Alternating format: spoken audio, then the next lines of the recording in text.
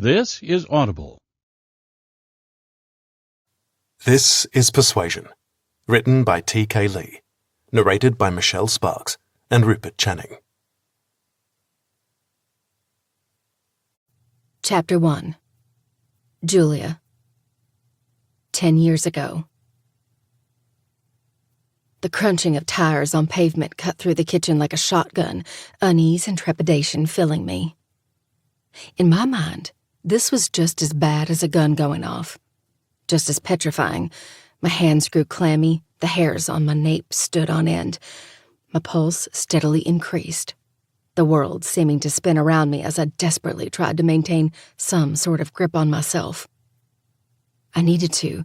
It was the only way to survive. "Daddy's home!" Imogene squealed, jumping up from the couch where she was surrounded by all things important to a 4-year-old girl. Stuffed animals, Barbies, coloring books, even some play food she'd been pretending to make in her kitchen so she could grow up to be just like Mama, as she repeatedly told me. God, how I prayed she wouldn't. That she'd be stronger than me, that she'd be freer than me. Drawing in a deep, fortifying breath, I followed Imogene from the kitchen in our house on the outskirts of Charleston, glancing at the mirror by the entryway to take in my appearance. I knew Nick would be home today, had hours to prepare for this inevitability. It never got easier, though. Whenever he disappeared for weeks on one of these business trips, I fantasized about vanishing myself, taking Imogene and leaving this life behind, leaving Nick behind. But as he reminded me every time he felt me slipping away, there was no escaping him. No matter where I'd go, he'd find me, find us. And he'd take Imogene from me, so I stayed for her. I suffered for her. I died a little more every day, all for her. When the door opened, I snapped my head toward it as Nick's frame, striking and ominous, filled the entryway. To most, he was handsome, sexy. When I first laid eyes on him during my English 101 class my freshman year of college, I definitely thought so. Silky blonde hair, chiseled jawline, chestnut eyes with flecks of gold, and a smile that charmed everyone. But there was a darkness lurking beneath his attractive exterior. I sensed it in my bones, even if I couldn't quite explain what caused it. Couldn't pinpoint my unease to one precise incident or occurrence. Instead, it was a collective premonition. But a collective premonition, a feeling in my gut, wasn't concrete evidence. "How are my 2 best girls?" he asked in his refined southern drawl that was as smooth as butter and as shrewd as a snake. It was a voice that once gave me comfort. Now all I heard was his condescension, his control, his reminder that I belonged to him. But was he really so bad? Or was I simply self-sabotaging, as my therapist often suggested? I'd heard horror stories about women who'd married controlling spouses. They weren't allowed to go out with friends, weren't allowed to work, weren't allowed access to their finances. That wasn't the case with us. Nick encouraged me to spend time with my friends. That way he wouldn't feel so bad leaving me for as long as he had to. As far as working went, Nick had never been anything short of amazing when it came to supporting my dreams. He'd even put his own teaching and research career on hold, started working for a PR firm that dealt with educating the public on various museums, so I could start my own business. If he were the manipulative man I often felt he was, he wouldn't do all that, would he? "I'm so glad you're home, Daddy." Imogene reached her little arms toward him. Face sliding up, Nick swooped her into his embrace, her body tiny compared to his. I couldn't stop the smile from tugging on my lips as I watched him shower her with affection. If he were such a bad person, he wouldn't dote on our little girl the way he did. These were the types of arguments I often had with myself, constantly at war with my thoughts. Just when I was certain there was something off about Nick, he'd do something that contradicted everything I convinced myself had to be true. Like the time he designed a website so I could take online orders for all the baked goods I'd been making and delivering to friends up until that point. The first step in realizing my dreams of having my own bakery. Or when he completely gutted our kitchen and had all state-of-the-art appliances installed so I could be more efficient when it came to preparing orders for my thriving business. Or when he drove me to an empty storefront in downtown Charleston and told me he'd leased it so I'd finally have my own brick-and-mortar bakery, like I'd always dreamed. If he were truly a horrible person, he wouldn't go above and beyond to do all these things for me, would he? Then why couldn't I shake this unsettled feeling inside me that something was off about my husband? "And how about my wife?" Nick asked as he slowly walked toward me. With every step he took, my heartbeat kicked up a little. Not in desire, as once happened whenever I saw him, but something I couldn't explain, something that had grown stronger since Imogene was born. "Is my wife happy to see me?" I forced a smile. "Of course." "Then show me." I stood on my toes and pressed a chaste kiss to his lips, not lingering longer than necessary. "Come now." He carefully lowered Imogene to her feet. "Is that the best you can do after your husband was gone for 2 weeks? There was a teasing quality to his voice, but within the frivolity and lightness I heard something else. A warning. Without giving me a chance to protest, he looped his arm around my waist, pulling my body flush with his. His lips covered mine, forcing them apart, his tongue sliding against mine. His kisses once filled me with so much want, so much hunger. Now, though, it felt forced. Most marriages went through this kind of thing, right? We weren't the carefree people we were before marriage and a kid who was in and out of the hospital the first year of her life. That would put a strain on any marriage, and it had. During those early days of Imogene's life, all my focus had been on her health. I never noticed Nick growing distant until he came to me in tears, confessing he'd been unfaithful. Any other woman would have been upset. Not me. I was actually relieved. Saw a way out of what I knew in my heart was a mistake. But somehow I'd agreed to counseling instead.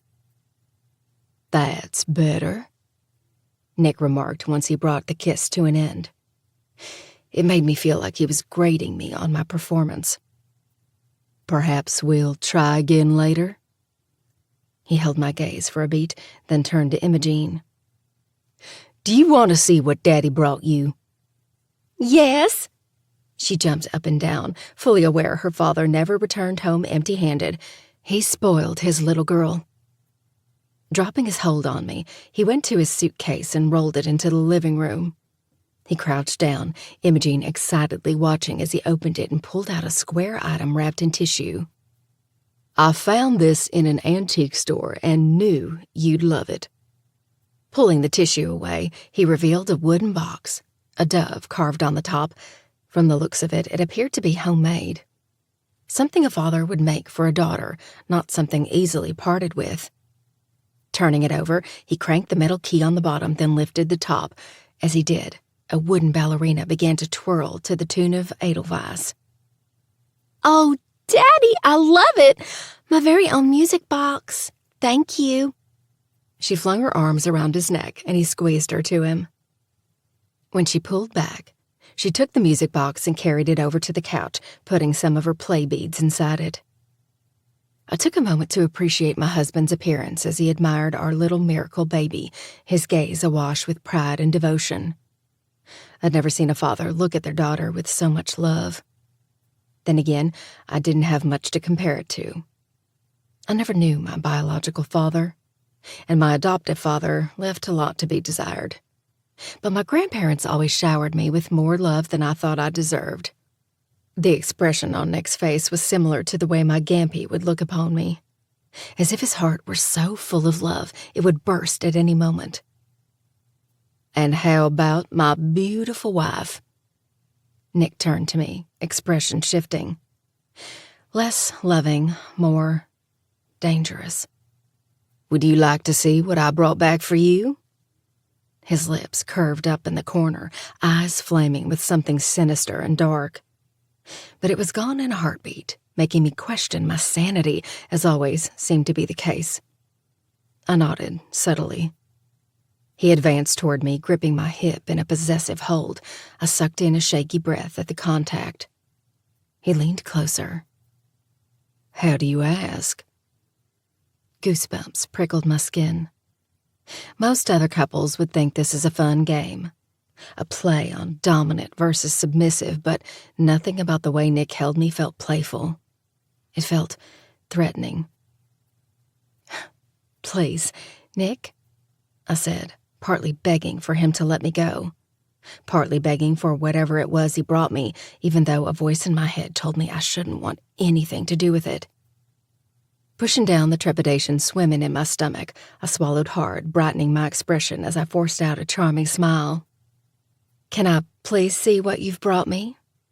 You always spoil us." He crushed his lips to mine. I moaned, playing the part of his affectionate, loving wife, even though everything about this felt wrong. But I had no proof. He'd never hit me, never hurt me. In fact, he did everything to give me my dreams at the expense of his own. "Because you're my Hera," he murmured against my lips. "My goddess, my queen, my eternal beloved." He trailed kisses along my jawline before pressing his mouth back to mine. When he finally pulled away, much to my relief, he kept his eyes trained on mine. Reaching into the inside pocket of his tweed jacket, he removed a long gold chain, a tulip dangling from the end, the bulb a pear-shaped opal. The gold appeared tarnished and worn. This definitely wasn't something he found at the corner jewelry store. "When I saw this, I knew there was only one neck on this planet it would look good on." He stepped behind me, brushing my long blonde waves off my shoulders. I remained frozen as he secured the piece. It was delicate, weighing mere ounces, but it felt so heavy around my neck, suffocating and cutting off my air. I had no reason to believe this was anything but a generous gift from a doting husband, but somehow I sensed there was more to it. That he simply didn't walk into an antique store and purchase this, that there was something incredibly malevolent about how he came to be the owner of this necklace. I wanted it off me, wanted nothing to do with it. But I didn't have a choice. With Nick, I never had a choice. Chapter 2. Julia. Present day. I stared ahead, consumed by my thoughts, my memories, my fear. It was back, coiling through me, wrapping around my lungs and heart, cutting off my ability to breathe, to think, to survive, as I tried to process everything I'd learned in the past few minutes. The man I'd been sleeping with lost his sister to suicide, the same woman who mere days ago had approached me when I was out to lunch with my daughter, insisting my ex-husband was responsible for more recent deaths. The same woman who, hours later, was found dead of an apparent suicide, a method my ex-husband was known for, even admired for by some. I kept telling myself it was impossible, that Nick was in prison, that he'd spend the rest of his life in an orange jumpsuit, only allowed an hour of fresh air a day. It was better than he deserved. He'd left a trail of dead women in his wake, something that could have been avoided had I simply opened my eyes and saw what my gut had tried to force me to for years. But that was the thing about being married to a master manipulator. It was impossible to pinpoint the moment it all started because you were unaware anything was happening until the truth became unavoidable. You were married to a monster. On the outside, Nick was this charismatic, charming man everyone respected and admired. Handsome, exceedingly intelligent, and just an all-around good person. But his soul was as black as a starless night. This was a man who often fixated on a woman for something as small as a kind smile, who stalked his prey for months, who raped her, then continued stalking her, breaking into her home, the one place she felt safe, who wanted her to know he'd been there, often moving things around. A coffee mug here, opening a window there, all to make her feel like she was losing her mind. To make her friends think she wasn't doing well mentally, he'd observe her downward spiral with a sick sense of excitement, manipulating her until he watched her take her final breath. He was smart. Chose his victims wisely, never targeting two women in the same jurisdiction for fear the police would catch on. Not that they would. After all, his victims died of suicide, a fact the authorities were certain of. Until I found his journals detailing the stalking, as well as the keepsake boxes containing all the souvenirs he'd kept. Well, not all the souvenirs. He liked sharing them. I just didn't know it at the time. But now I did. The mere memory of Nick draping me in jewelry that had been removed from a dead woman's body made my stomach churn, my skin growing cold. I tried to find comfort in the fact that he wasn't a serial killer when I married him, or even a serial rapist, although many would argue differently. Most considered me one of his first rape victims. And I would have been one of his murder victims, too, if I hadn't found the courage to break free from his years of grooming and manipulation. "Jules?"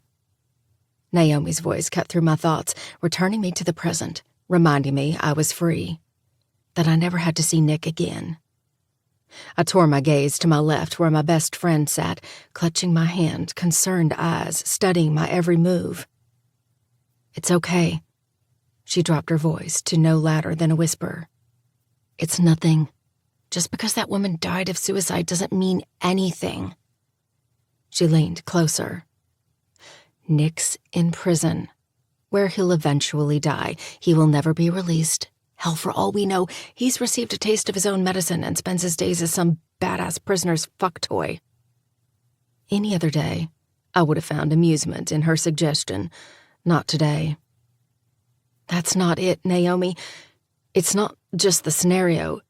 It's—" I trailed off, shaking my head, searching for the words to tell her just how closely related this revelation truly was. Something I couldn't do with the hair and makeup artist from the morning news show I was about to appear on hovering nearby. As if picking up on the reason for my hesitation, Naomi glanced over her shoulder. "Hey, Margot?" The blonde tore her eyes from the television as a reporter talked about Lachlan's connection to the island. How this was where he'd gotten his start in professional baseball, thanks to his high school coach inviting recruiters out here. "Yeah. Can you give us a minute?" "Sure." Smacking her gum, she left the room, completely oblivious to the tension growing thicker with every passing moment. When the door closed, Naomi refocused her attention on me. "Okay, what's up? It's not just Nick, is it?" I slowly shook my head. "That woman, Claire? A few days ago, she came up to me as Imogene and I were having lunch." This certainly got Naomi's attention. She straightened, then leaned toward me. "What did she say?" I swallowed hard. It all happened so quickly. One second, I was having an enjoyable lunch with Imogene before she left for camp. The next, this woman bullied her way into our conversation, shoved a voice recorder in front of me, claiming to host a podcast, and asked me to comment on a handful of recent suicides she alleged were related to Nick. "What did you say?" "What do you think?" I blinked back the tears, threatening at the possibility that, had I been a bit more understanding, a bit more receptive, perhaps I could have prevented her death. Now, I had even more blood on my already stained hands. Why didn't I at least talk to her, listen to what she had to say? Instead, I'd asked that she be removed, as I did whenever some true crime fanatic sought me out. In the months following Nick's arrest, my bakeries were inundated with obsessed fans hoping to get a photo taken with me, the wife of the notorious professor, as he'd been dubbed in the media. Thankfully, that had all died down over the years, apart from the occasional fanatic or, worse, true crime podcaster wanting to revisit Nick's crimes, which I thought Claire was. When she suggested Nick was involved in even more deaths, and in front of a wide-eyed Imogene, I had no choice but to turn her away, refuse to answer her questions. I couldn't. My daughter had been traumatized enough, reporters constantly begging to do a story about her, probably wondering if she were as psychotic as Nick simply because she had the same DNA. I just wanted to put the past behind us. I feared I'd never be able to. When the truth came out and my world became a media circus, I explained.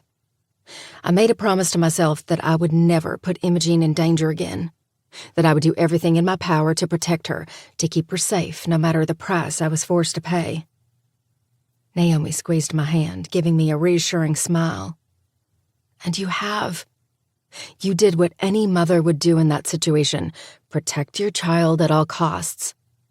I may not have any kids. Hell, I've never even been in a relationship long enough to entertain the notion, but I love Imogene as if she were my own. I would have done the same thing, so stop blaming yourself for what happened to that poor girl. You were not at fault here. I know you blamed yourself for what Nick did to those women.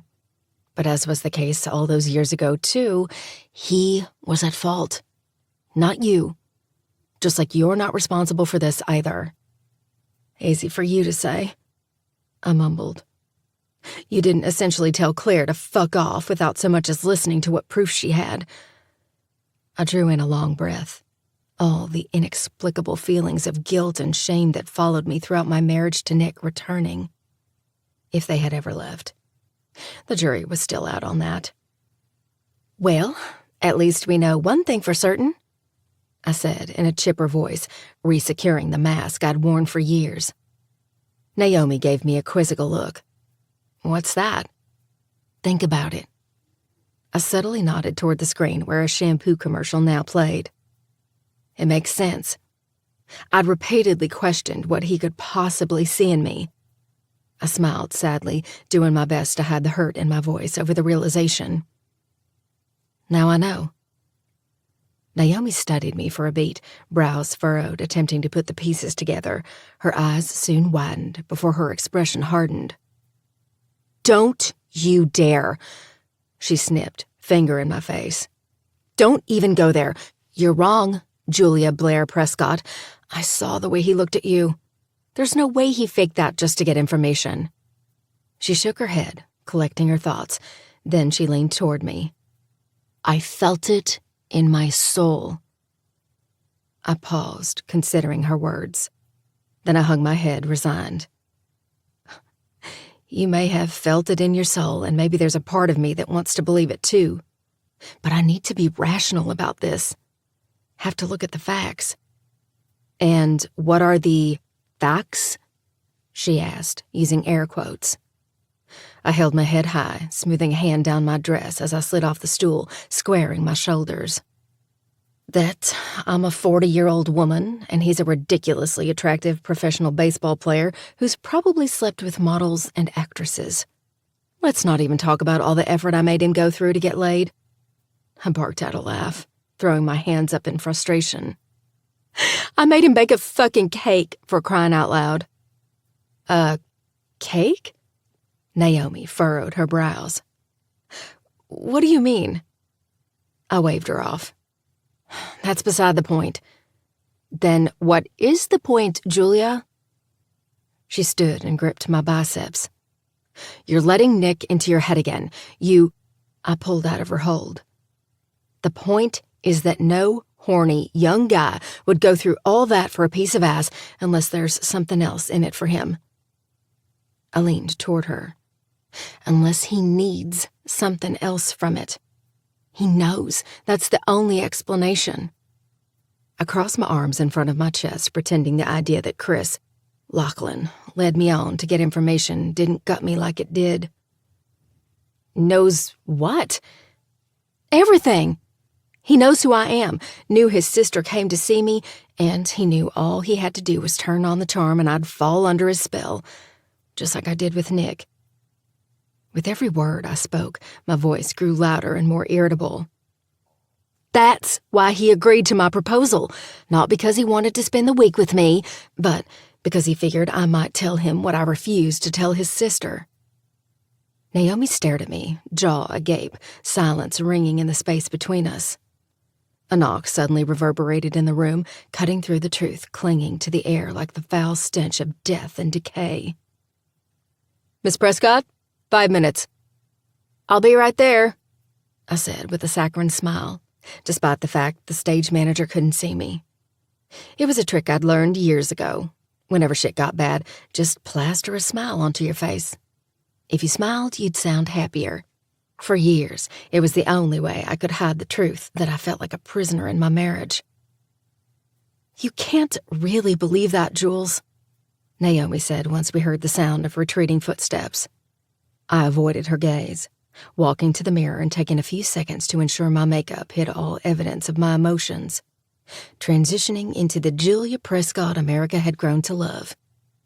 The Julia Prescott my PR firm insisted I needed to become in order to protect my business from ruin, to do everything I could to separate myself from Nick's actions. It's too much of a coincidence to believe otherwise. If being married to Nick taught me anything, it's that there's no such thing as a coincidence, not where he's concerned. And if your marriage to Nick taught me anything, Naomi touched my forearm, turning me toward her, it's that he's always had the uncanny ability to get into your head and under your skin. This isn't him getting into my head. This is merely a determination based on facts.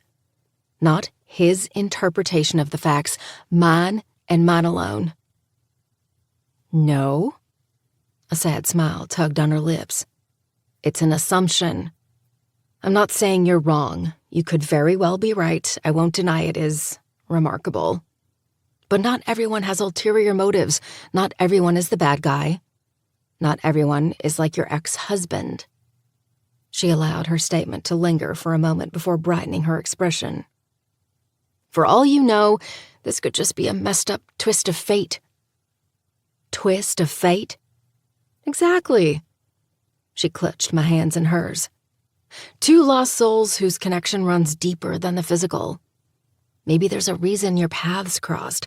Maybe there's something bigger at play. The universe forcing you together so you both can finally move on from your pasts." She smirked. "And to give you a week of sinful, lust-filled, depraved fucking you most certainly deserve." I stared at her for several moments. The tension too much for me, I threw my head back and laughed. That was one of the reasons I loved Naomi. Why I needed her in my life. Through it all, she'd been my voice of reason. The one person who had no problem calling me out for my shit. The one person who reminded me what was truth and what was just Nick's manipulation still at play, even all these years later. "Several orgasms in that sinful, lust-filled, depraved fucking," I reminded her, my tone light. "Stop rubbing it in, will ya?" She flashed a smile before her expression grew serious once more. "Please don't do anything rash because one asshole taught you to assume the worst of everyone. Promise you'll talk to Lachlan first. See what he has to say about it all, and make sure you actually listen to him. This could very well come as a huge shock to him, too."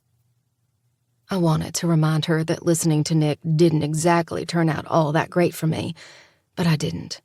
Nodding instead. "Okay. Promise." "Good." She seemed appeased by that, but I wasn't. She may have thought it all just a big coincidence. I knew better, though. Nothing in life was truly a coincidence. Not when Nick was involved. Chapter 3. Lachlan.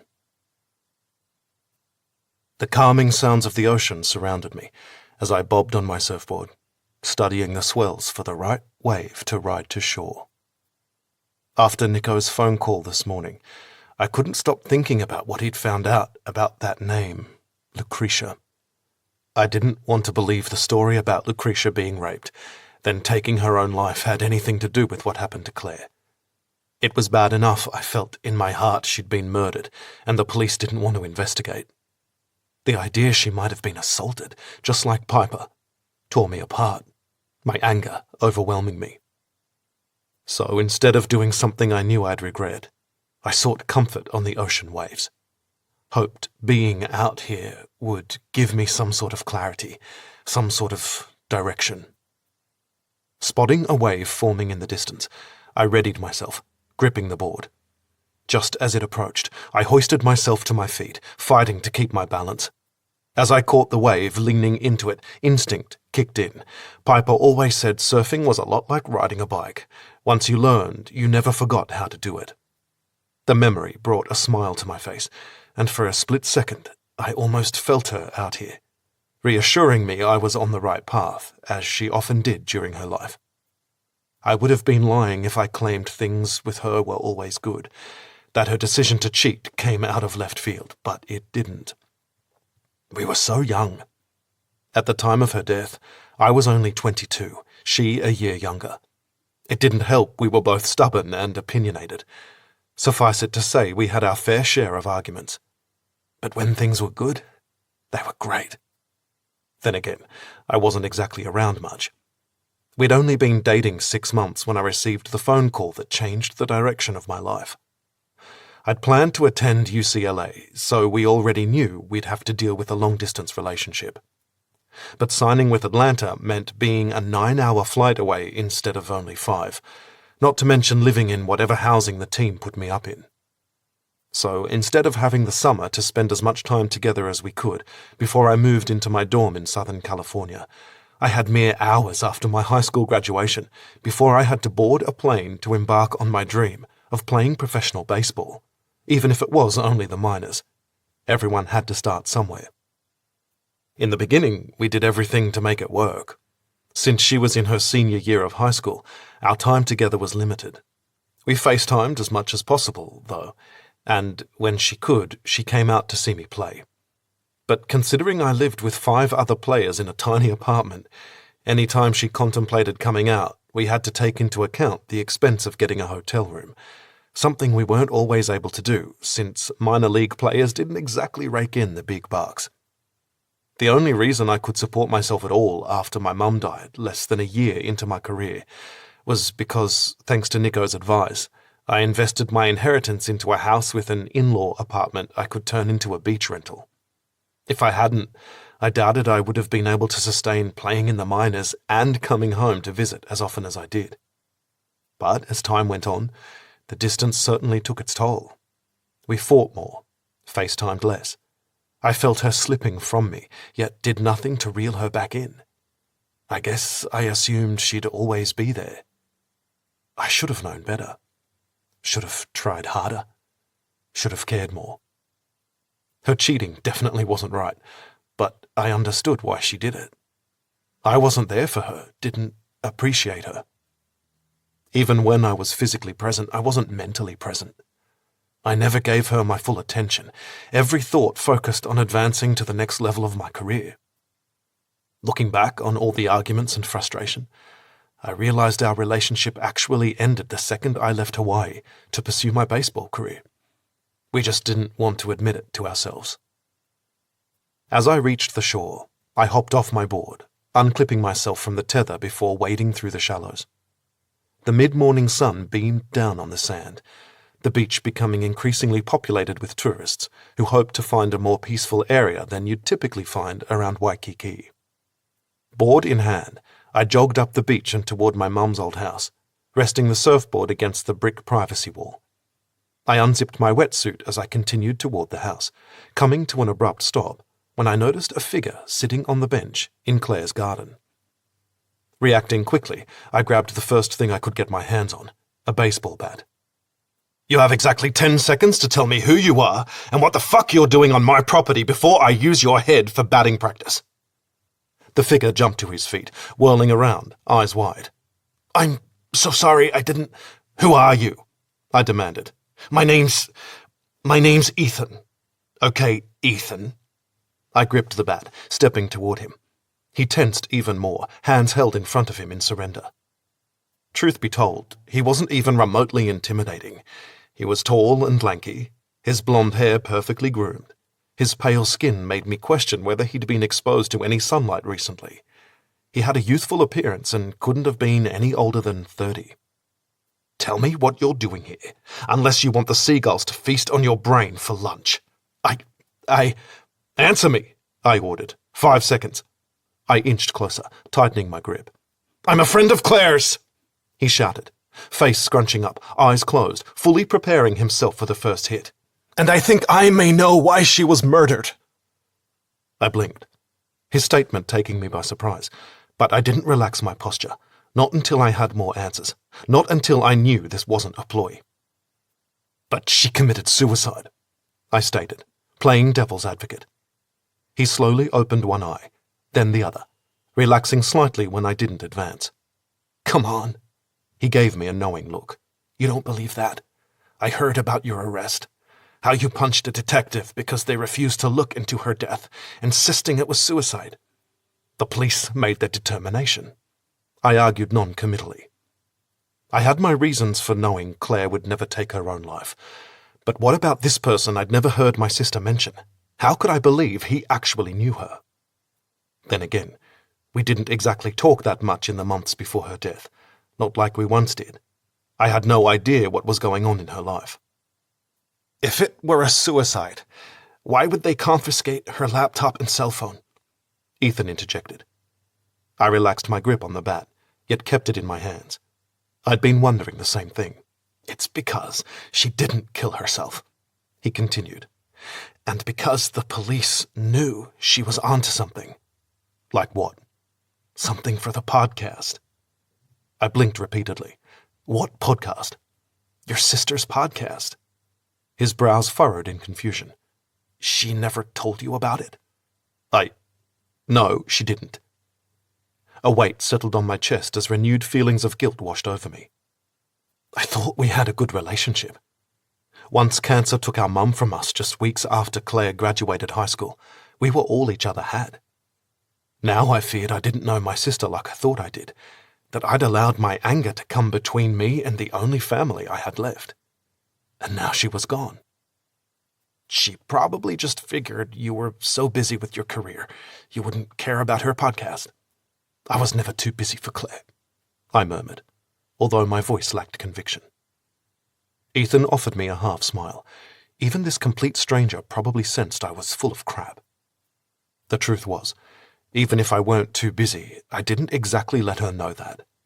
Particularly these past few months, when I avoided her phone calls, my only communication in the form of a quick text telling her I was busy and that we'd catch up soon. That day never came. All because I didn't want to admit she may have been right. Didn't want to consider the possibility that the person who broke into my home and assaulted Piper was still out there. "What kind of podcast?" I asked, past the lump in my throat. "True crime." I laughed to myself. I should have known. Throughout high school, Claire spent quite a bit of time with our neighbour, Mrs. Young, who was notorious for her obsession with true crime. Apparently she passed that on to my sister. "It was pretty popular," Ethan continued. "It's how we met. She needed help researching some of the topics she covered on her show. I used to be a fraud investigator for insurance companies." "Sounds thrilling." He snorted at the sarcasm in my voice. "Not really, which was why I was more than eager to help Claire. Do something more exciting than track down an antique piece of jewelry some rich asshole claimed was stolen, only to learn he'd sold it on the black market. For all the money those pricks have, you'd think they'd be able to afford the sense to not make it so easy to catch them committing a crime. But if they were, I'd be out of a job." He laughed nervously. "So, this podcast, you said she was working on something for it?" I tried to tell her not to, that it wasn't worth it, but when Claire made up her mind, no one could convince her to back down. A nostalgic smile lifted my lips. I knew that all too well. "You're right about that." I stared into the distance for a moment, then returned my hardened expression to his. "So what was she working on?" "It all started about 4 or 5 months ago. People often wrote to the show with requests of topics they'd like her to cover. If she got enough of the same one, she'd look into it. While researching one of these requests, she was convinced she found a connection to what happened to Piper, your ex-girlfriend." "I know who Piper is," I barked out. Of course you do, He glanced at the bat still in my hand. Do you mind putting that down? I've seen what you can do with the right pitch, and it's kind of freaking me out. I hesitated, then relented, leaning the bat against the bench. One wrong move, and I'd pick it back up. Not to worry. I want justice for Claire, just like you do. Content with his assurance, I nodded, crossing my arms in front of my chest. Tell me about this case she was looking into. He shook his head. Probably one of the creepiest fuckers we ever covered on the show. Not because he was this brutal serial killer who inflicted intense bodily harm on his victims, but because he managed to kill each of his victims by proxy. Proxy? I scrunched my brows, dropping my arms. What the bloody hell does that mean? He hired someone. Doesn't that defeat the purpose of being a serial killer? Aren't they supposed to get off on killing or something? No, he didn't hire anyone. But every single one of his victims died by taking their own lives. My heart plummeted to the pit of my stomach, a chill washing over me as I recalled the story of Lucretia. That's why he's often considered one of the most depraved killers in recent history. He was able to get inside his victims' heads to the point they were convinced the only way to escape was to take their own lives. Exactly. The media dubbed him the Professor, because he was a highly intelligent college professor with a handful of PhDs to his name. But after researching, learning he'd rape his victims in the hopes of them eventually taking their own lives, your sister came up with a better nickname for him, a more fitting nickname. What was that? I asked, pulse increasing, face heating as dread settled low in my stomach. The Lucretia Killer. Chapter 4. Lachlan. Ethan's words echoed around me, cutting above the ocean waves crashing in the distance. There was no way this was merely a coincidence. It couldn't be. Leaning toward Ethan, I glowered at him.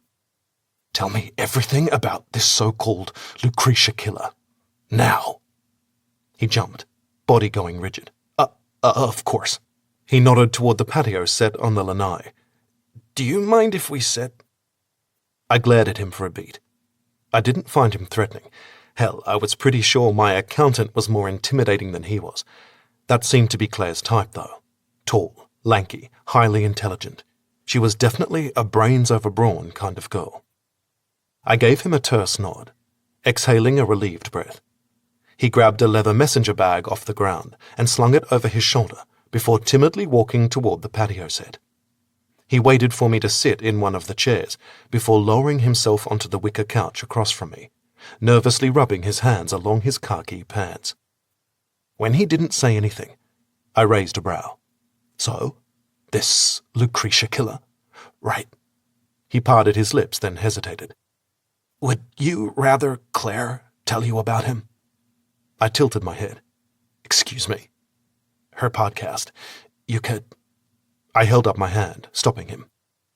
While part of me wanted to listen to her podcast to see what she'd been up to, I didn't think I could put myself through that. Not yet.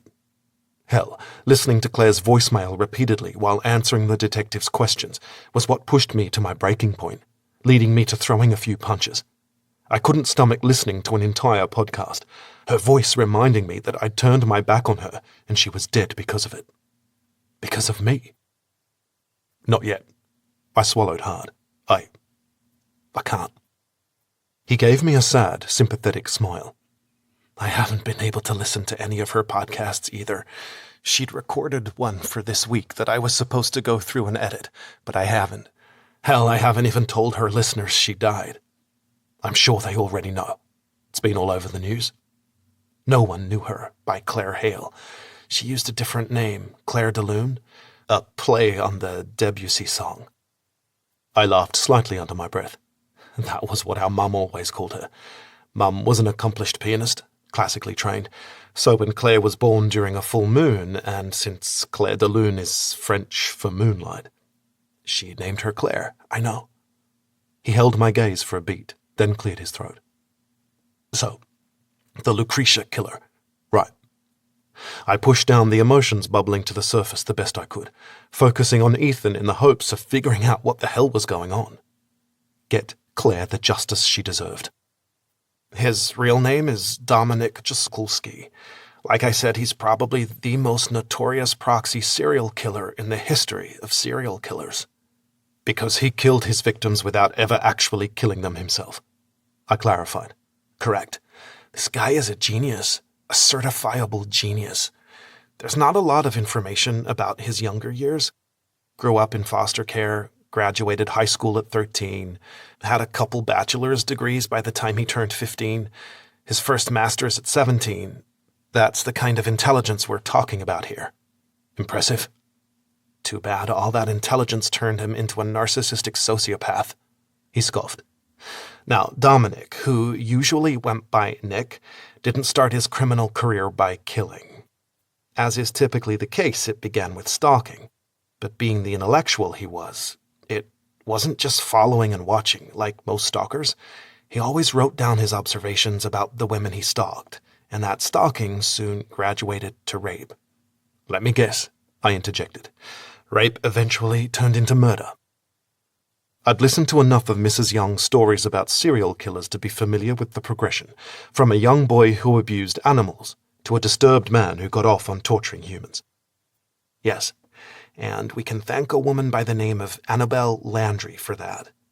Who was she? Nick was a humanities professor at various colleges all along the East Coast. Annabelle Landry had the misfortune of being enrolled in a Shakespeare class Nick taught at a college in Charleston.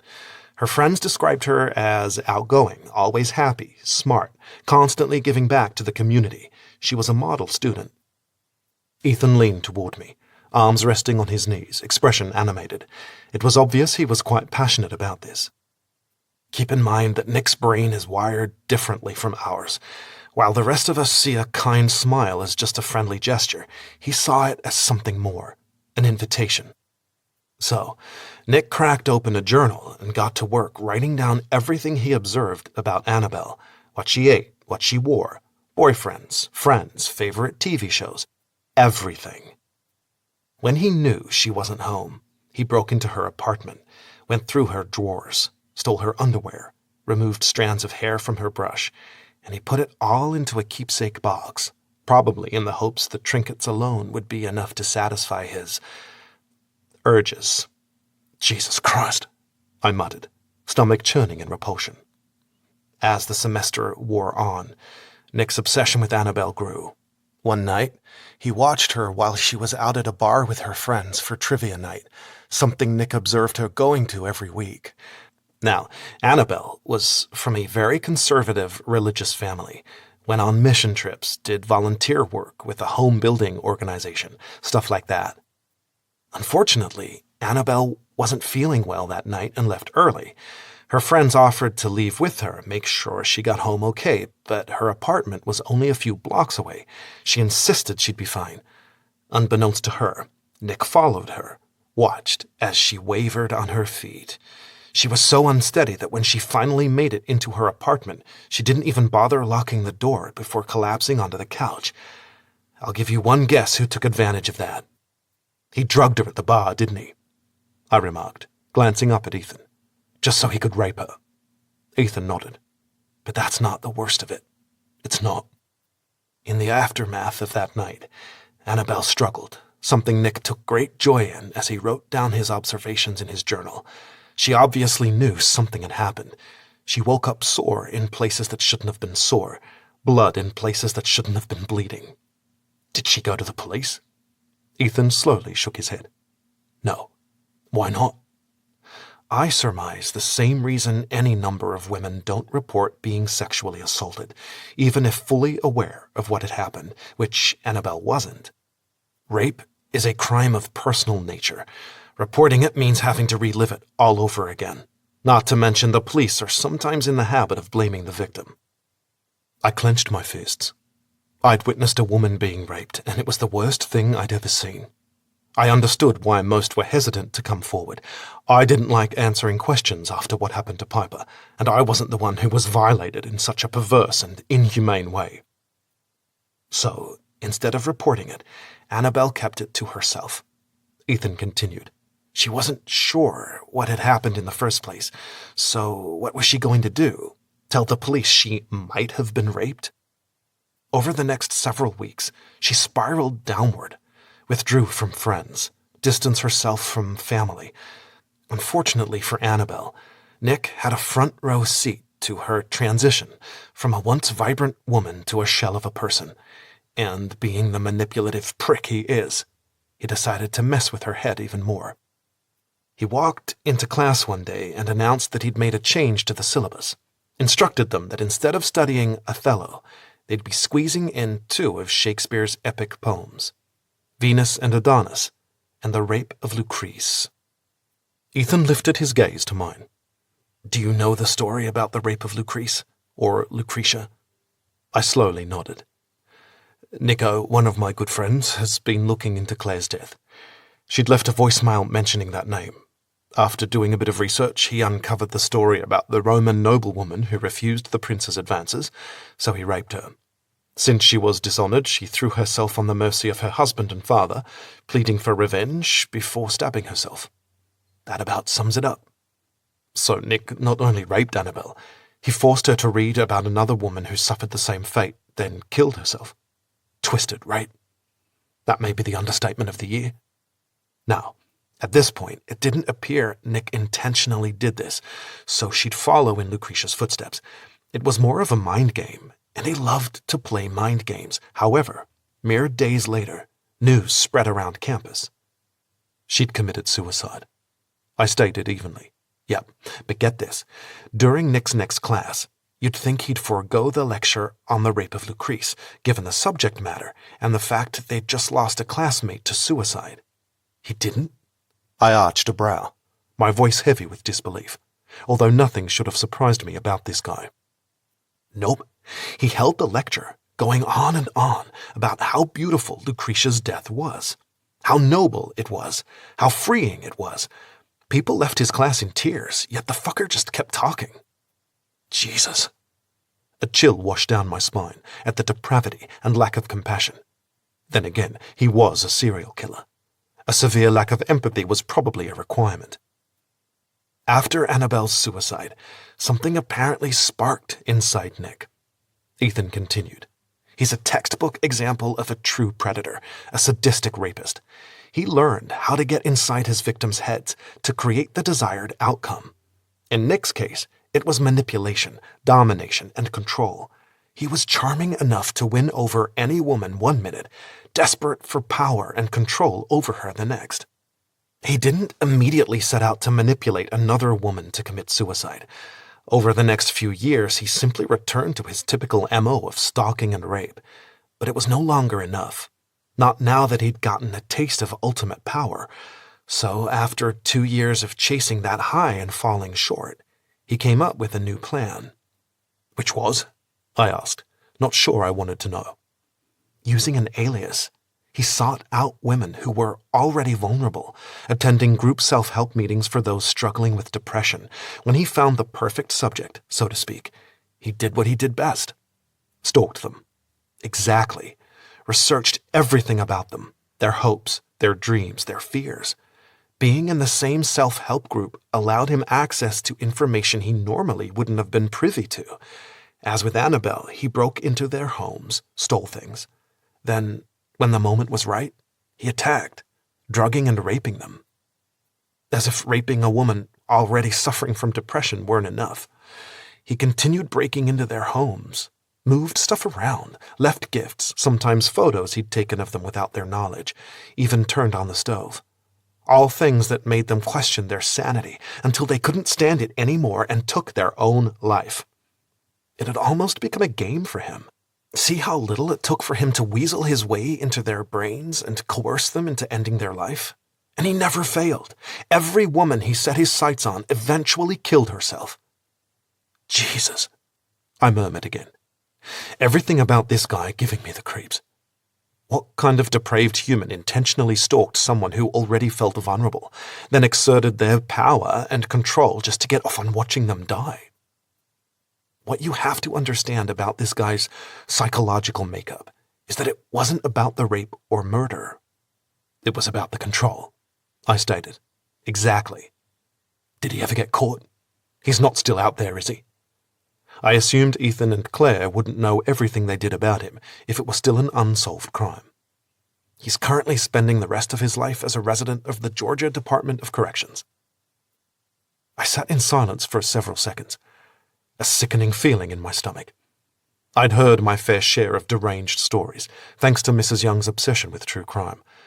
But the story Ethan just shared was by far one of the creepiest, if for no other reason than this guy's ability to get into his victim's head to the point that he could coerce them to kill themselves. As if the world weren't twisted enough. It's an interesting story. I licked my lips, scrunching my brows. But what does this have to do with what happened to Piper? I leaned toward him. She didn't kill herself. When Claire was doing her research into all the victims, something she insisted on doing to properly tell their story and not simply glorify what the bastard did, she noticed a similarity. Dominic Jaskulski's second victim was Evelyn Price, a social media influencer who died July 10th. Piper's date of death was also July 10th, correct? And wasn't she also a social media influencer for a variety of surf brands? Yeah, but his first victim was Annabelle Landry. I nodded. I remember. He opened the flap of his messenger bag and pulled out a large stack of files. He placed them on the coffee table and grabbed the top one, opening it to a photo of a smiling young brunette sitting it in front of me. This is Autumn Quinn, a college student who volunteered for a home-building organization much like Annabelle Landry. 5 years ago this past spring, she also died of suicide on March 3rd, the same date as Ms. Landry. I blinked, still not entirely convinced. It was somewhat suspicious, but it could have been a coincidence too. Grabbing another file, he threw yet another photo in front of me. This is Lillian King. Let me guess, college student, volunteered for a home-building organization, died March 3rd. He nodded. 3 years ago. He threw one last photo onto the pile. Everly Flores, 4 months ago. This is what Claire figured out. What is? He leveled a stare on me. Someone's repeating Dominic Jaskulski's kill cycle. Chapter 5. Lachlan.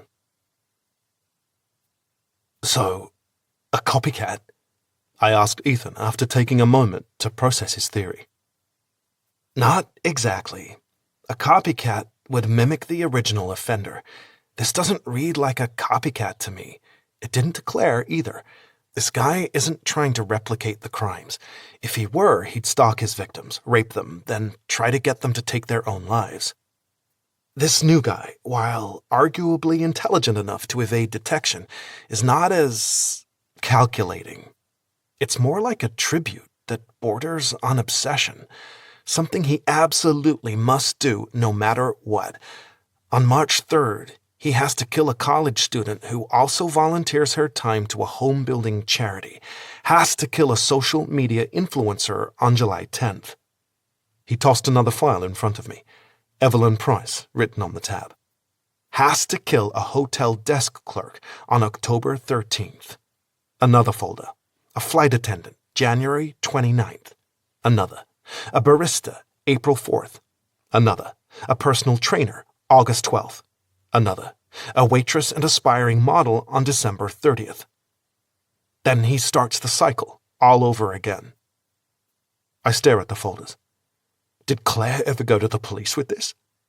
He blows out a laugh under his breath. Of course she did, but no one would listen. Insisted it was all a coincidence, not to mention each of these deaths, like with Dominic Jaskulski, was ruled a suicide. But unlike with Nick, we're pretty certain these women didn't take their own lives, that this guy made sure they died on the right day, which was why she believed he didn't abort his mission when he realized Piper wasn't alone, as he'd originally hoped. He needs to complete the ritual. It isn't just a hope or a desire, but something he needs to fulfill. So when he broke into your house and saw you there, he had to do everything in his power to ensure he completed the ritual, no matter the cost. I scrubbed a hand over my face, all too aware of the cost incurred that night. Claire almost didn't survive, and I was lucky team management was understanding. I'd just been promoted to the majors, then was brutally attacked hours later, resulting in a serious concussion and a fractured kneecap, an injury that put me on the disabled list for the rest of the season. But through it all, I was determined to come back stronger than ever, to prove I belonged in the majors, which was precisely what I did. Did she at least talk to Nico about this? I asked. He's a detective and close family friend, practically like a brother to me and her. She told me about him and his background. She wanted to gather more information before dragging him into this, considering who Piper was to him. That's why she hoped to talk to his wife. Whose wife? Dominic Jaskulski's. Well, I suppose ex-wife is the more appropriate term. My eyes widened. He was married and had a daughter. It's actually fairly common among serial killers to live a double life. If he were this uneducated loner who worked a menial job, he'd be on law enforcement's radar. He'd at least fit the profile, but an educated family man with a career who was regarded as a pillar of the community? Not exactly the type of person who comes to mind when hearing about this kind of thing, is it? Definitely not. Did the wife know what he was doing? There's a difference of opinion on that, but based on the evidence that came out during his trial, it was determined she was probably one of his very first victims.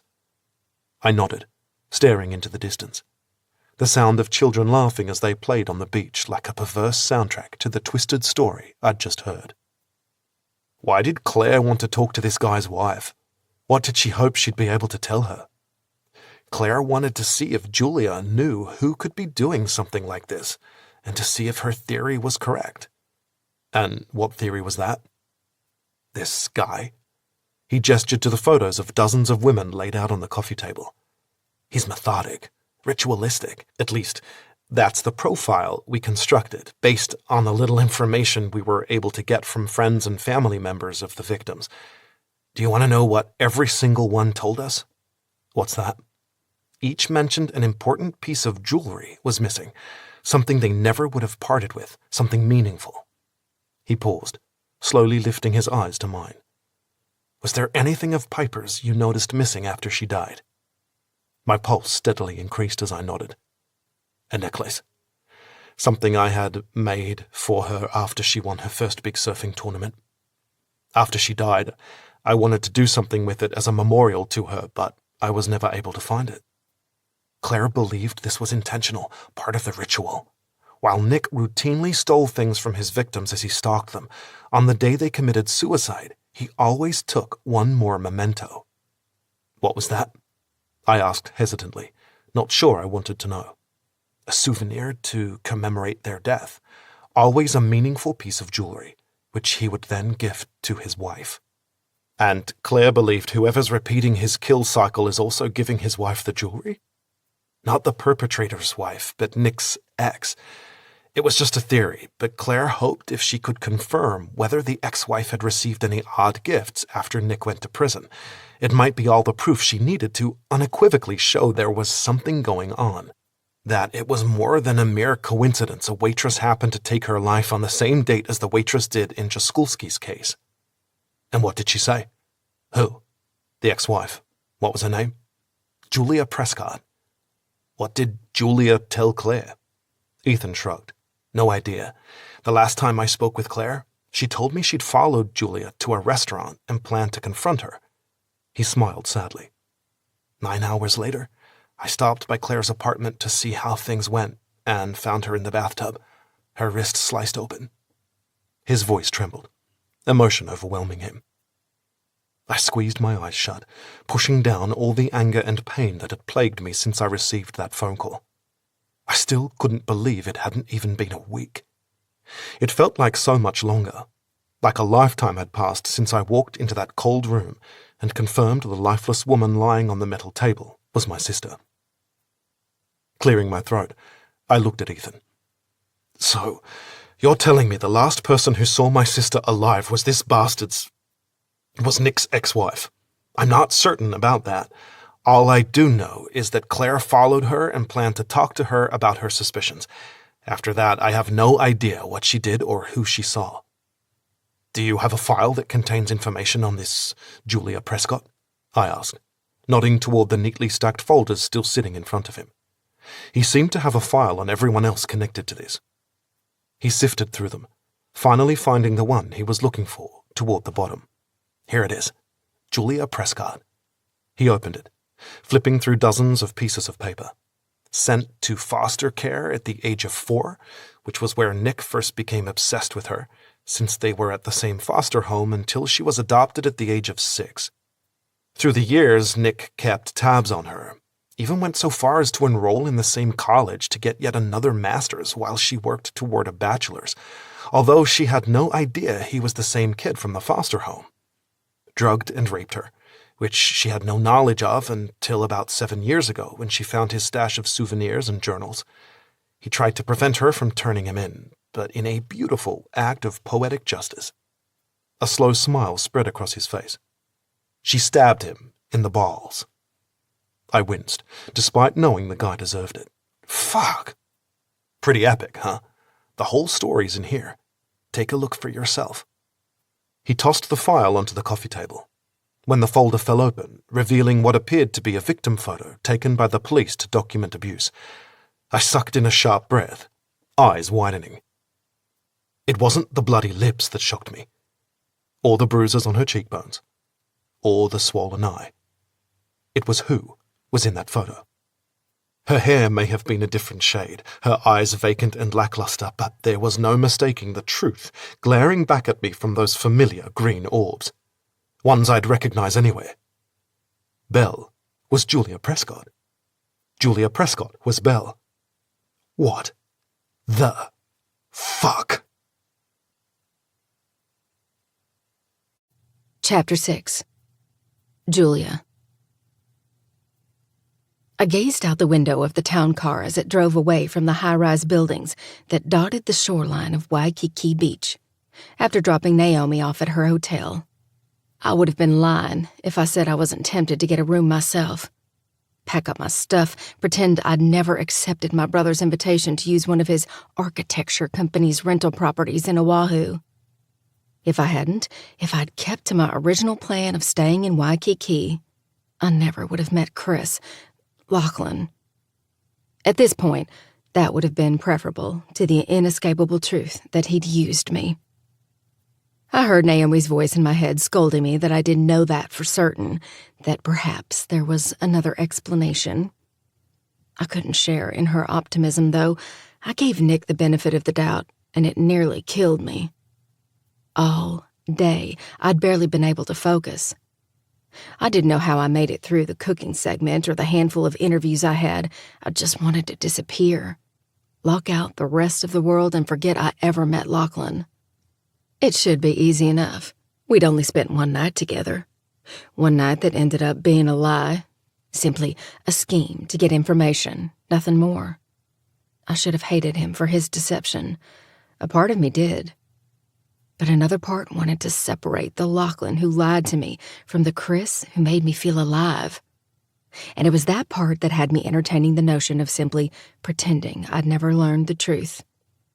Keep using him for a week of hot sex, give him nothing but my body in return. But I wasn't that cunning, that vindictive, that sinister, not like it appeared Lachlan was. I had really hoped turning 40 would be the fresh start I needed, that I'd finally leave the horror of my 30s far behind. I never expected them to follow me to paradise. "We're here, ma'am," Paul, my driver, announced. I snapped out of my thoughts, surprised the 20-minute drive was already over, and peered up at the 2-story beach house. When I left earlier this morning, I was filled with so much hope, so much promise. Now I feared I wouldn't be able to step one foot inside without being surrounded by Lachlan's betrayal. After everything Nick put me through, I thought I knew enough not to trust so easily. Yet all it took was a panty-melting smile, a few kind words, and a touch that lit me on fire, and I was more than happy to lower my guard and my pants. I couldn't put myself through that again. I couldn't put Imogene through that again. The car door opened. Paul helped me out before going to the trunk and retrieving my things. "Do you need help bringing these inside?" he asked, pulling out my garment bag and makeup case, which more closely resembled a suitcase. There was once a time when the only makeup I owned was some powder, blush, eyeliner, and a few tubes of lip gloss. Now I had everything under the sun, all to make me look the part my PR team had concocted in the hopes of differentiating the Julia Prescott who made cakes and pastries from the Julia Prescott whose husband was responsible for nearly a dozen rapes and murders. I can manage. I took the garment bag from him and draped it over my arm, then grabbed the handle of my makeup case. 9 o'clock tomorrow? See you then. I forced a smile, inwardly cringing at the idea of enduring another day of pretending, of putting on an act, of being someone I wasn't. Then I headed up the walkway and into the quiet house. Feet screaming for relief, I stepped out of my heels and dropped my things in the entryway before proceeding into the kitchen. I stopped when my eyes fell on the hummingbird cake on the island, 2 slices missing. My stomach clenched, an ache filling my heart at the memory of Lachlan, of how understanding he was, how he cheerfully agreed to bake a cake with me since baking was always my happy place, how over the course of our time in the kitchen, all my nerves about having sex for the first time in 7 years evaporated to the point that I felt comfortable enough to give him exactly what he wanted. But none of that was real. It was all an act, a ruse.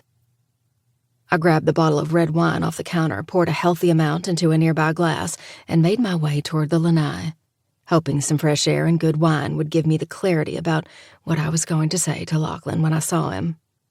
If I should even bother. Disappearing sounded more and more appealing with every second. But as I opened the door, I came to an abrupt halt at the side of the man sitting on the wicker couch, shoulders hunched, forearms resting on his knees. His expression was pained, turmoil covering every inch of him. He didn't look like the same confident, debonair man who left me this morning. He looked shattered. I had to fight the urge to go to him, wrap him in my arms, give him the comfort he so easily provided me last night. Hell, since our first meeting. But I couldn't do that. Refused to do that. I'd learned my lesson with Nick. I vowed to never subject myself to any more mind games, any more traps. And that was probably all this was, simply a trap, one I wouldn't fall for again. "What are you doing here?" I demanded, my voice hard. He snapped his head up, eyes glassy and tinged with red. It appeared as if he'd been crying, or at least struggling to hold in his emotions. But why? Then I noticed his phone on the coffee table in front of him. When I saw the photo on the screen, I wavered, my legs almost giving out beneath me as I swallowed the bile rising in my throat. I'd hoped to never see that photo again. A near impossibility, considering it was one all the news sites displayed when reporting on Nick's crimes. They always used a photo of Nick in his tweed jacket, tie, and dark-rimmed glasses, exuding the intellectual he was. But the one they used for me was snapped after I fought to finally free myself from his control. My face was pale, apart from the bruises on my cheek, eye, and jaw, my lips swollen and bloody, hair disheveled. I wished I could erase that woman from my memory. Wished I could just move on from my past instead of constantly being reminded of it, no matter how hard I tried. I just wanted to be free. I doubted I ever would be. "Is this you?" Lachlan asked in a shaky voice, jaw tight, muscles strained. Summoning all the strength I possessed, I held my head high when all I really wanted to do was curl into a ball and disappear at the memory that image invoked. I don't know. "Answer me," he bellowed, shooting to his feet and advancing. I instinctively backed up, fear snaking through me. The shock caused me to loosen my grip on the wine glass. It crashed to the ground, glass shattering, wine staining the pavement a dark red color, reminiscent of the blood that had stained the cement when I made my final stand against Nick. Lachlan immediately stiffened, lips parting, regret pooling in his azure eyes as they skated over me in concern. "Fuck. I'm sorry." He hung his head, scrubbing a hand over his face. Pulling his lips between his teeth, he returned his gaze to mine. "I need to know." His chin quivered. "Is the woman in the photo you? Please," he begged. I studied him for a beat. His anguish seemed authentic. I wanted to believe it was real, but experience had taught me to always be skeptical, to always second-guess anyone's motives, even if my gut told me he wasn't faking this. The emotion in his eyes was too raw, too cutting, too deep. I felt it in my bones. "You obviously already know the answer," I shot back, averting my gaze. Partly because I couldn't bear to look into his pained eyes, partly because I didn't want him to see the uncertainty in mine. "Why else would you have agreed to my proposition?" He took a timid step toward me, brows scrunched.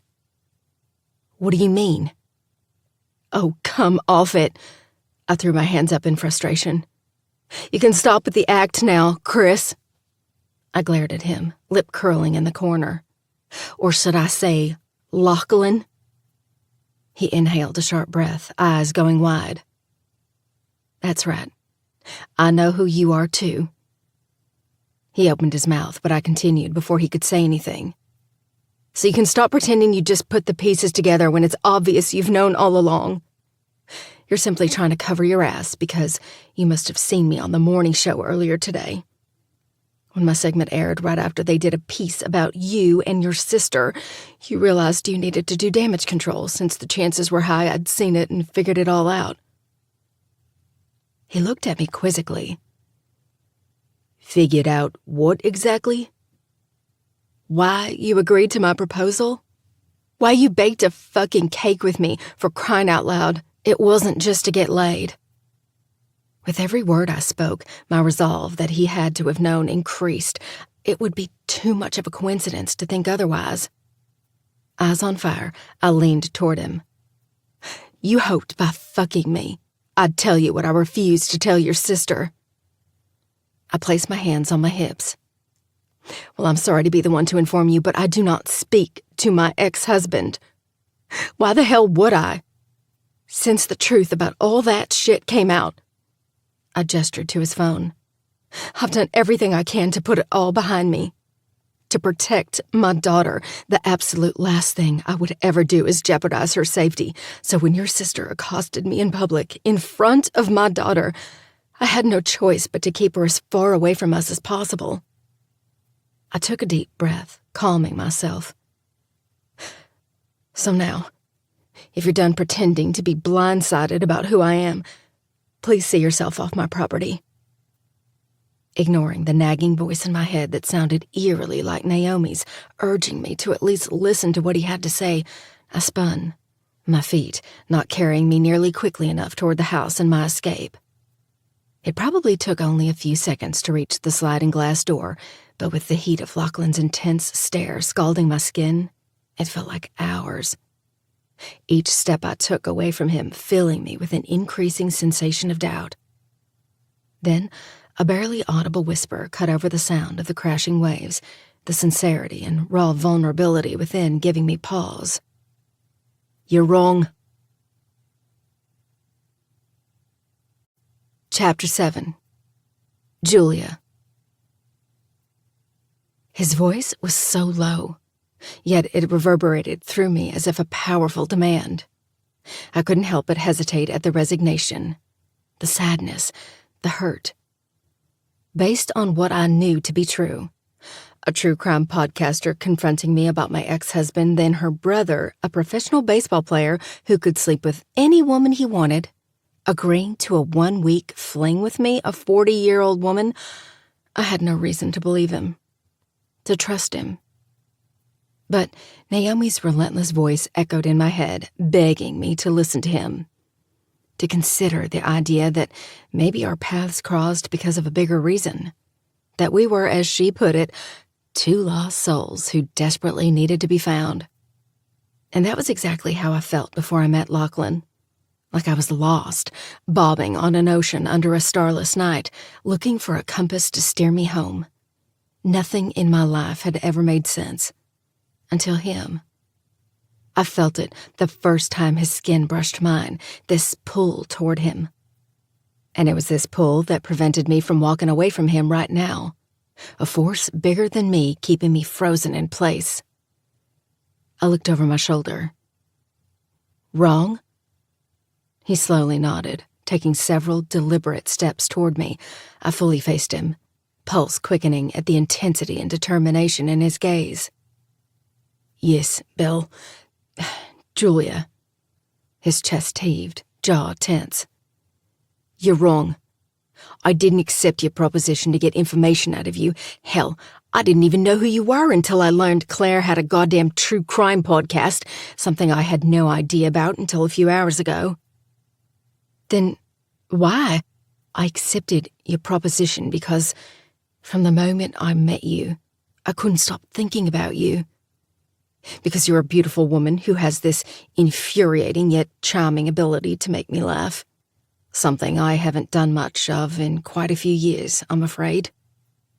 He closed the final few inches separating us, only leaving a sliver of space. I tried to ignore the electricity sizzling in the air, remind myself it wasn't real, that it was all a lie. But I couldn't ignore the way he looked at me with so much anguish, as if he'd just learned an awful truth. Maybe he had. And because I knew I'd regret it every day if I didn't do everything I could to spend as much time with you as you were willing to give me. Make no mistake, you're the absolute last thing I need in my life right now, even more so now that I know who you are and everything that goddamn bastard. He trailed off, voice catching. Just a few days ago, this man was a mystery to me, rarely showing a hint of emotion. Now he practically broke down at the knowledge of who I was and what Nick had put me through. I didn't know how to respond, what to think. I've dealt with a lot of crap in my life, he continued, voice heavy with heartache. His nostrils flared, muscles strained, veins in his neck throbbed. Every inch of him radiated pain and sorrow to the point that I physically felt his grief. And it wasn't over losing his sister. It was because of what I'd silently endured for years, too petrified of what would happen to Imogene to voice my suspicions to anyone. A prisoner in a life Nick made for me. In a way, I still was. But what I learned today... He pulled his lip between his teeth, then he cupped my face in his strong hands. I inhaled a sharp breath at the initial contact, especially considering mere minutes ago I wanted to get as far away from him as possible. But I couldn't resist him, craving his touch, his peace, his comfort, his understanding. I melted into him, heart aching at the emotion emanating from his fingertips as he held me the way I'd always dreamed about being held. There was no hint of deception, of possessiveness, of manipulation. It was real, pure, honest. I never wanted to hurt someone as badly as I did, as I still do. His eyes skated over my face, as if he were seeing me for the first time. And that was precisely what this felt like, as if we were finally seeing each other for the first time. No more lies, no more charades, no more pretending. I was who I was. He was who he was. It was a gut-wrenching revelation, but also a freeing truth. I need to know you're okay, that you're safe, that the bastard can't hurt you, because I swear to God, if he... I'm okay. I touched his face, placating him. I'm safe. He can't get to me. I assured him, although I had my doubts. I knew from experience that Nick's obsession with me knew no bounds. I didn't want to tell Lachlan that, though.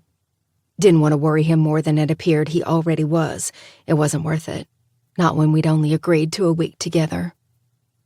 Although I had a sneaking suspicion we'd moved far past that original agreement. That neither of us would truly be able to walk away after this revelation, our lives too intertwined to truly separate, even if all reason told us we needed to. He closed his eyes, every muscle in his body relaxing. Then he rested his forehead on mine, exhaling a shaky breath. I breathed him in before releasing a breath of my own, the two of us not moving for several moments, simply enjoying this connection. And through this connection, touching, alo to alo. As he said when he first told me about the honi, the traditional Hawaiian greeting, his truth was unmistakable. He didn't need to utter a single syllable. In this moment, I felt that deep spiritual connection he claimed native islanders experienced when touching bone to bone and exchanging breaths. I felt his soul, his life, his heart, his truth, and I hoped he felt mine too. "So, you really had no idea who I was," I commented. He gradually pulled away and met my eyes. My statement wasn't an accusation, more one of wonder, of disbelief. He shook his head subtly. "I really had no idea who you were." "I guess I should go ahead and buy that lottery ticket then, huh?" He laughed, an endearing smile tugging on his lips. "You probably should." It was silent for a beat before I asked, "What do we do now?" "You mean after I pick up all this glass?" He nodded toward the broken wine glass a few feet away. Then he ran a hand through his dark hair, sighing deeply. "Your guess is as good as mine, but maybe going back to the beginning might be a good idea."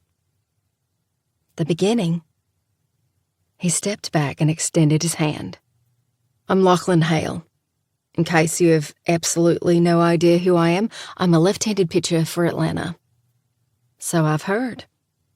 I laughed slightly as I placed my hand in his. "Apparently your face is plastered all over the city, but I guess I never looked up long enough to notice."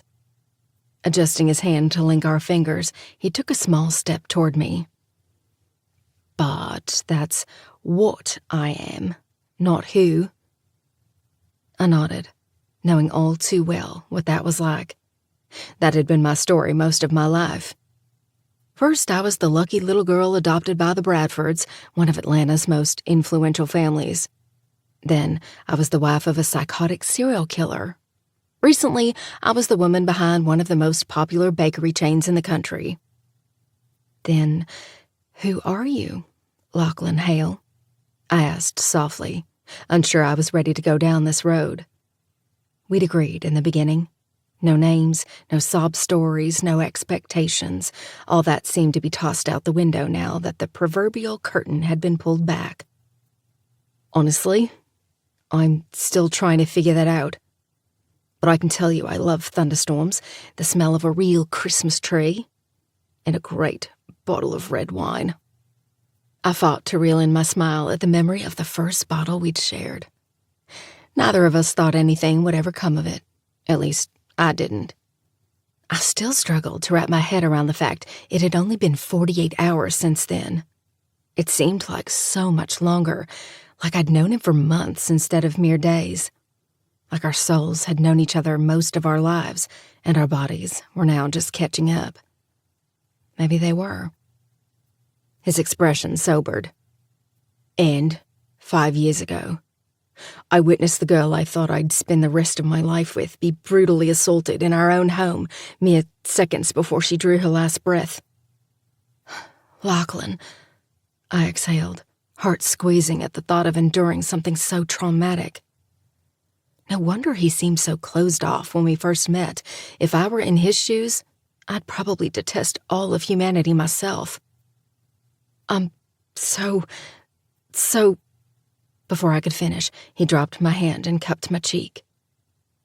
"But do you want to know the truth?" "What's that?" I whimpered, the heat and intensity in his gaze causing a shiver to roll through me, my stomach fluttering. "You make it possible to breathe again." He held my gaze, nothing but stark vulnerability and honest sincerity filling his brilliant, blue eyes. Then he cleared his throat, dropping his hold on me and stepping back, increasing the space between us. "So, there you have it. That's me. Take it or leave it." I stared up at him as the ocean breeze wrapped around us. A part of me wanted to tell him this wasn't part of our original arrangement, that this wasn't supposed to happen. He was never supposed to know who I was was never supposed to know who he was. And we weren't supposed to share these tortured pieces of ourselves, the parts of our souls we tried to keep under lock and key. But something about Lachlan made sense. Maybe because he'd suffered something horrific and traumatic. I may not have had to endure such gruesome violence and depravity like it sounded he did, but I knew what it felt like to lose your faith in humanity. So instead of closing up, pushing him away like I normally would, I did the one thing I swore I never would again. I gave this man my truth, in all its tragic ugliness. My name is Julia Prescott, which confuses everyone since I was adopted by the Bradfords, then married a professor, but instead of taking his last name, I kept my birth mother's. My favorite person in the world, besides my daughter and brother, was my Meemaw. She taught me how to cook. Now I own a national chain of bakeries called the Mad Batter. He closed his eyes as realization washed over him, a small chuckle escaping. I knew you had to be some sort of pastry chef. I'll admit, I've cheated a time or two on my diet by getting some treats from your bakery in Buckhead. I smiled. I hope it was worth it. I will never regret anything when it comes to you. A peaceful smile lit up his expression, something in the way he peered at me telling me he was talking about more than just cheating on his diet. When his stare became too meaningful, too penetrating, I averted my gaze. I love the smell of burning leaves in the fall, the sound of cicadas in the summer, and there's nothing that makes a bad day good more than feeling my daughter's arms around me. That's really sweet. And when I was young and foolish, I made the horrible mistake of marrying a man just to gain the approval of my adoptive mother. A man who was calculating and manipulative. A man who, whenever I contemplated leaving him, did something to remind me who was in charge, who held all the power. He threatened to take my daughter from me, threatened to hurt all the people I loved, something to put the fear in me. So, for the longest time, I stayed quiet, a prisoner in my own life. It wasn't until my brother started dating a girl we found out had been raped by Nick and decided to stand up for herself that I found the strength to do the same. With every word I spoke, Lachlan's expression tightened, muscles tense, nostrils flared. His reaction shouldn't have surprised me, especially considering the state he was in when I saw him sitting on my lanai mere minutes ago. But the anger vibrating off him touched me, made me feel like I wasn't alone. So, there you have it, I said with a sad smile, mimicking his words. That's me. Take it or leave it. He studied me for several excruciating seconds.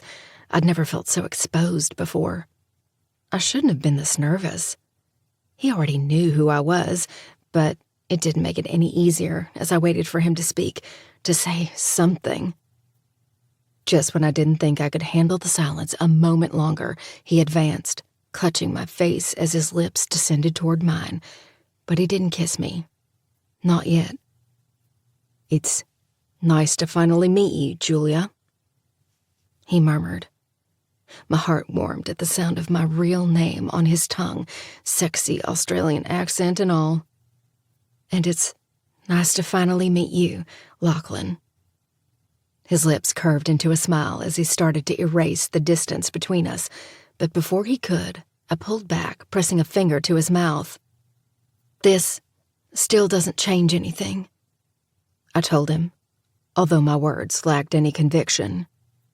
Our original agreement remains intact, at least the parts we didn't just obliterate. I laughed nervously, avoiding his intense gaze. We may now know who each other is, may have shared our truths. I licked my lips, summoning the strength to get this out in the open. It shouldn't have been so difficult to reiterate the agreement we'd made. Now, though, it felt wrong. Regardless, I still need to walk away when this week is over, especially given who you are. After everything my daughter went through when my ex was arrested and during his trial, the media constantly hounding her, scrutinizing everything she did, wondering if she would follow in her father's footsteps, I shook my head. I won't do anything that has the potential to bring attention to her. And this, I gestured between our two bodies.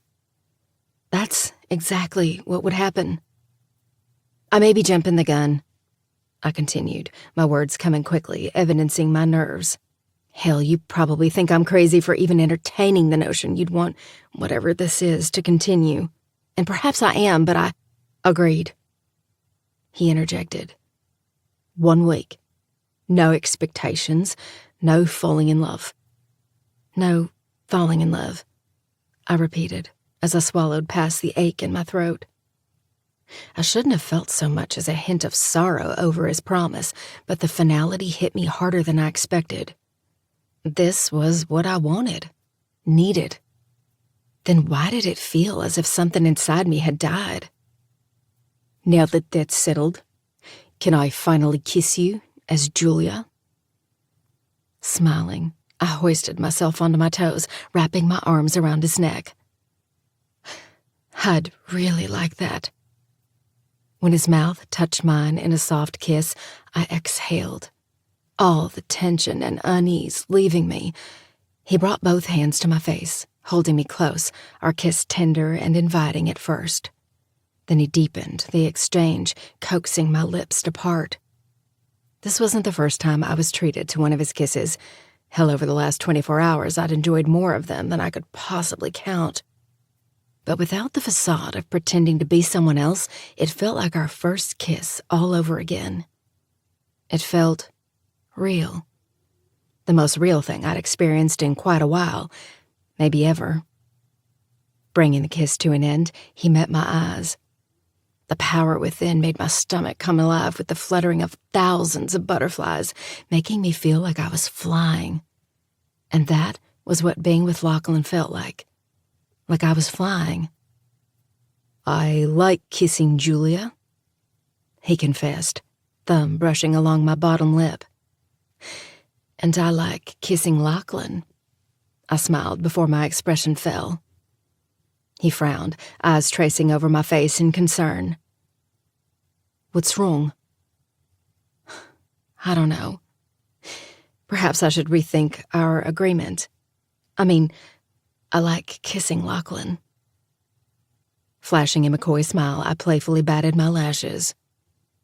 But what if I don't like the way Lachlan does other things? He looped an arm around my waist, yanking my body against his. When he circled his hips, his length pressing against my stomach, a rush of excitement shot through me. Minutes ago, I was convinced he was only interested in me because I could give him the information his sister had been after. But as I peered at the heat in his gaze, I had no doubt I couldn't have been more wrong about his motives. This man wanted me. And my God, I wanted him in more ways than I thought possible after only knowing him a matter of days. It should have petrified me, but I wasn't going to allow it to. I was going to put myself first, live in the moment until our story came to an end. And it would end. It had to. Trust me, beautiful. He crooned, wrapping his hand around my throat, making my gaze meet his. The possessiveness mixed with tenderness in his hold exactly what I craved. I will endeavor to ensure that Lachlan pleases you just as much, if not more, than the man you were with last night. If you're agreeable, I'd like to start now. I think 8 would do the trick. 8? I arched a brow, heart hammering at the lust radiating off him as his intense stare traveled down my dress-clad body. Yes, Julia. If my calculations are correct, and they usually are, Chris gave you 7 orgasms last night. It's only fair Lachlan surpasses that number. After all, I'm known for being rather competitive.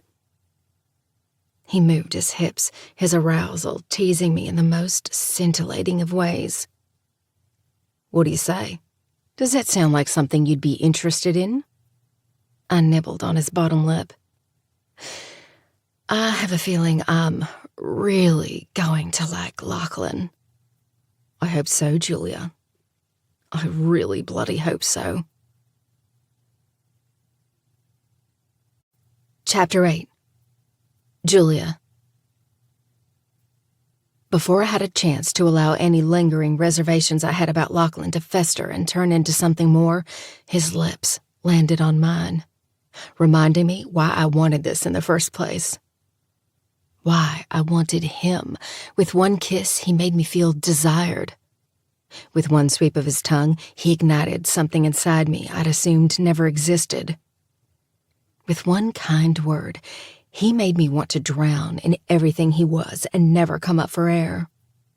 After everything I'd endured, didn't I deserve this? Why was it so hard for me to let myself be happy? Lachlan pulled back, his piercing blue eyes meeting mine. Don't. I blinked, unsure how he could sense my unease. Then again, that seemed to be a talent of his, always able to pick up on my innermost thoughts and feelings, without me uttering a single word. Naomi's annoying voice sounded in my head again, insisting it was because we were connected on a deeper level. Maybe she was right. Maybe that was why I was currently doing everything to sabotage my happiness, especially when it came to Lachlan. Because everything about this, everything about him, absolutely petrified me. Now that all our cards were on the table, I feared the only thing protecting me from falling for him had been eviscerated. I can practically hear the battle inside your head. He narrowed his gaze. Trust me, I get it. This was never part of the plan. We weren't supposed to know anything about each other. He smoothed a tendril of hair behind my ear. Everything about this man was contradictory, yet perfect. One minute he was overcome with intense passion, his anger and anguish seeming to get the best of him. The next, he was gentle, tender. Since Piper died. He swallowed hard, the pain from that loss obviously still affecting him, even if he wished it didn't. Let's just say I've gotten really good at being someone I'm not. Thought it wouldn't hurt so much. And after everything you've been through, I get the feeling you've also gotten damn good at pretending to be someone you're not. He arched a brow. Am I right? I nodded, subtly, doing my best to keep my emotions in check. For years, I had no choice but to keep it all inside. First with my adoptive mother, then with Nick, emotions were merely something to be used against me. A commodity to be bargained for, mostly to my detriment. Tonight, I don't want to be with the person you've pretended to be. And I'm not talking about just these past few days, but also for the last God knows how many years of your life. My heart thrummed in my chest as I searched his eyes. I wanted to remind him this wasn't part of our agreement, that I'd insisted on keeping things light and meaningless for a reason. But was that truly the case? Had this ever been just a meaningless fling? I doubted it. From the first time he rested his forehead on mine and we exchanged a breath, I felt more connected to him than I thought possible. Felt his pain, his heartache, his hope. He cupped my cheek, his lips slowly inching toward mine. And tonight, my beautiful Julia, I don't want you to be with the same man I forced myself to be. I know I may be asking a lot of you, and myself. Hell, I'm not sure I even know how to stop pretending, how to be who I really am. If I even know who that is anymore, but right now, I think we owe it to ourselves to try. So that's what we're going to do, Julia. We're going to fucking try. He crushed his mouth to mine. Heat, passion, and pain coursing through my veins. I wrapped my arms around his neck, urging him closer to kiss me harder as my need for him grew to a fever I didn't think possible. My head screamed to retreat that this wasn't a good idea, that there was a reason I'd kept my walls up, because the instant I lowered them, my guard would be down. And that was when bad things happened. They always did. But I was so tired of being that person, of always pretending I was okay, of having to keep everyone out so he couldn't use them to get to me. For the first time in my life, I was with someone who wanted to be with me, the real me, and I was going to enjoy this all the way to the proverbial scene of the crash. Bedroom. I exhaled once he tore his lips from mine, his mouth trailing a torturous line down my jaw into my neck. Ego much? He teased as he nibbled on my earlobe. Just looking out for you, I said through my labored breaths, squeezing my thighs together. You did promise me 8 orgasms. It's probably best we get started now, don't you think? His eyes locked with mine. You know, I do think you're right. Good. I pushed away from him and turned, taking the few steps to the back door. But before I could open it, he clutched my forearm and spun me back around to face him. A gasp fell from me as he pinned me against the wall, his free hand skating down my body, lifting the hem of my dress. What are you? Shh. He hushed me with a kiss. You said it yourself. I need to get to work on those 8 orgasms I promised you, so I'm going to start by making you come with my fingers. When he lifted my panties to the side and pushed my slickness around, thumb rubbing my clit, a moan fell from my throat. Then my mouth. He peppered kisses along my collarbone as I moved against him, pleading with my body for the release I'd been craving all day, the release only he could give me. Then my cock. He pushed a finger inside me, stretching and filling me. But it wasn't enough. This was simply a tease. Lachlan, I begged, breaths ragged as I sought that amazing bliss he treated me to repeatedly last night. Yes. I need you inside me. And you have no idea how much I want to be inside you. He continued teasing me with his fingers, massaging and rubbing, pushing my body closer and closer to that edge I was only too happy to fall over with him. But I want this more. Why? What can you possibly get out of fingering me? I closed my eyes, pulsing against him as I desperately chased my release. Suddenly, he pulled away, increasing the space between us a fraction.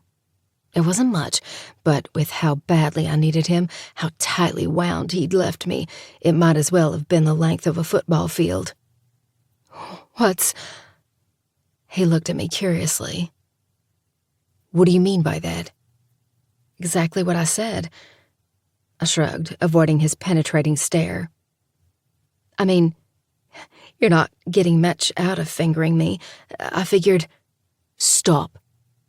The power in his voice cut me off, reverberating in the late afternoon air, the sky a cacophony of shades as the sun inched toward the horizon on the other side of the island. I'm not like him. I didn't have to ask to whom he was referring. I knew. I don't use sex to control, to manipulate. I use it to find pleasure, both mine and yours. His lips gradually descended toward mine. That's what I get out of fingering you?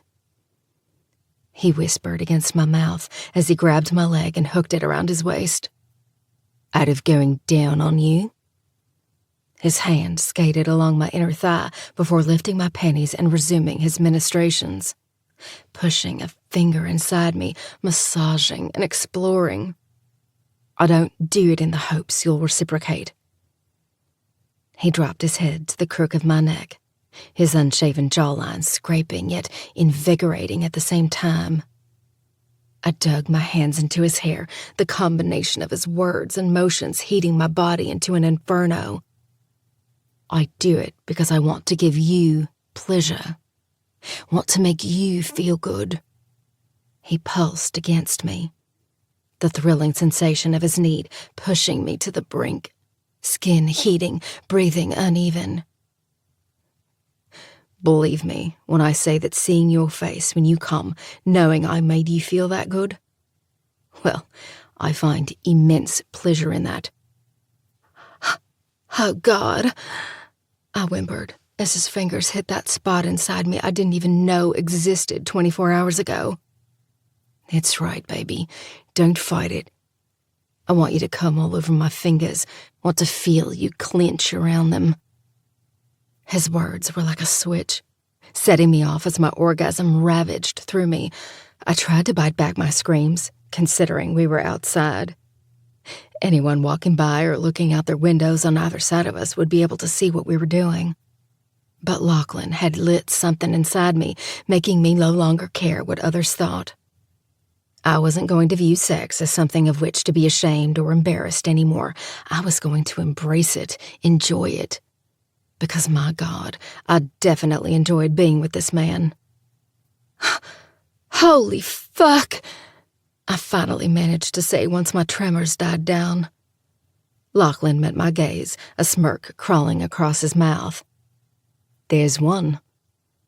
He pressed his lips to mine in a soft kiss, then pulled back, keeping his hand on my hip as I attempted to straighten, my world still spinning around me. Once he was certain I had my balance, he released me. Then, to my surprise, he reached for the hem of my skirt and proceeded to lift it once again. "What are you doing?" I asked, as he hooked his fingers into my panties, a salacious grin pulling on his mouth. "What does it look like I'm doing?" He waggled his brows. "I'm taking off your panties." "Shouldn't we head inside first?" I glanced past him, able to make out a few late afternoon beachgoers. "Don't tell me you're turning shy on me." As tempting as the idea is, I'm not going to eat you out in front of an audience. In fact, I'm not going to eat you out right now at all. Or fuck you. I furrowed my brows. But I thought, don't worry. I promised you 8 orgasms, and I never go back on my word. He pressed a kiss to my lips. But I think we could both use some sustenance before resuming activities. Then, why are you taking off my panties? He leaned toward me, breath warming my neck. Because I want to watch you squirm, especially when I brush my hand up your legs so close to that delicious pussy. He pulled back. And also, because I want your panties. For what? I asked, attempting to maintain my composure when I was seconds away from forcing him onto a nearby chair and crawling on top of him just to feel him between my legs. As a lucky charm? You're joking, right? Baseball players never joke about their lucky charms. These panties may just help our team make it all the way to the World Series. He winked. You're so twisted, I remarked with a laugh as I stepped out of my panties. He shoved them into the pocket of his shorts, then looped an arm around me, tugging my body against his. Oh, baby, if you want twisted, I will most definitely show you twisted.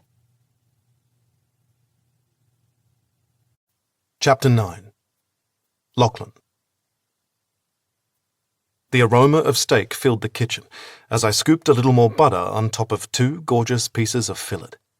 Content with the sear on the outside, I slid on an oven mitt, then transferred the cast iron pan into the hot oven to finish cooking. A week ago, if you had told me I'd be in Hawaii cooking dinner for a woman I just met, I would have laughed, then asked what you were on. But this, it felt right. Especially after the day Julia had. Before everything went to hell, I had planned to maybe take her to the leeward side of the island, show her the mermaid caves before grabbing something to eat. But after everything we both learned, I figured a night in was a much better option. So I told her to take a bath, while I ran to the market to pick up a few things for dinner. Truthfully, the idea of cooking for a chef was a bit nerve-wracking, especially as I walked through the market, trying to figure out what to make when someone typically prepared most of my meals for me. I may not have gone to culinary school, but I knew I could make a decent steak. Now it's my turn for the fantasy." That sweet, sultry voice cut through, just as I snapped the ends off a few asparagus spears. "What's that?" I glanced over my shoulder, my heart rate increasing as my eyes skated over Julia. A floral sundress fell to just above her knees. Loose waves of auburn hair framed her face, which was now free from all the makeup she had on when she first arrived home. While I found her stunning no matter how she was dressed or the amount of makeup she wore, I preferred her natural beauty, like now.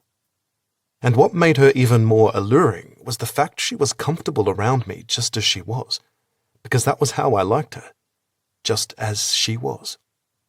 "A man cooking dinner for me," Julia replied, sauntering toward me.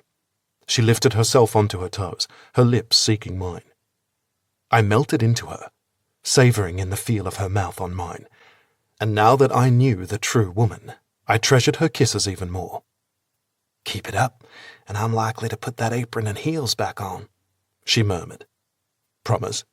Because if you're offering that in exchange for my relatively mediocre cooking abilities, I'm making you dinner the rest of the week." She threw her head back, her laughter filling the space. Less than an hour ago, I didn't think I'd ever hear that beautiful sound again. Now I relished in it. "Just so I'd wear that apron and heels again?" She brought her gaze to mine, lips pinched. "Need I remind you, you have an open invitation to see me naked any time you like." "And I plan on taking full advantage of that invitation." I flashed her a devious smile before my expression turned serious.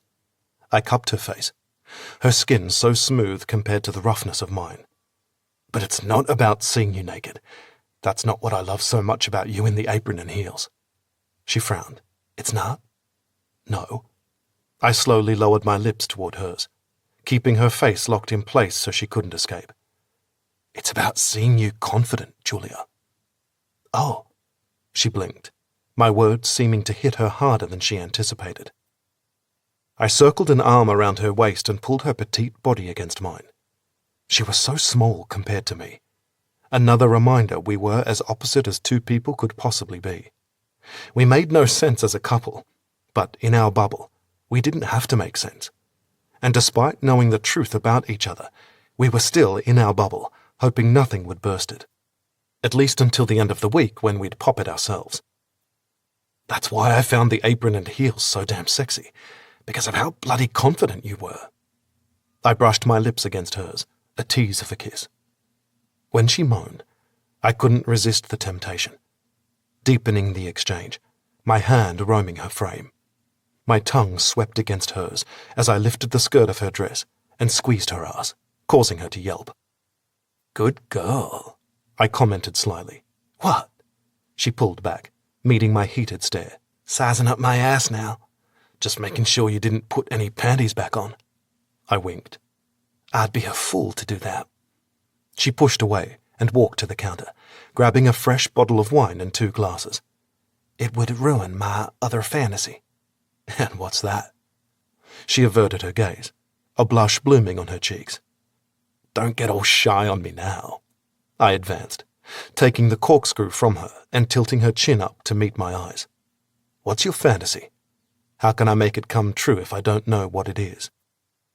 She chewed on her lower lip for a moment, then drew in a breath. "Well, I had this image of enjoying a nice dinner with you. Easy conversation, as is always the case." "And?" Her pupils dilated, chest rising and falling in a quicker pattern. Then her voice dropped lower, more throaty, more husky, more seductive. "You'd be flirtatious as you always are, but in this intoxicatingly sensual way." She edged toward me. My muscles tensed, jaw clenching. Everything about this was such a damn turn-on.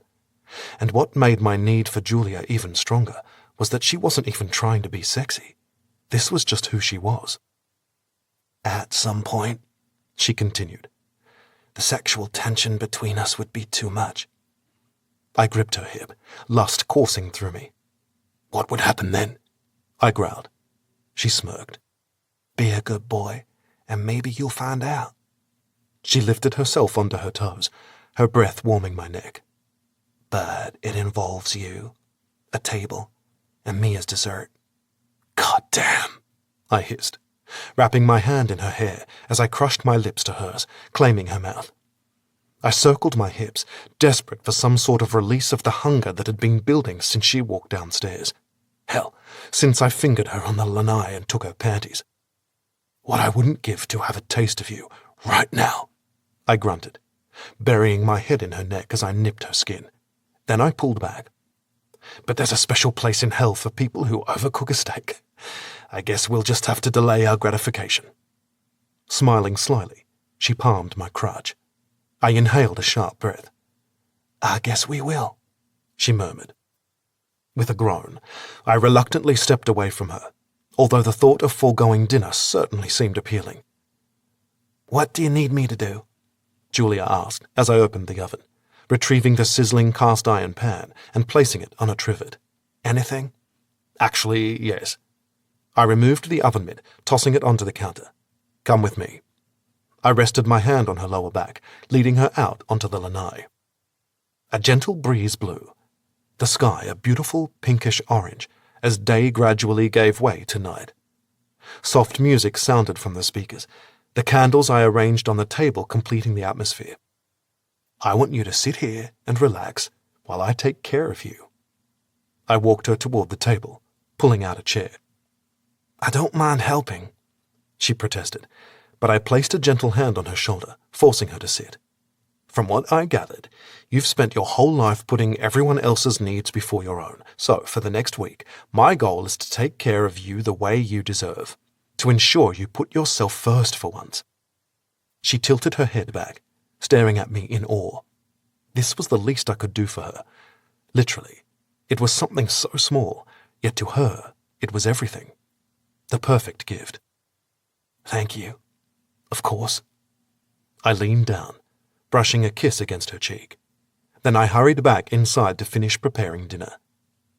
I couldn't help but marvel at the entire scenario, and not simply because the last person I cooked for was Piper, and I didn't think I'd ever find someone I wanted to cook for again.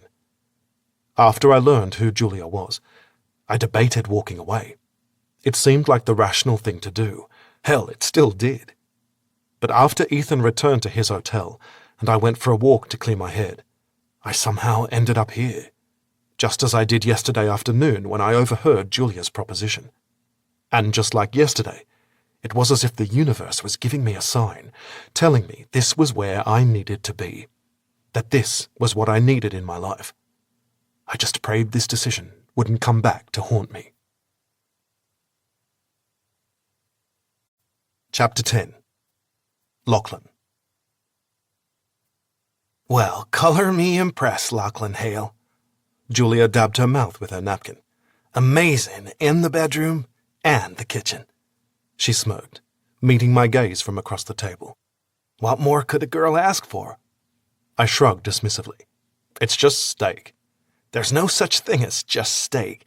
Steak is a complex cut of meat that needs to be properly understood in order to be prepared correctly.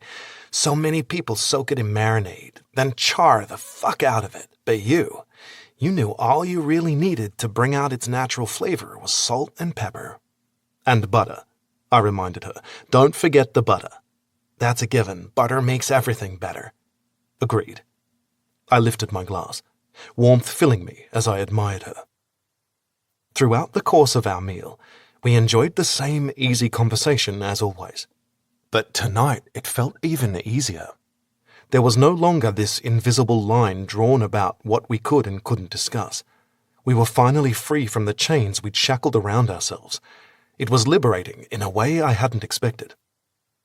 Although, I will confess, it took a lot of trial and error to figure it all out.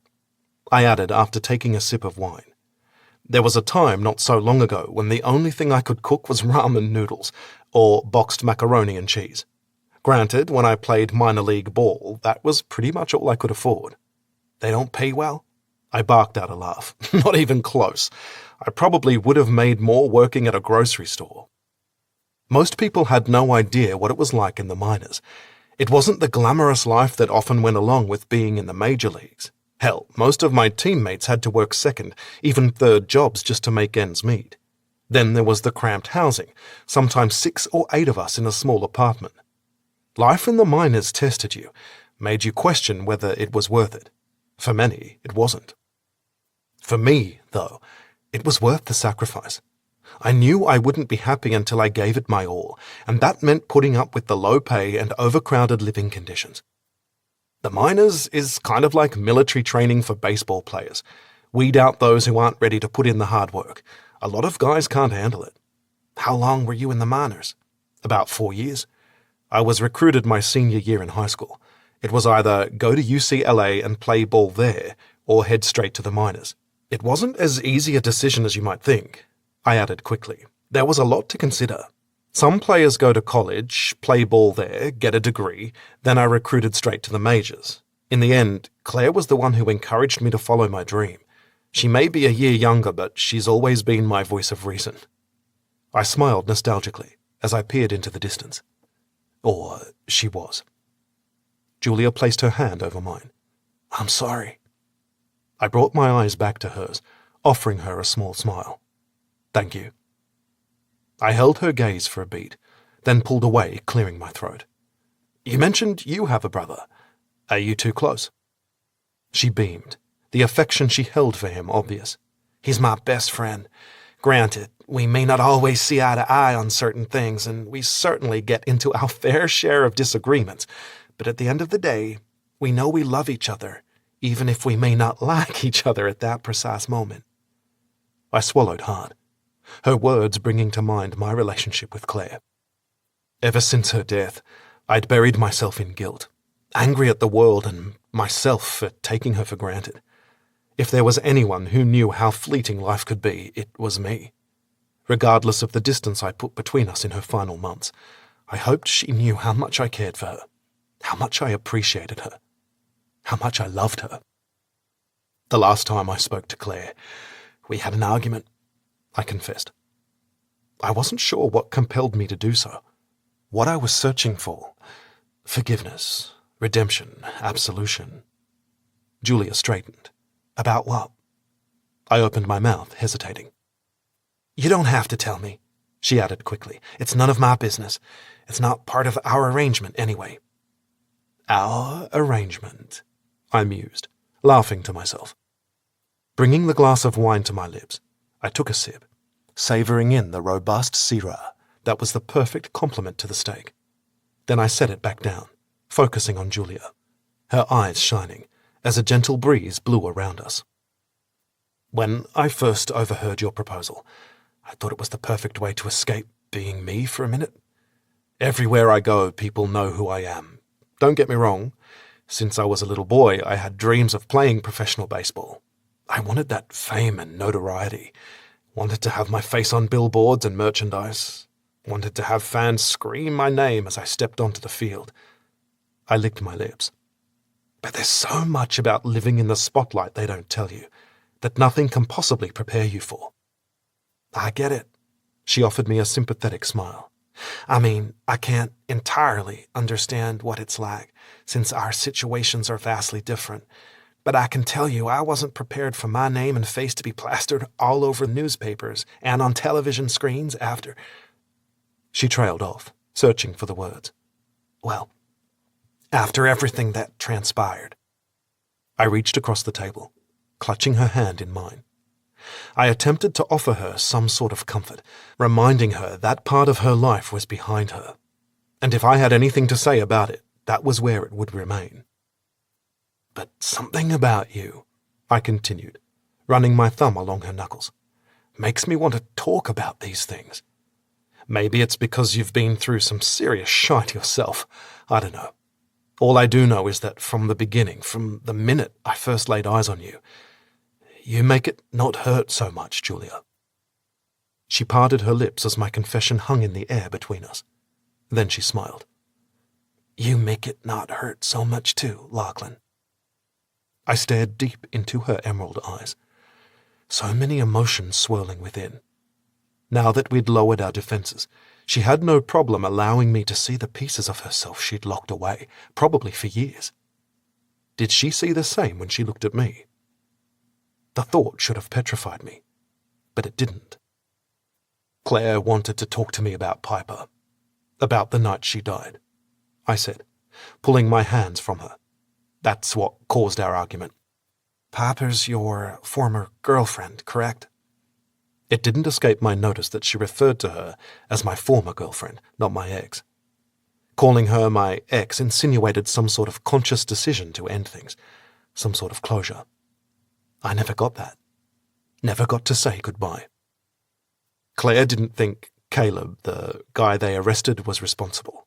She claimed the attacker was still out there, which I didn't want to believe, so I got angry, told her nothing good would come out of bringing up that night, but now? I blew out a breath. I'm pretty sure she was right. That this guy is still out there. That's why she wanted to talk to you, see if her theory panned out. What theory is that? I leaned toward her, confusion crossing my brow. She didn't tell you? She tried to talk to me about Nick, about him potentially being connected to a bunch of recent crimes. Her voice trailed off as she looked past me. I could practically see the puzzle pieces snap into place. Then she whipped her wide eyes back to mine. She thought Piper's death had something to do with Nick. I nodded. But how? You said Piper died 5 years ago. Nick was in prison at that time. She didn't say unequivocally that Nick was responsible, just that he was somehow connected. How? The date, July 10th. That was the date Piper died 5 years ago. It was also the same date one of your husband's victims took her own life 5 years prior. A woman named Evelyn Price, a social media influencer, just like Piper. This similarity struck Claire as odd, so she started looking into suicides. She found a pattern. A woman with the same profession as one of your ex-husband's victims was found dead of an apparent suicide on the same date. Her jaw dropped as she processed this. Apparently, Claire hadn't gone into this much detail with her. I wondered what else Claire hadn't shared with her. But Piper didn't commit suicide, right? You're right, she didn't. It was a home invasion. I made the same argument to Ethan when he told me Claire's theory. Who's Ethan? He helped my sister with research for her podcast. Paid me an unexpected visit this afternoon to share what he knew. Made me stop and think about what could have happened if I weren't there. Ethan seemed to think that was why this guy didn't leave when he realized I was home, why he knocked me out to the point it was a miracle I survived. Same with Claire, who'd stopped by unexpectedly and was stabbed in the stomach. He had to kill a social media influencer on July 10th and make it look like a suicide. It was a ritual, an obsession. He could have easily killed Claire and me, yet didn't. We weren't part of his ritual. Why didn't she go to the police with this? She did, but they said any connection was tenuous at best, that they couldn't build a case around mere coincidence. She needed something more concrete, which was why she was desperate to talk to you. I sighed. Ask you about the jewelry.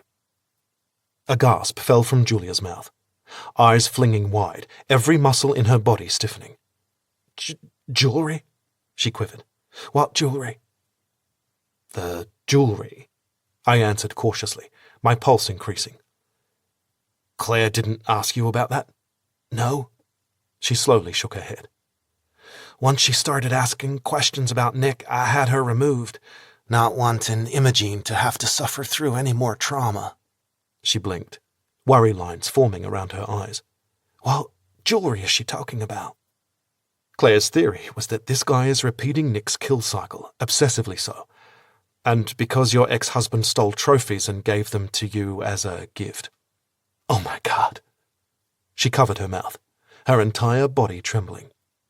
What is it? I asked frantically, partly to make sure she was okay, partly because I was desperate for answers about Claire. And I had a feeling Julia held the key.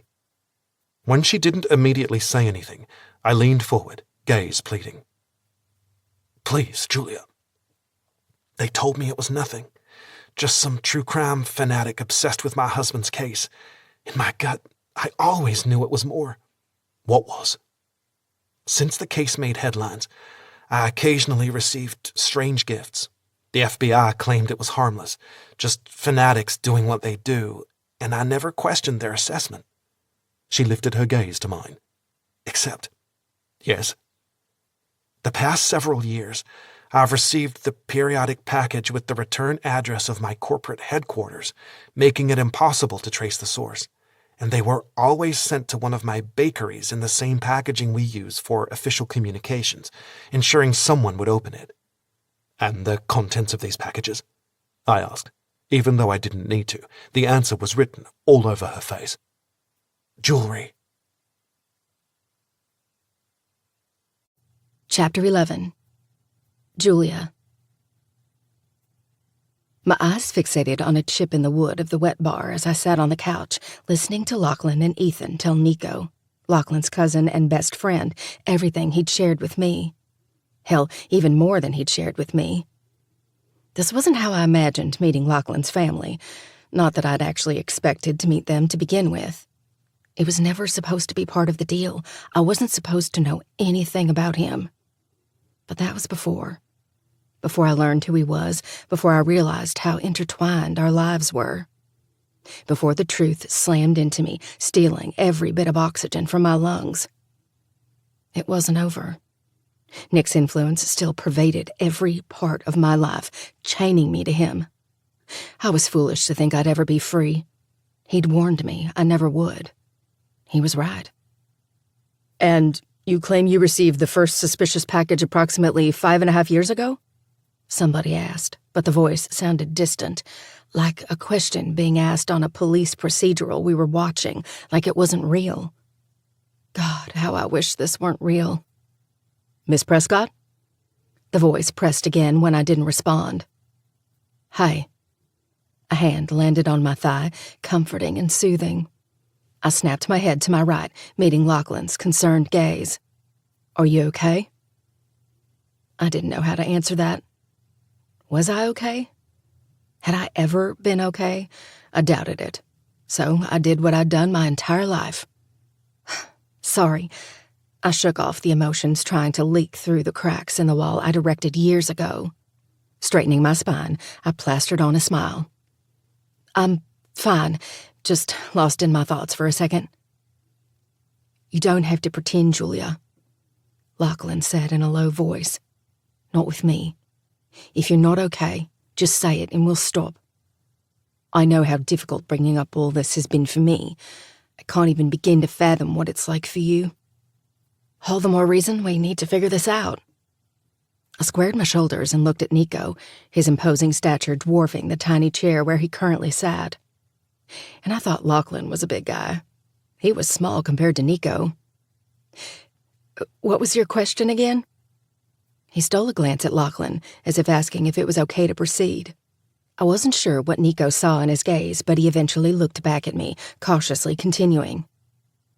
The first suspicious package, Nico began, his soothing voice at odds with his commanding presence. When did you receive it? 5 years ago, this past March. Autumn Quinn, Ethan announced, pushing the rolled-up sleeves of his button-down shirt up his forearms. He leaned toward the coffee table, grabbing a stack of files containing what I now knew to be all the research he and Claire had done. Not only on my husband and his victims, but all the recent suicides they believed to be the work of a copycat. Or acolyte, as I'd overheard Ethan refer to him. I would have rather this guy simply be a copycat. Acolyte indicated some sort of cult-like follower, meaning this could still very well have been Nick's doing, that Nick was the one giving the orders. A shiver rippled up my spine at the thought. Finally finding what he was looking for, Ethan placed a photo of a woman onto the coffee table for everyone to see. She was just like every other woman in his files. Young, beautiful, dead. But there was something else that seemed familiar. Or maybe I just saw pieces of myself in all the victims. A once vivacious woman whose life was ruined the instant they met Nick, or whomever was doing this. A student at Emory, volunteered with Homes for the Homeless. I inhaled a sharp gasp, heat washing over me as I snatched the photo, scrutinizing it. What is it? Nico pressed. Homes for the Homeless. I tried to pull a memory to the surface, but none would come. That's my brother's charity. And your brother is? Weston Bradford? Nico jotted something down in his notebook, then he looked back at me. How can I reach him? He lives in Atlanta. I stopped short at the mounting curiosity and suspicion radiating off him. Wait, you don't think he's responsible, do you? I tossed the photo back onto the coffee table. I'm not sure what to think right now. In my mind, everyone's a potential suspect, especially someone with ties to your husband. Ex-husband, I corrected. I apologize. Someone with ties to your ex-husband. I'll give you his number, but it's a waste of time. There's no way Wes is even remotely involved. She's right, Ethan added, coming to my defense. Nico cocked his head. Care to elaborate? Ethan grabbed his pile of files and flipped through them once more. Then he threw a photo of a familiar woman onto the table. Because of her. London Bennett, now Bradford, Weston's wife. Before Nick graduated to being a serial killer and was simply a stalker and rapist, Miss Bennett was one of his earlier victims. Tried to attack her again when they crossed paths about 7 years ago, at which time Miss Bennett defended herself by shooting him. But since her skin isn't exactly white, the cops arrested her. She nearly went to prison while Nick remained free. Ethan turned his attention to me. Until Miss Prescott discovered Nick's souvenirs. I appreciate the information, Nico said. But that still doesn't... Trust me, I insisted. Wes was the only one who ever questioned me about Nick, who was ever suspicious of him. Everyone else saw a charismatic pillar of the community. Plus, if Wes were somehow involved, he wouldn't be trying to convince me all these gifts I've received are more than just due to a true crime fanatic, as the FBI agent I've been in contact with said appeared to be the case, considering the absence of any evidence to the contrary, at least until now. What's the name of your FBI contact? Nico brought his pen back to his notepad. Agent John Curran, out of the Atlanta office. I'll reach out to him, see what light he can shine on this. This doesn't mean Claire's theory is right. These gifts you received could simply be from a true crime fanatic. It's public knowledge that giving you a piece of the victim's jewelry was part of your ex-husband's signature. All these packages were sent to your bakeries, not your home. It truly could be anyone. But it is suspicious, Lachlan interjected. Don't you think, cousin? Nico blew out a breath. I won't deny that, but until we can unequivocally connect each piece of jewelry to each one of these women, it's merely circumstantial. In order to prove or disprove, we'd have to reach out to the family members of 20 victims, according to Claire's research. The FBI will have to coordinate with local authorities. There's a lot of bureaucratic red tape that slows things like this down, especially if some outside law enforcement agency comes in and tries to convince the local PD that they got it wrong, that a death they ruled a suicide might actually be a homicide. Then we have to cut through the red tape, I insisted. And how do you propose we do that? There are procedures for a reason. I understand that. But maybe there's a way to ascertain if we're on the right path or not, if Claire's theory holds any merit at all. Nico furrowed his brows. What do you mean? I swallowed hard and turned to Lachlan. Yesterday evening, my brother called. Told me about another gift, another piece of jewelry delivered to one of my bakeries. If this theory is correct, the necklace I received could belong to the July 10th victim, who also happened to be a social media influencer. Claire. He exhaled on a quiver, squeezing his eyes shut. I never even thought... I don't know what I thought. Claire was an influencer, Ethan offered. Or at least her alter ego was. I grabbed my phone and opened my photos. When this all began, something compelled me to keep a record of each piece of jewelry I'd received. Maybe because I knew something was wrong. I just didn't know what. And with each gift, I grew more and more uneasy. My biggest fear was that Nick had a guy on the outside who sent the gifts to taunt me, to remind me of the promise he'd made as he was taken away in handcuffs, to warn me that I'd never be free from him until he drew his final breath, or I drew mine. Do you... Lachlan didn't need to ask his question. I knew what it was. I simply nodded as I stared into his eyes, not showing him my phone, not until I knew he was ready. After several long moments, he held out his hand. I placed my cell into it. "Does that look familiar?" I asked softly, hopeful, yet also praying he didn't recognize the necklace. Tense silence filled the room as Lachlan studied the photo Wes had texted me, the only sound, that of the ticking of the clock and a faucet dripping somewhere in the house. Then he squeezed his eyes shut, his expression anguished. "It was our Mum's," he choked out, his voice heavy with a combination of heartache and anger. He returned his gaze to mine, eyes glossy from pent-up emotion. "Triple Koru represents the circle of life. After she passed, Claire wore it all the time, said it made her feel close to her mum." No one said anything, all of us staring at each other, not knowing how to proceed now that we had confirmation Claire's theory bore merit. It was almost easier when it was only a theory. Now it was real. There was someone out there emulating my ex-husband's kills. For what purpose? Was he involved? God, I prayed he wasn't. "How about July 5 years ago?"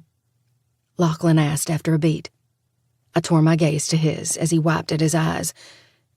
"Do you have a photo of what you received then?"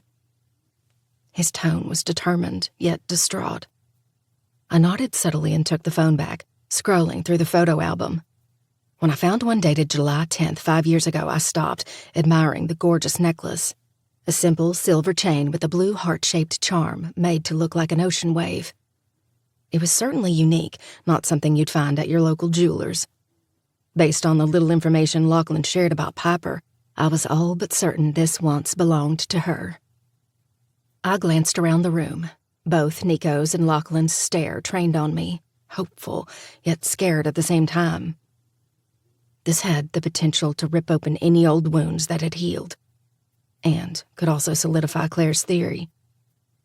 Drawing in a deep breath, I held out my phone so they both could see. Nico's grip on the arms of the chair tightened, nostrils flaring, body shaking as he struggled to rein in his anger. I was surprised the chair didn't shatter under the strength of his grip. I looked at Lachlan, expecting to see the same rage and resentment.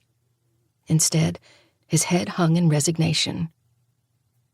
"I gave it to her after she won her first big surfing competition," he explained softly. "Had it specially made from a rock I found out on the Mokies that reminded me of an ocean wave. So that's what I had it turned into." He looked up, meeting my gaze, tear trickling down his cheek. "It was the one thing I searched for after that night. The one thing I wanted to hold on to. I thought it was gone forever." We all remained silent for several long moments, almost out of respect for Claire, for Piper, for all the women who'd lost their lives too soon. Finally, Lachlan cleared his throat, angrily swiping at his eyes. "I think this is more than just coincidence now, don't you?" He arched a brow in Nico's direction. "I do." His deep voice trembled as he attempted to come to terms with the truth that the person who took his sister from him was still out there, still killing innocent women. "So, what do we do? How do we find this bastard?" Lachlan's question came out hard and rash. "We don't do anything." Nico gestured between their two bodies. "I know you want to get to the bottom of this, for more than one reason." He glanced my way before looking back at his friend. "But we're looking at a potential serial killer who's crossed dozens of jurisdictional lines to commit his crimes. This is..." He pushed out a breath, shaking his head. "This is far above my pay grade." He looked at me. "This FBI contact of yours, Agent Curran, how familiar is he with your ex-husband's case?" "He knows it inside and out. His niece was Annabelle Landry, Nick's first murder victim.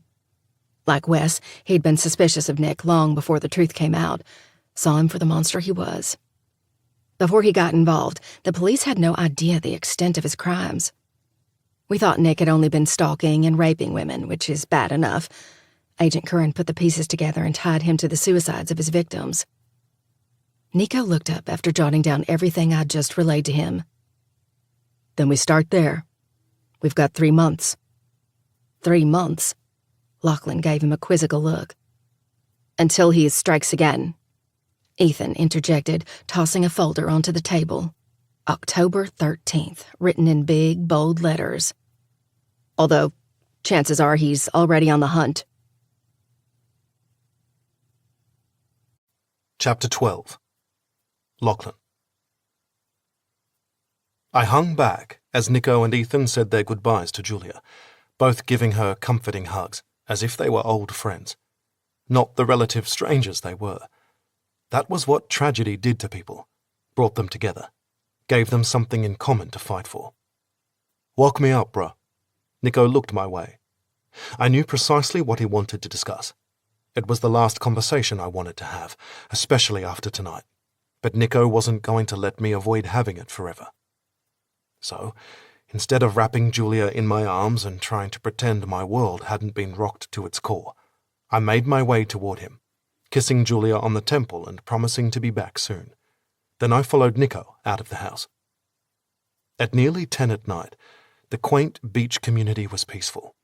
I had difficulty wrapping my head around just how much had transpired over the last few hours. From Ethan's surprise appearance, to learning what Claire had been looking into, to finding out who Julia was, to the truth that she may be the key to uncovering the identity of a serial killer. From the moment I met Julia, I couldn't shake the feeling she was different, that our paths crossing wasn't simply a happy coincidence. I never expected one jellyfish sting could have led to this. "What's up, cousin?" I asked once we reached Nico's truck, and he turned to face me. He briefly glanced over my shoulder at the house, before returning his attention to me, his voice no louder than a whisper. "What's going on?" "What do you mean?" "Between you and Julia." He crossed his arms in front of his chest, his biceps stretching the traditional tattoos covering his arms. "What's the deal?" "You were the one who practically pushed me to talk to her the other night." I shrugged. "So I did. When I learned who she was, I was just as surprised as you are, probably more so." "I understand all that, but what's the deal with you two?" He stepped toward me, seeming to choose his next words carefully. "It was one thing when she was just some haole from the mainland, here for a good time, but this... She's not just some haole," I gritted out through a clenched jaw. He raised a brow. "Really? I shook my head, unable to explain my reaction. I couldn't quite understand it myself. "Do you have feelings for her?" "It's not like that," I replied dismissively. "We made an agreement before either one of us knew who the other was. 1 week, no expectations, then we walk away." "And now?" I shoved my hands into the pockets of my shorts. "Nothing's changed. Nothing's changed," he hissed out in disbelief. "From where I'm standing, it seems everything's changed." "No, it hasn't. Listen, bruh." He placed his hands on my shoulders. "I'm happy for you. I've been trying to get you to meet a girl for years now." "I've been with plenty of girls," I reminded him. A twinge of guilt settled in my stomach over the notion of talking to Piper's older brother about another woman. When I first started hooking up again after her death, I did everything I could to hide them from him. The last thing I wanted was to lose him as a friend, as Ohana, but he eventually called me out, claimed he wanted me to move on, that it wasn't healthy for me to continue to hold on to a ghost. "You were never really with them," he argued. "Not emotionally. Since losing Piper, you've kept everyone at arm's length. Until now." I rolled my eyes, stepping away from him. "What are you going on about?" "You know exactly what I'm going on about," he mimicked. "I saw the way you looked at Julia. It wasn't the look of someone who's not interested. Hell, I don't even think I ever saw you look at Piper that way. We're just having some fun. She made it perfectly clear from the beginning that nothing could ever come of this. Now that I know who she is, I am in complete agreement. And if it could, it won't." He laughed under his breath. "So, you're going to spend the week together, and then, what? Walk away in the hopes of never seeing each other again? Hate to break it to you, but with all this shit going on, I don't exactly see how that's even remotely realistic. If this theory pans out, and it looks like that's a damn good probability, you're both involved, like it or not. Her ex-husband inspired the person who attacked Piper, who took Claire from you. Hell, her ex could still be somehow involved. I know that, all right? That's been in the forefront of my mind all night. I can't not think about it. But, like I said, it doesn't matter. We agreed. 1 week, nothing more. No matter what, nothing more. I repeated for emphasis, unsure if it were for his benefit or mine. Nico studied me for a beat, his analytical gaze seeming to comb through every inch of me, as if looking for a clue. Some piece of evidence that would crack the case wide open. But I wasn't a case to be solved. At least I didn't think I was. A smug expression slowly formed on his face. Are you sure about that? Are you sure that's really what you want? I know you. He leaned toward me. Knew who you were before Piper died. Know who you've been since then. Since you turned into this closed-off ass who's done everything in his power to put up walls, to keep people out, including your own family, your own Ohana. I opened my mouth to argue, but Nico held up a hand. He knew I didn't have a leg to stand on in my defense. Worse, I did too. But tonight, I saw a glimpse of the Lachlan I used to know before anger consumed him, before guilt controlled him, and I get the feeling it's because of that woman in there. He pointed to the house. I'm happy to see the man I used to know, the Lachlan who smiled more, laughed more, and, dare I say it, loved more. I whipped my gaze to his, eyes wide and panicked. What are you suggesting? I'm not suggesting anything, but I know what I saw. This isn't a passing fling. There are feelings involved. Hers and yours. That doesn't matter, I insisted yet again, although my words became increasingly unconvincing with each breath. That's not our deal. Maybe not right now. But what if she changes her mind about your arrangement? What if she tells you she doesn't want to walk away? I vehemently shook my head, heart squeezing. I wasn't sure if it were over the idea of her changing her mind and me hurting her, or her not changing her mind and her hurting me. You were in there. You know who she is, who her ex-husband is. That fucker still petrifies her, has her watching her every move, has her held captive. Even from behind prison walls, he's still controlling her. With every word I spoke, my anger and frustration increased. The only thing preventing me from doing everything in my power to make that bastard suffer was the miles separating us. But I doubted even that would always prove to be a sufficient barrier. Not when it came to Julia. I'd never felt so damn protective, so out of sorts, and it drove me crazy. Well then, Nico smirked, I think you just proved my point. What point is that? You care about her, a lot. Probably more than you wish you did. That's a good thing, Lachlan. He squeezed my shoulder, his gesture reassuring. You deserve this, especially after everything you went through, after everything you lost. The same goes for her. Maybe you can help her realize that. I opened my mouth, struggling to come up with a valid response. I would have been lying if I said I hadn't considered what it would be like to have something real with Julia, especially when I made dinner tonight, or when we baked that cake last night. In those moments, I'd allowed myself to consider the possibility. But that was all it was. A possibility. A dream. A fantasy. Not real. It will never happen. I pushed away from him, storming back toward the house. It can't. I wasn't sure who I was more upset with, Nico for suggesting the possibility of something real with Julia, or myself for considering it. You have to stop beating yourself up over what happened to Piper, Lachlan. His words gave me pause. I stopped in my tracks, squeezing my eyes shut as the guilt over that night returned to the surface. It wasn't your fault. You're not to blame. Yes, it was! I whirled around, eyes on fire, heat scalding my veins. How can you stand there and say it wasn't? I bellowed, voice strained and choked with rage and frustration. It was! I'm to blame. I failed her. I shot her. Me. I pounded a fist against my chest with every word, heart constricting under the weight of the guilt I'd been living with for too long. To protect her, Nico insisted. You didn't, but I didn't protect her, I roared, I aimed that gun and fired, knowing full well I could barely see straight after being hit in the head. So you're wrong, Nico. I am to blame. I'm the reason your sister's dead, not the bastard who broke into our house and raped her. Me. And I'm going to have to live with that for the rest of my life. I deserve to live with that for the rest of my life. So while I appreciate your little pep talk, this thing with Julia won't go anywhere. It can't. I won't allow it.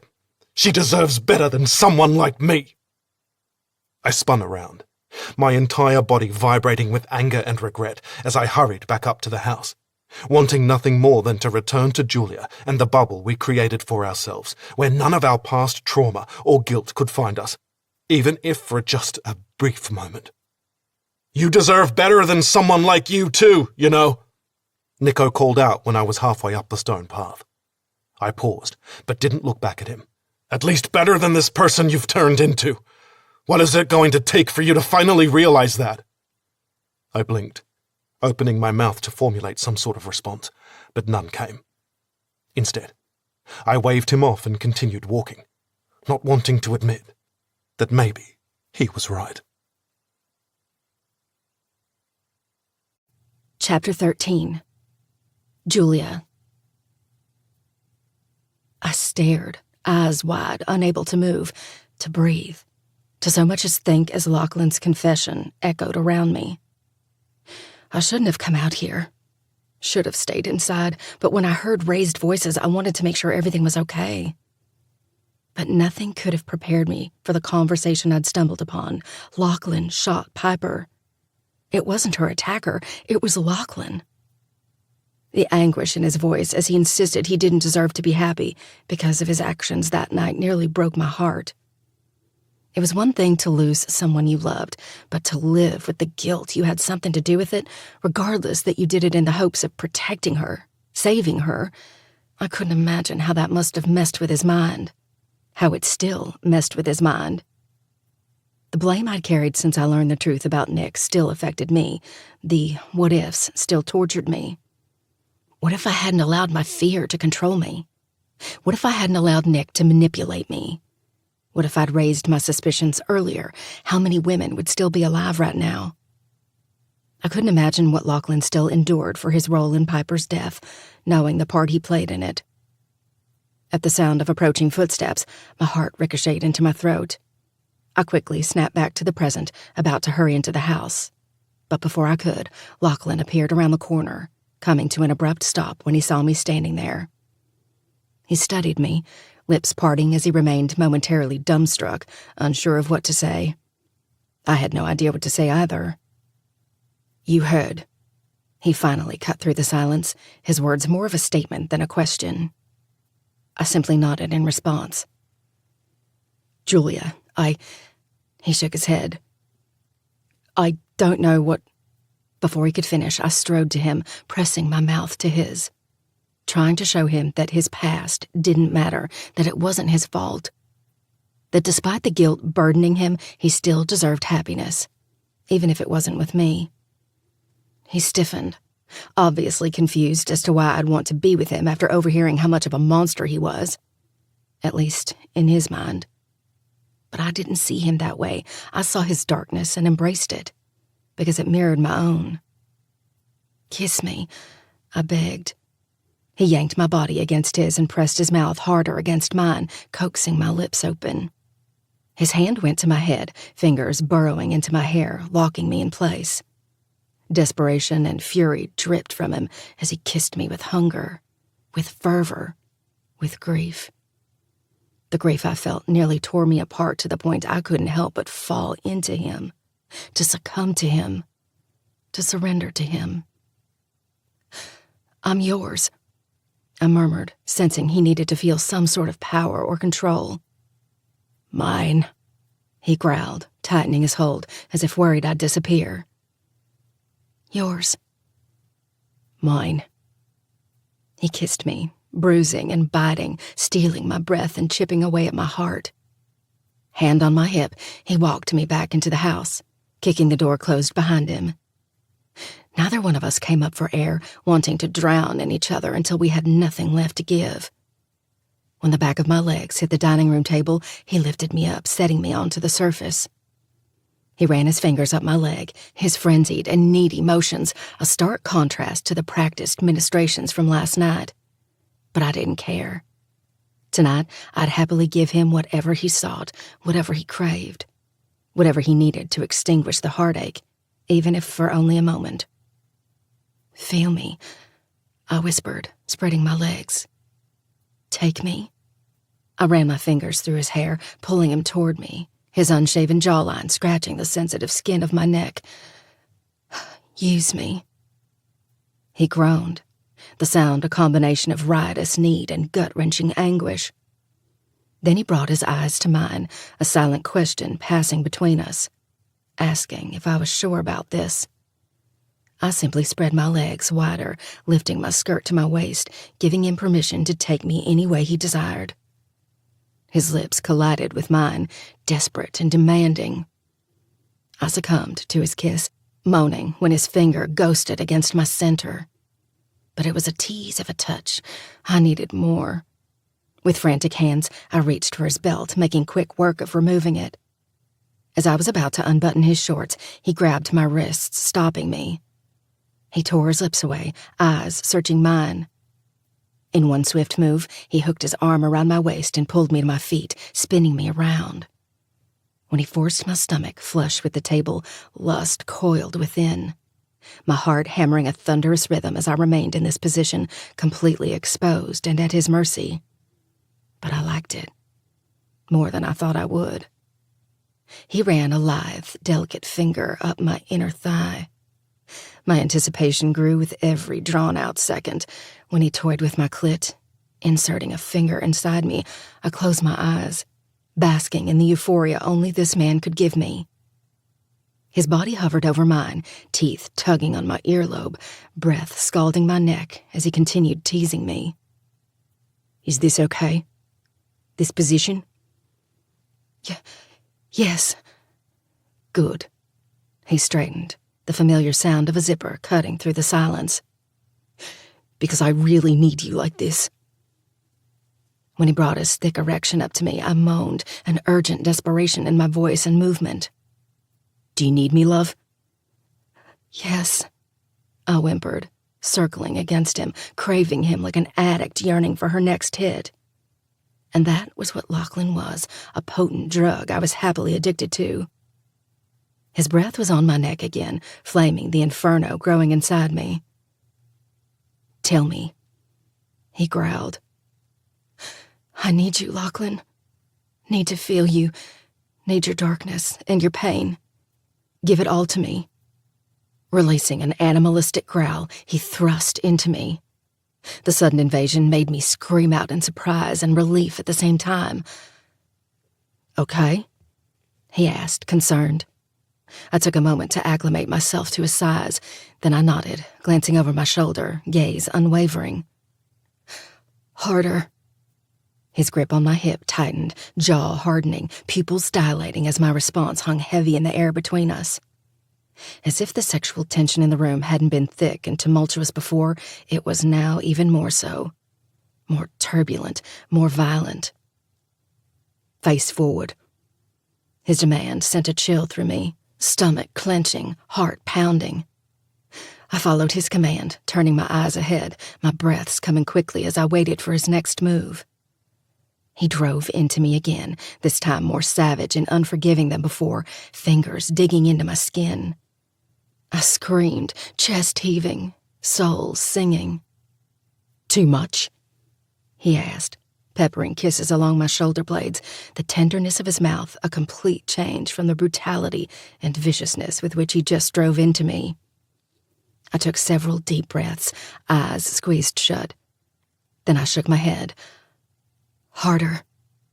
"Fuck," he hissed, his own heavy pants echoing around us. He retreated once more, thumb deftly rubbing my clit, my pleasure increasing with every practiced ministration. Then he plunged into me, our cries intermingling.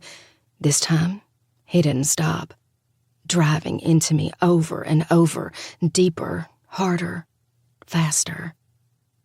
I clenched and unclenched my fists, struggling to find something to hold on to, something to keep me grounded when it felt like my soul had left my body. The bliss almost too much for me to handle. Lachlan ran his hands down my arms, fingers linking with mine, keeping me locked in place as he moved faster, using me to chase away his sorrow, as he chased away mine. He nipped at my skin, the ache invigorating, making me want more. Harder, I begged. Bite me harder. I didn't know what came over me. I'd never been this vocal during sex about my wants and desires. But with Lachlan, it felt natural. Like I could tell him what I wanted without worrying he'd judge me. Instead, he'd do everything he could to fulfill my fantasies. He hesitated, not wanting to hurt me. Please, I need it. Unable to deny me, he clamped onto my neck, the pain nearly blinding. But it was no match for the pleasure shooting through me, the combination of his teeth on me, body over me, and erection inside me pushing me over the edge. I detonated around him, crying out as waves of euphoria filled me. Fuck, Julia.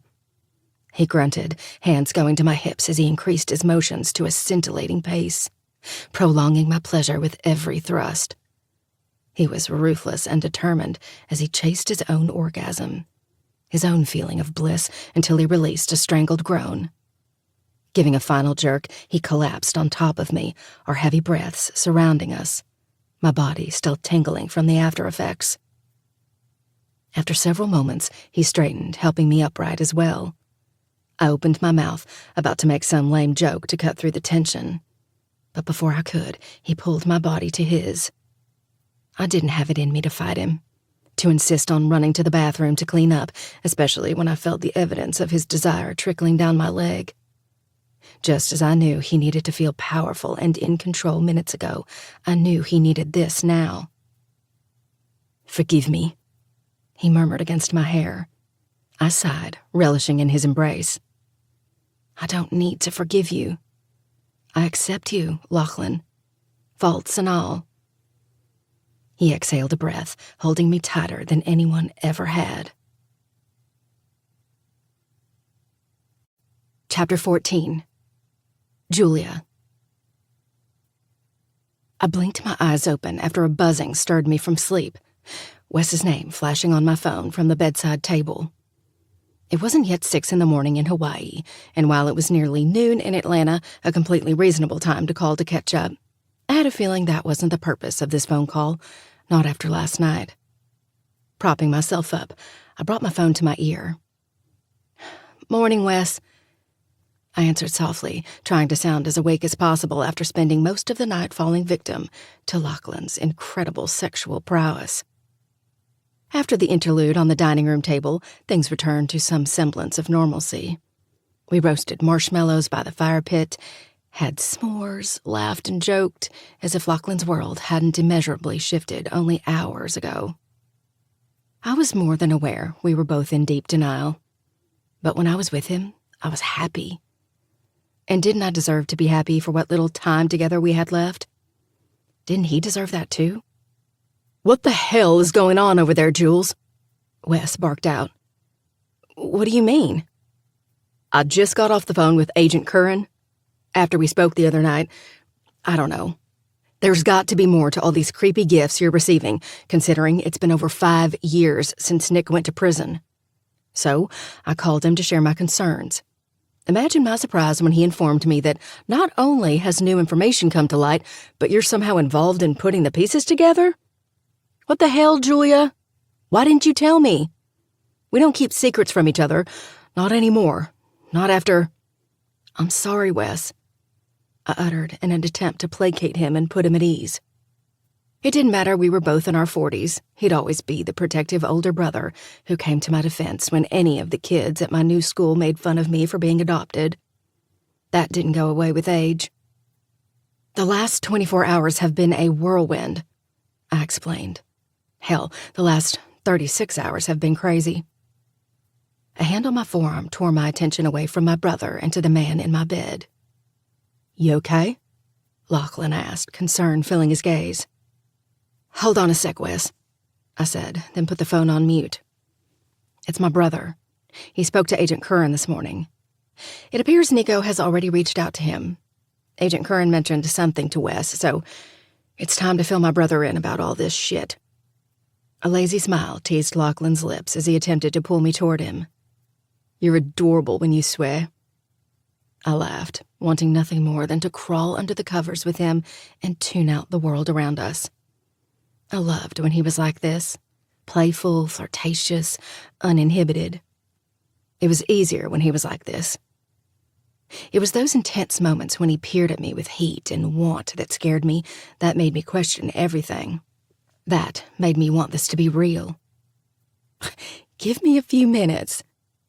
Swatting Lachlan's hand away, I slipped out of bed and grabbed my robe, tightening the sash around my waist. Then I'll come back and treat you to some more swear words. I unmuted the call, bringing my cell back to my ear. I like the sound of that, Lachlan stated as I disappeared out onto the lanai. Sorry about that, I said to Wes as I lowered myself into the lounge chair, drawing in a comforting breath of the fragrant Hawaiian air. Did I hear a man's voice in the background? His question wasn't accusatory, more curious than anything. I stared ahead, an excuse on the tip of my tongue. I could tell him I ran out to grab a coffee and it was just one of the other customers, but I didn't see how I could tell Wes everything I'd learned about the jewelry without bringing up Lachlan. As we learned last night, our lives were now irrevocably connected. Yes, I straightened my spine, my voice even. You did. The line was silent for a beat as I chewed on my lower lip, wondering what he was thinking, how he was processing what I could only imagine to be somewhat shocking news. Then I heard what sounded like a hand hitting a desk. Well, it's about dang time. Who is it? Anyone I know? Someone from corporate? I laughed to myself at the irony. My brother was a die-hard Atlanta fan, had season tickets, so he most certainly knew of Lachlan. His name is Lachlan Hale, I answered very matter-of-factly. No shit. There's a pitcher for Atlanta whose name is Lachlan Hale. Actually, he's been all over the news lately because his sister just... He trailed off, neither one of us saying anything for several seconds. I could practically hear the wheels spinning in Wes's head as he put the pieces together. My brother was exceedingly smart. He'd attended Harvard, for crying out loud. Now he was one of the most sought-after architects in the country, if not the world. The instant I mentioned Lachlan's name, I should have expected it wouldn't take long for him to figure it out. Jules, Wes began, a teasing quality to his voice. What's going on? It reminded me of how he sounded when he caught me sneaking in after curfew, or in the hallway outside our father's study after I picked the lock and stole some of his expensive whiskey, or under the bleachers during football games with a bag of something that looked alarmingly like marijuana. How much time do you have? I joked. For you, Julia, all the time in the world. You know that. That I do. Over the next several minutes, I told Wes everything that had happened since my first morning here, when I decided to take a stroll along the beach. How I stepped on a jellyfish and Lachlan came to my rescue, how we kept running into each other. About the night we spent talking on the beach. About the arrangement we made to spend the week together, then walk away. How neither of us knew each other's real names, using names we came up with for each other instead. How I learned who he was when I was at the studio yesterday and saw a news piece on his sister's death. Then, how I recognized his sister as the woman who'd approached me last week. How I'd refused to listen to her, desperate to protect Imogene from enduring any more pain because of Nick's actions. How hours later, Claire was found dead of an apparent suicide. How I originally thought Lachlan knew who I was and had only agreed to sleep with me in the hopes of finding out the information I refused to tell his sister. How I was wrong. Then I shared what Claire had uncovered, how the suicides coincided with the dates of death of Nick's victims. How Claire and Ethan believed someone who idolized or admired Nick was doing this. And how I showed Lachlan a photo of the necklace I'd just received, as well as the one received around this time 5 years ago. And he easily identified both. one as belonging to his sister, the other belonging to his former girlfriend. When I was about to explain who Piper was and what happened to her, Wes cut me off. I know all about what happened to Piper Kakoa. It was messed up. Lachlan had just been promoted to the majors after pitching a no-hitter, went home to Hawaii to celebrate, and bam! His entire life was destroyed in a matter of minutes. I closed my eyes, heart squeezing at the reminder.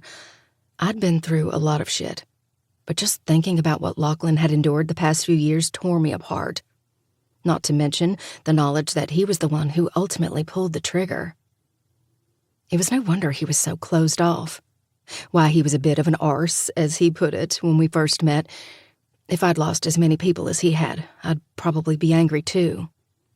But I hadn't really seen that Lachlan since the night on the beach, drinking Opus 1 from the bottle.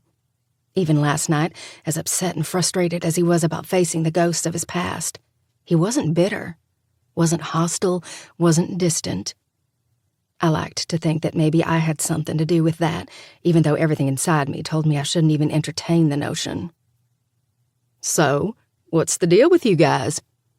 Wes pressed. Is this the real thing? Nah, I said dismissively, hoping he couldn't pick up on any reluctance on my part.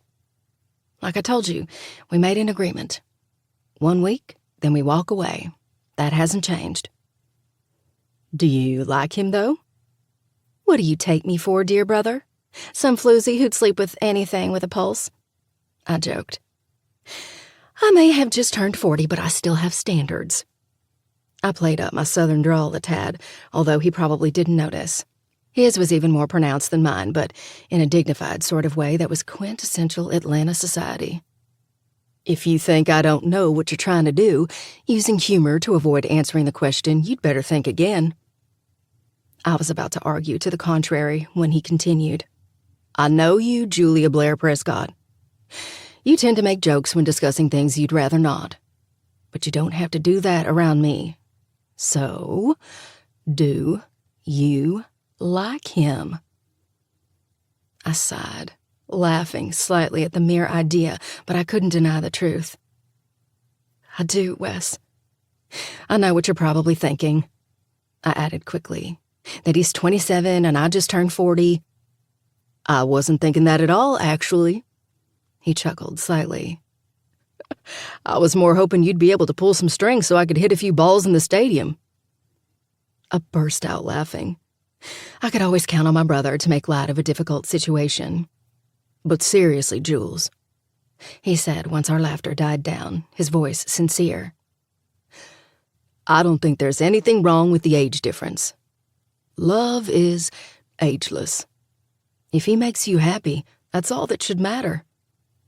He paused. Are you happy?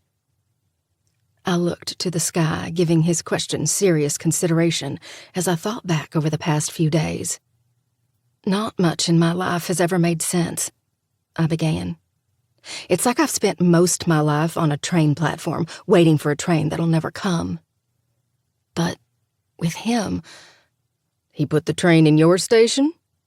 He said mischievously. In more ways than one? Wes! I exclaimed, unable to stop the giggles from overtaking me. You're my brother! I'm the one who's supposed to make inappropriate sex jokes, not you. True, but that was when I was the one in need of relationship advice, at least according to you. And you were. And now you're the one who needs it. I exhaled a long breath, leaning back in my chair. This isn't a relationship. We agreed. There was a long silence before Wes finally spoke again. In my line of work, I deal with contracts all the time, more than I care to think about. And do you want to know what I've learned about contracts? About agreements? What's that? Everything is up for renegotiation. I opened my mouth to argue that it wasn't possible in our case, then snapped it shut. It wasn't worth it. Wes would never truly understand. He wasn't there, didn't see how Nick acted behind closed doors. Didn't hear the final words he'd uttered when the police finally took him into custody. Till death do us part, Julia. Till death do us part. I'd lived with that threat in the back of my mind every day since. Most would consider it inconsequential, the desperate ramblings of a narcissistic sociopath who'd fallen from grace. Not me. I knew Nick. He didn't make promises haphazardly. If he gave you his word, he kept it. Too many people had already lost their lives because of my husband. I wouldn't put anyone else's life at risk. That was why I couldn't renegotiate, why I had to walk away, not to protect myself, but to protect Lachlan. It was the only way. Chapter 15. Julia. The aroma of bacon assaulted me as I emerged from the bedroom after getting ready for another fun-filled day of promotional events. This time I had a day packed with influencer meetings, as well as a book signing later in the afternoon. I was already exhausted just thinking about all the peopling ahead of me. But when I walked into the kitchen and saw Lachlan moving bacon around a frying pan, all my negative thoughts about today quickly disappeared. I hadn't expected him to make me breakfast. The steak last night was a treat, but 2 meals in a row. A girl could certainly get used to this, I remarked, sauntering toward him. Keep it up and I'll have to get you an apron of your own. Would I have to be naked underneath it too? He waggled his brows. Well, that's a given. I like the way you think, Julia Prescott. He lowered his mouth to mine. I curved into him, running my fingers through his silky hair. And I like the way you taste, Lachlan Hale. Groaning, he deepened the kiss, his tongue swiping against mine briefly before he pulled back. Don't distract me, or I'll ruin the bacon, and the pig would have been slaughtered in vain. Oh, we can't have that now, can we? Certainly not. He winked. Now, how do you like your eggs? Unfertilized, thank you very much. He laughed as he used a pair of tongs to flip the bacon. I like this side of you.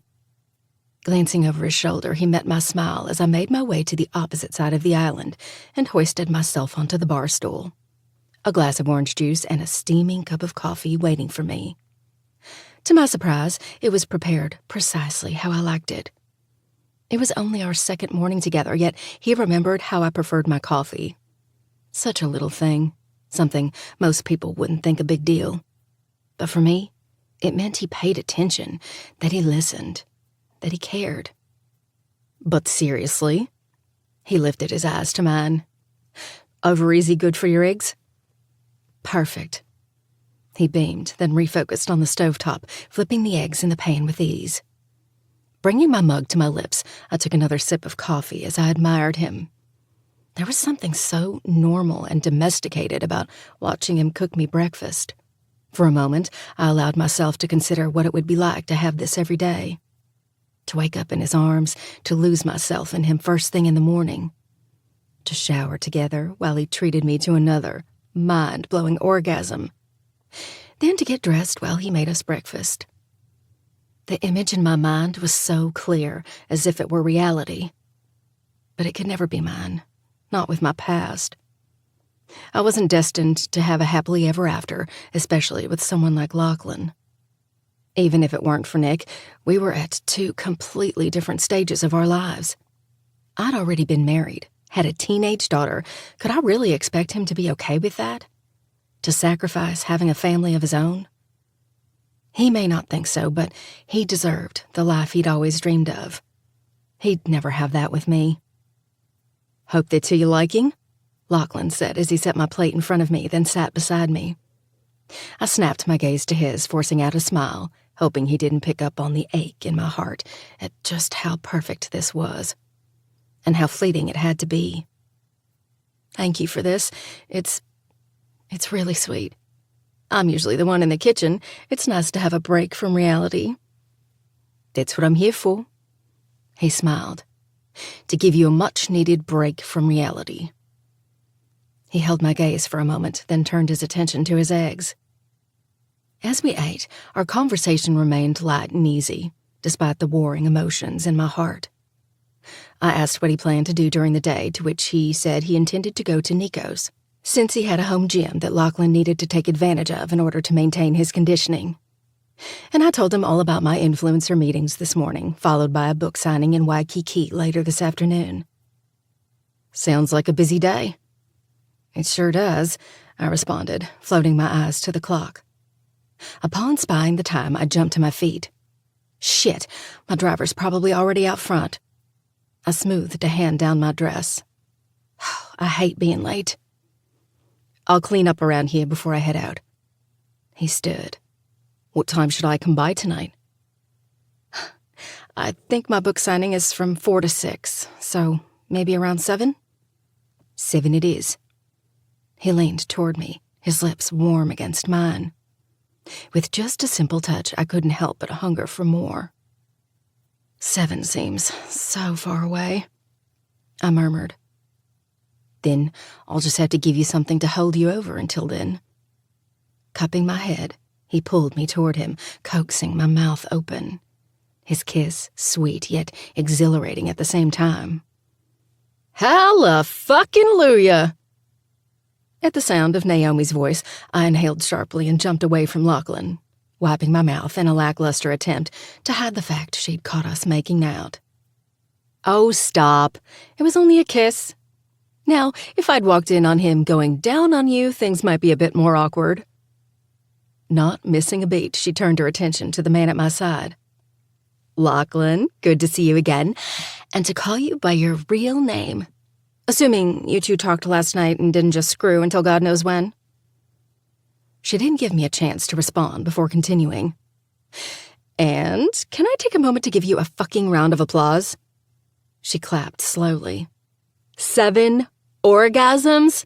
That is damn impressive. You should include that in your baseball stats. ERA, RBI, who the fuck cares? OAN is much more important. OAN? He asked, confused, seemingly unsure how to handle Naomi. Welcome to the club. All I could do was shrug. Naomi was, well, Naomi. Orgasm a night?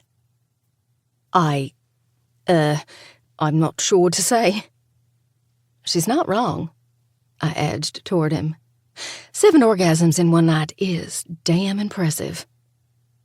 True. His lips brushed against mine. And 8 was even more so, wasn't it? It certainly was, I admitted, body sparking to life yet again as his mouth moved with mine in a tender kiss. 8? Naomi shrieked. You've got to be kidding me. I laughed against Lachlan's mouth, then pulled back. It's official. I hate you. I mean, I'm happy for you, but I still hate you. She directed her attention to Lachlan. Do you have any brothers? Maybe a cousin? Hell, at this point, I'd settle for someone who doesn't think my clit is a scratch-off card, rubbing the damn thing as if it's about to reveal a prize. Naomi! I gasped, although I shouldn't have been surprised. She was never one to keep her thoughts to herself, regardless of the subject matter. What? It's true. It's a bundle of nerves. Treat it with some love, for crying out loud. On that note, I turned toward Lachlan. I should be going. He gave me a brilliant smile. I'll walk you out. He grabbed my bag and, touching his hand to my lower back, led me out of the house and toward the street where my driver, Paul, waited, the back passenger door open. See you soon, Lachlan, Naomi sang as she climbed into the car, giving us a few moments of privacy. Thanks again for breakfast and dinner. I lifted myself onto my toes. And those 8 orgasms. I brushed a kiss against his neck, lingering for several moments. 7 o'clock. Don't be late. Then I lowered myself back to my heels and started to climb into the car. Unexpectedly, he grabbed my forearm, yanking my body against his, the motion stealing my breath. Before I could ask him what he was doing, his lips were on mine, tempting and teasing in one last, salacious kiss that left me hungry for more. 7 o'clock, he growled. Then he spun, striding back up to the house, leaving my stomach fluttering and heart yearning. Oh my God! Naomi all but squealed when I finally slid into the back seat. That was, well, I don't think there's a word in the English language to describe what that was. I laughed to myself. You're right about that. So? She nudged me with her elbow. You worked it all out? I drew in a deep breath, attempting to collect my thoughts. I wasn't even sure what to tell her about everything that transpired last night. It was so much to process, but I didn't know how much I could tell her, considering a lot of what I learned now appeared to be part of an ongoing investigation. So, instead of disclosing every single detail, I went with the simplest explanation. Yes, we worked it all out. You were right. He had no idea who I was. It was all a coincidence. Or kismet. With a smug grin, she crossed her arms in front of her chest and leaned back against the seat. Then she stole a glance my way. How about the status quo? Does that stay the same? What do you mean? Your arrangement. Do you still plan to walk away at the end of the week? I parted my lips, the myriad of reasons I had for walking away on the tip of my tongue. But for the first time, no words came. Chapter 16. Lachlan. I shouldn't be here, I thought, as I hovered in the aisles of a popular local bookstore, my gaze on Julia as she interacted with the hundreds of fans who'd come out to listen to her speak and get a book signed. I should have spent the afternoon with Ethan, going over his files to see if we could find a clue we'd overlooked, something that could help us figure out who was behind this. But all day, I couldn't stop thinking about Julia. I'd initially left my mum's house to get a break from the constant reminders of Claire and Piper, but as I drove along the island, I found myself navigating toward Waikiki, to the bookstore where Julia currently signed book after book. My hand cramped just watching her, all too familiar with what that was like. I had no idea how popular she was. Didn't exactly spend my days following food blogs or watching cooking shows, but when I saw the line snaking around the block, hundreds of people dying to meet her, I couldn't help but smile with pride. More so after watching her interact with her fans the past few hours. They adored her, were drawn to her. How could anyone not be? Especially when they saw her gorgeous smile or heard her beautiful laugh. I certainly was. After lingering in the self-help section longer than any reasonable person should, I noticed the line finally dying down. Only one person waiting to meet Julia. I returned the book I'd been pretending to read to the shelf and made my way toward her. As I approached, one of the employees walked up, most likely about to tell me I was too late. Then his eyes flickered with recognition. I'd hoped no one would recognize me if I wore a baseball cap and sunglasses. Then again, that was probably why he did. If I were in a button-down shirt with my hair styled and face clean-shaven, I doubted he would have given me a second glance. Instead, my current appearance wasn't that different from how I looked on the field. It's okay, I winked. She's a friend. Dumbstruck, he simply nodded, allowing me to stand behind Julia's last fan. Struggling to reel in my smile as she said goodbye and thanked the woman for coming, I swiped up one of the cookbooks stacked on the display. When she turned my way, her eyes widened, lips parting. What are you? Can you sign this for me, please? I interrupted, placing the book on the high-top table in front of her. Grinning salaciously, I leaned forward, dropping my voice to no louder than a whisper.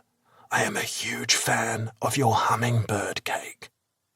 A blush bloomed on her cheeks. Her heartfelt, addicting laughter filling the space. God, I loved seeing her like this.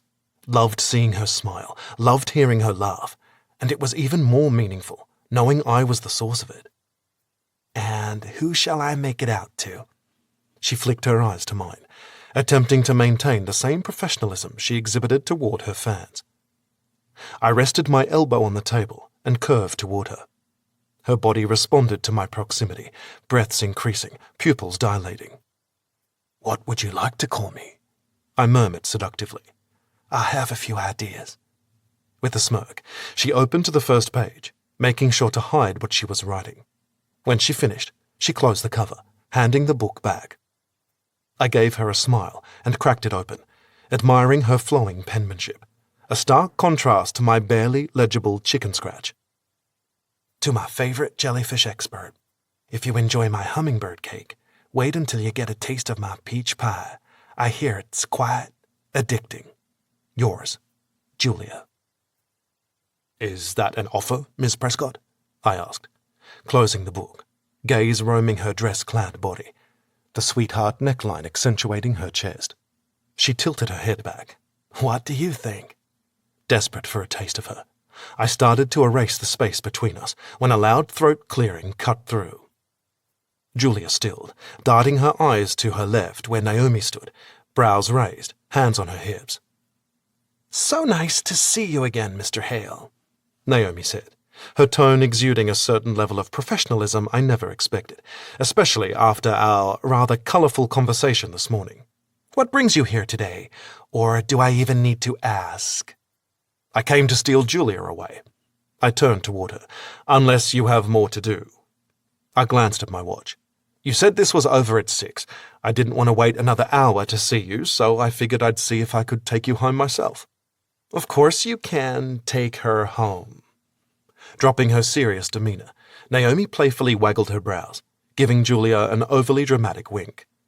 Hell, for all I care, you should take her home all night long. On that note, Julia rolled her eyes. Let's get out of here. She turned toward Naomi. Do you need help cleaning any of this up? Go. She practically pushed her toward me. Enjoy your time in Hawaii and everything this island has to offer, if you know what I mean. Julia laughed, cheeks reddening once more as Naomi pulled a large leather tote bag from beneath the table. Here, now go. Just as she was about to take the bag from Naomi, I stepped in front of her. I'll get that. Thanks, Julia said with a smile, as I slung her bag over my shoulder. Ready? I asked. Ready.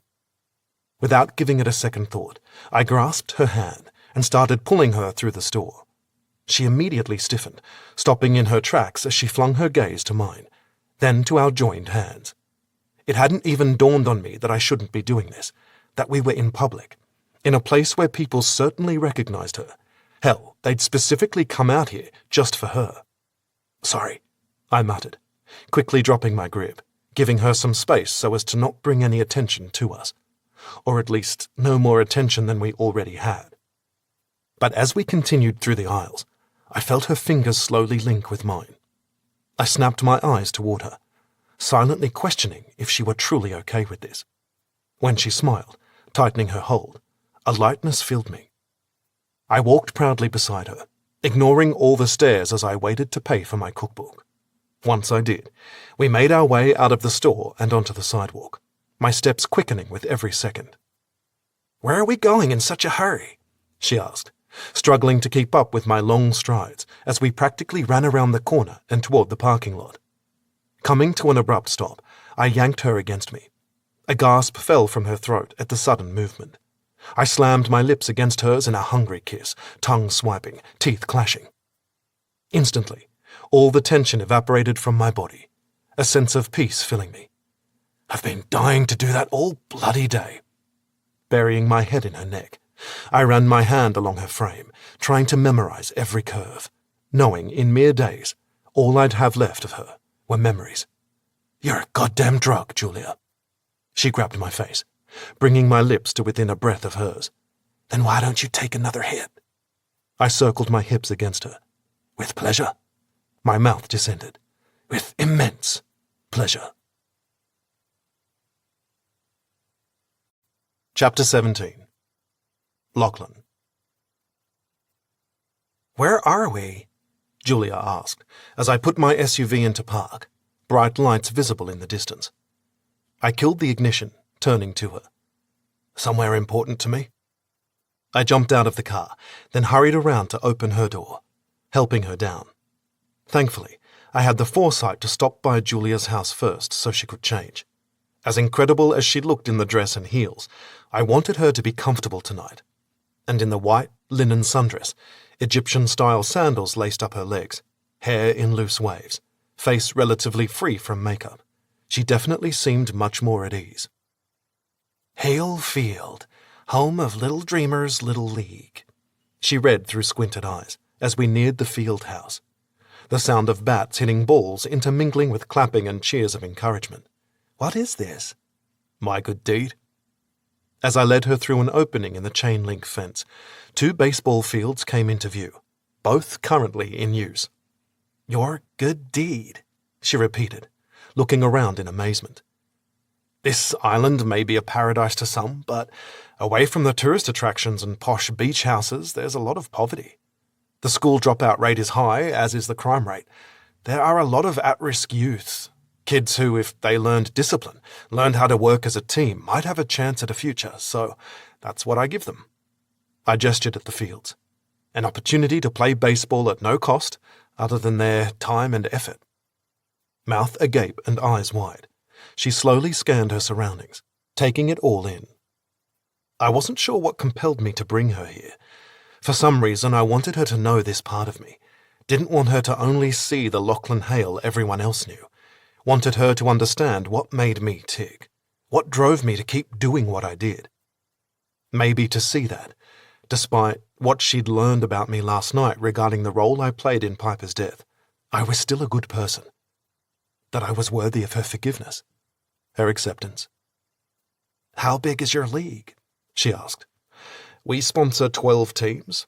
We play other leagues on the island throughout the spring and summer. For most of these kids, baseball is the only good thing in their lives. They were at risk of failing out of school, turning to drugs or crime. But once we got them into baseball, taught them the importance of being a team player, of taking responsibility for their gear and showing up on time, it filtered into all other areas of their life. Kids who could barely muster C's and D's were suddenly getting A's and B's, all because of baseball. With every word I spoke, my passion increased. That's something people don't give sports enough credit for. Yes, we tend to glorify these amazing players, myself included. But we all started here, on a field just like this. We all put in thousands of hours of hard work to get to the point where people idolize us. But even without dreams of playing professionally, organized sports can still change a person's life. Look at these kids. I waved my arm at the dozens of teenagers in uniforms, cheering on their teammates, working together to play the best game they could, to leave it all out on the field, as my high school coach always said. All these young men were just one decision away from turning to a life of crime. Now they have bright futures ahead of them. And we have the same exact program for girls, a softball program where... Before I could finish, Julia flung her arms around me, pressing her lips against mine. Now it was my turn to be taken by surprise, but it only lasted a second before I melted into her, savoring in her warmth, her taste, her everything. The more time I spend with you, the more you surprise me, she confessed. Good surprise or bad surprise? Good surprise. She smiled before her expression fell, a vulnerability about her. And, if I'm being honest, a scary surprise too. I cupped her cheek, resting my forehead on hers. You're a scary surprise too, I admitted, in a rare moment of honesty. But if she was willing to be vulnerable, so was I. I peered at her, wanting to ask what she was thinking, see where her head was after the events of last night. But before I could, a familiar voice interrupted, bringing back memories of my own early baseball days. I heard rumblings through the crowd you were here. Stepping away from Julia, I looked up as a man wearing a baseball cap and polo shirt bearing the league's logo walked toward us. I knew you were on the island, but shit, man, you could have given me a heads up. Sorry, Coop, I offered, taking his hand as he pulled me in for a hug. It was kind of a last-minute decision. No apology necessary. It's good to see you. He pulled back, looking at me with pride. Then he stole a glance at Julia before raising a brow in my direction, obviously surprised to see me with a woman. I couldn't blame him. Considering he'd been like a father to me during my high school years and even after, he was more than aware of my reasons for not dating. Reasons that Julia seemed to have completely eviscerated last night with her unequivocal acceptance of my truth. Daniel Cooper, I said with a smile, I'd like to introduce you to Julia Prescott. Pleasure to meet you. He extended his hand. Julia grasped it. You as well, Daniel. Just call me Coop. That's what everyone does. Coop runs this league for me, I explained. But before that, he was my high school baseball coach. Encouraged me to sign with the Hawks senior year when they sent a recruiter out to watch me pitch.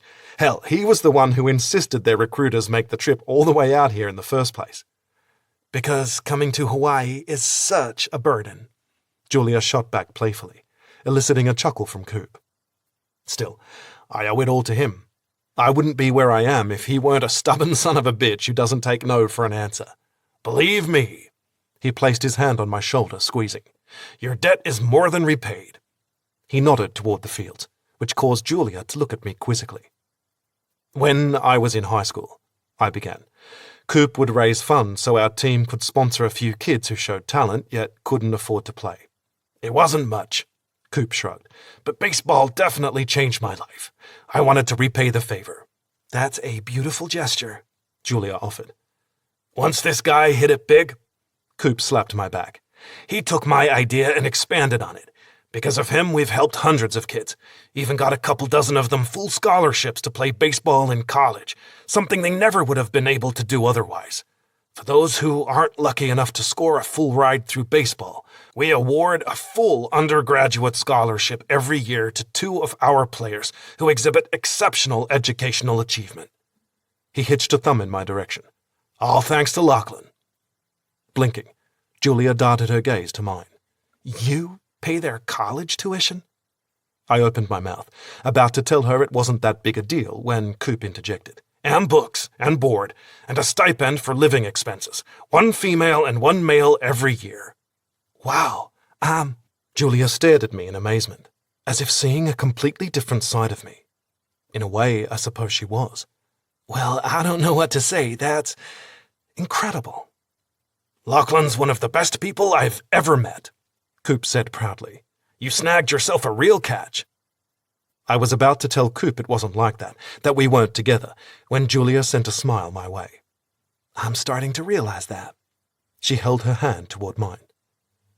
Something passed between us as I linked my fingers with hers. An understanding of sorts, an awareness and acceptance. Come on, let's go watch some baseball. Coop patted my back, walking with us toward one of the fields. Now tell me, Julia, what's your favorite team? Stealing a sly glance at me, her mouth curved up in the corners. I'm slowly becoming a big fan of Atlanta. He chuckled, giving me a knowing look. I thought so. Chapter 18. Julia. Sorry that took so long, Lachlan said as he climbed up the now empty bleachers where I'd been sitting for the better part of the past hour, simply watching Lachlan as he signed everything thrust in front of him. Baseballs, jerseys, hats, you name it, he signed it. Once the games ended and word got out that the benefactor of the league and star pitcher Lachlan Hale had made a surprise appearance, everyone lined up in the hopes of meeting him and getting his autograph. And Lachlan didn't hesitate to talk to anyone who wanted to meet him, interacting with the kids as if it were second nature. No need to apologize. I stared into his brilliant blue eyes as he lowered himself beside me on the bench. It was exactly what I needed. A small smile on his lips, the man beside me barely resembled the brooding surfer I met mere days ago. He seemed lighter, less angry, less burdened. It's good to come home once in a while. Remember where I came from? His gaze swept over the empty fields as he drew in a deep breath. I did the same, wanting to know what he smelled. Fresh-cut grass, raw earth, leather, the aroma of baseball. I had a feeling I'd forever associate this scent with him. Australia isn't home? I asked. He thought for a beat, brows furrowed in contemplation. Then he shook his head. I don't think it ever really was. As I mentioned, my mom's Hawaiian, even though she married an Australian with Scottish roots. Hence the name, I joked. Yeah. He ran his fingers through his hair, smirking. I mean, Lachlan is a pretty popular name in Australia. Probably because there are a lot of Scottish people there. But despite the fact I spent the first 13 years of my life thousands of miles away from here, Mum made sure I knew about the culture, knew my heritage. So, when we came to live here after my father passed away, well, it felt like I was finally home. When Piper died, he shook his head, voice catching. I covered his hand with mine and squeezed. When he lifted his eyes to mine, I gave him a reassuring smile, an accepting smile. Well, I left. Didn't think this place would ever feel like home again. Hell, this is the first time I'm even seeing all of this. He waved at the ball fields in front of us. I couldn't stomach being back on this island, regardless of how important this league is to me. But now, yes. His lips curved, a peaceful expression crossing his face. Reaching out, he pushed a wayward curl behind my ear, cupping my cheek. Now I feel like I've finally found my home after years of searching. I opened my mouth, unsure how to respond to that. I couldn't ignore the hidden meaning in his words, the heat and intensity in his gaze, making it clear he wasn't just talking about being back on this island, but something more, something that should have scared me more than it did. Come on. Standing, he extended his hand. I happily placed mine in his. The night's not over yet. He winked, pulling me down the bleachers before turning toward me. Wait here a second. Okay. Releasing my hand, he jogged toward the field house where it looked like Cooper was locking things up for the night. I watched as they talked for a minute. Then Lachlan disappeared into the shed-like building, emerging several moments later with something that resembled an equipment bag slung over his shoulder. After giving Cooper a brief nod, Lachlan made his way back to me. "What's going on?" I asked, eyeing the bag. "We're going to have a little fun." Wrapping his hand around mine, he led me across the wide expanse of grass to the opposite side of the field. As we walked, I kept stealing glances at him, unable to stop admiring him. Less than 48 hours ago, I had no idea who he was, other than someone to have fun with while I was here. Now I couldn't picture him as anyone other than a baseball player. Seeing him under the bright lights and equipment bag over his shoulder, it suited him. Like this was where he was meant to be, what he was born to do. When we approached a caged-in section of the field, Lachlan retrieved a set of keys from his pocket. After unlocking the padlock, he pushed the gate open, gesturing for me to enter in front of him. I stared at him curiously, but entered nonetheless, watching as he rummaged through the equipment bag, pulling out a helmet. "Put this on." "Why?" "To protect your head." He gestured at a pitching machine at the far end of the cage, netting surrounding it. "You want me to hit?" "Just humor me. Figured it would be fun to do something different.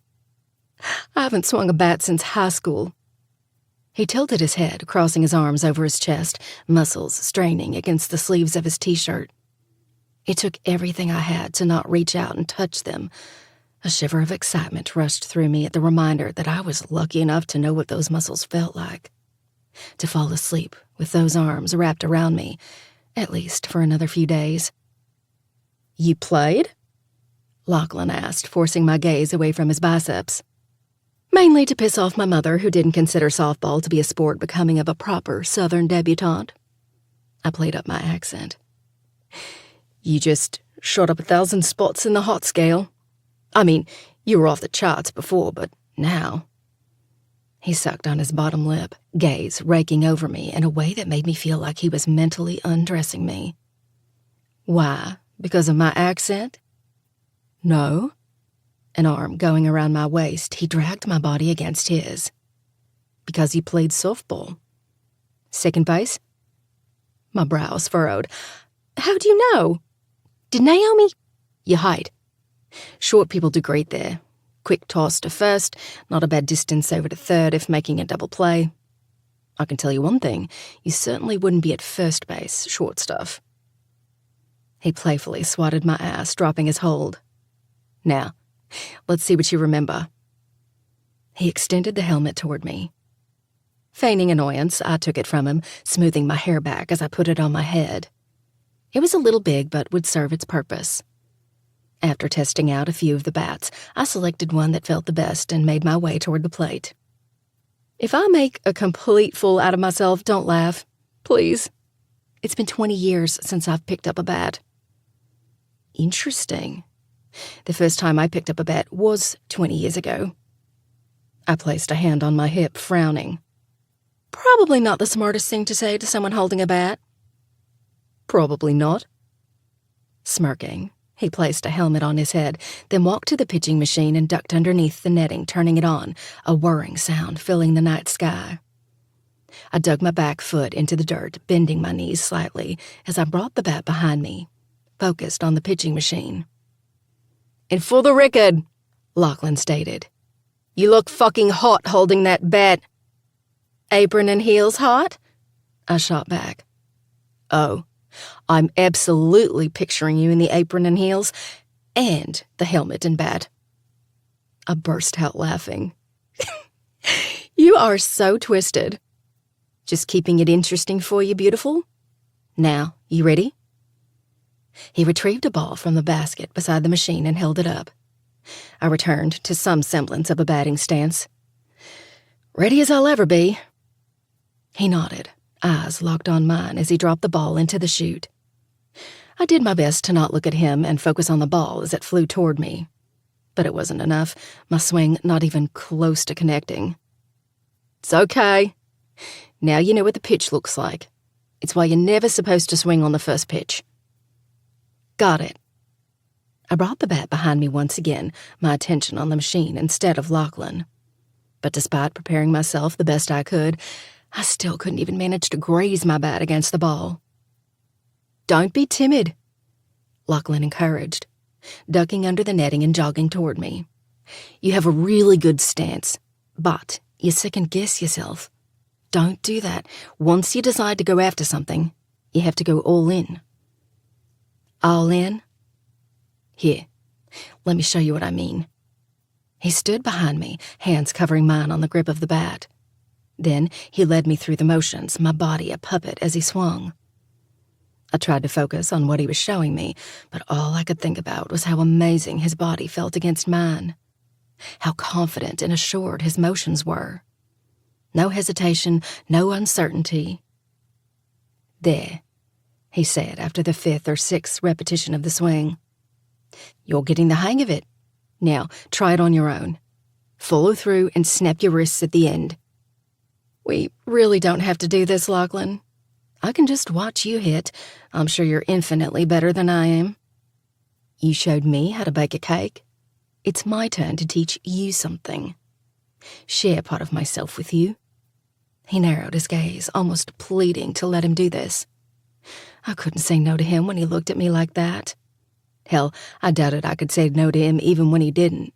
But knowing he was going through all this just to share a piece of himself with me, a piece he rarely gave to anyone, touched me on a deeper level.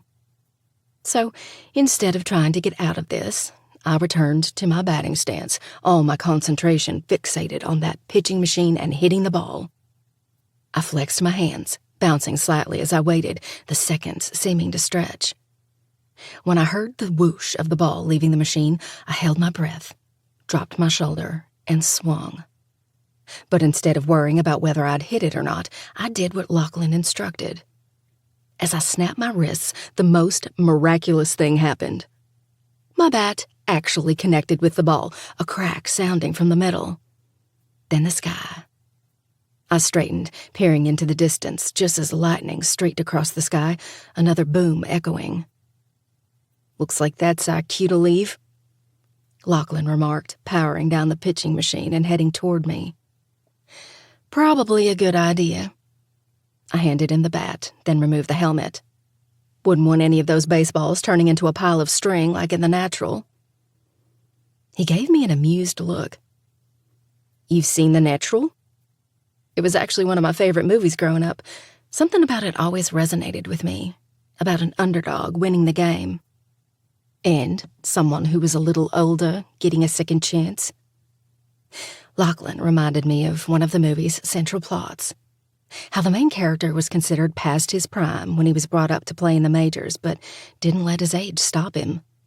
How he found his happiness, He pushed a few tendrils of hair behind my ear, cupping my cheek. "It's never too late for a second chance, Julia." I peered into his eyes, unsure how to interpret his words. Was he simply saying that because I'd just celebrated a milestone birthday, one he was fully aware I struggled with? Or because he wanted me to take a chance on him? Could I take a chance on him? On me?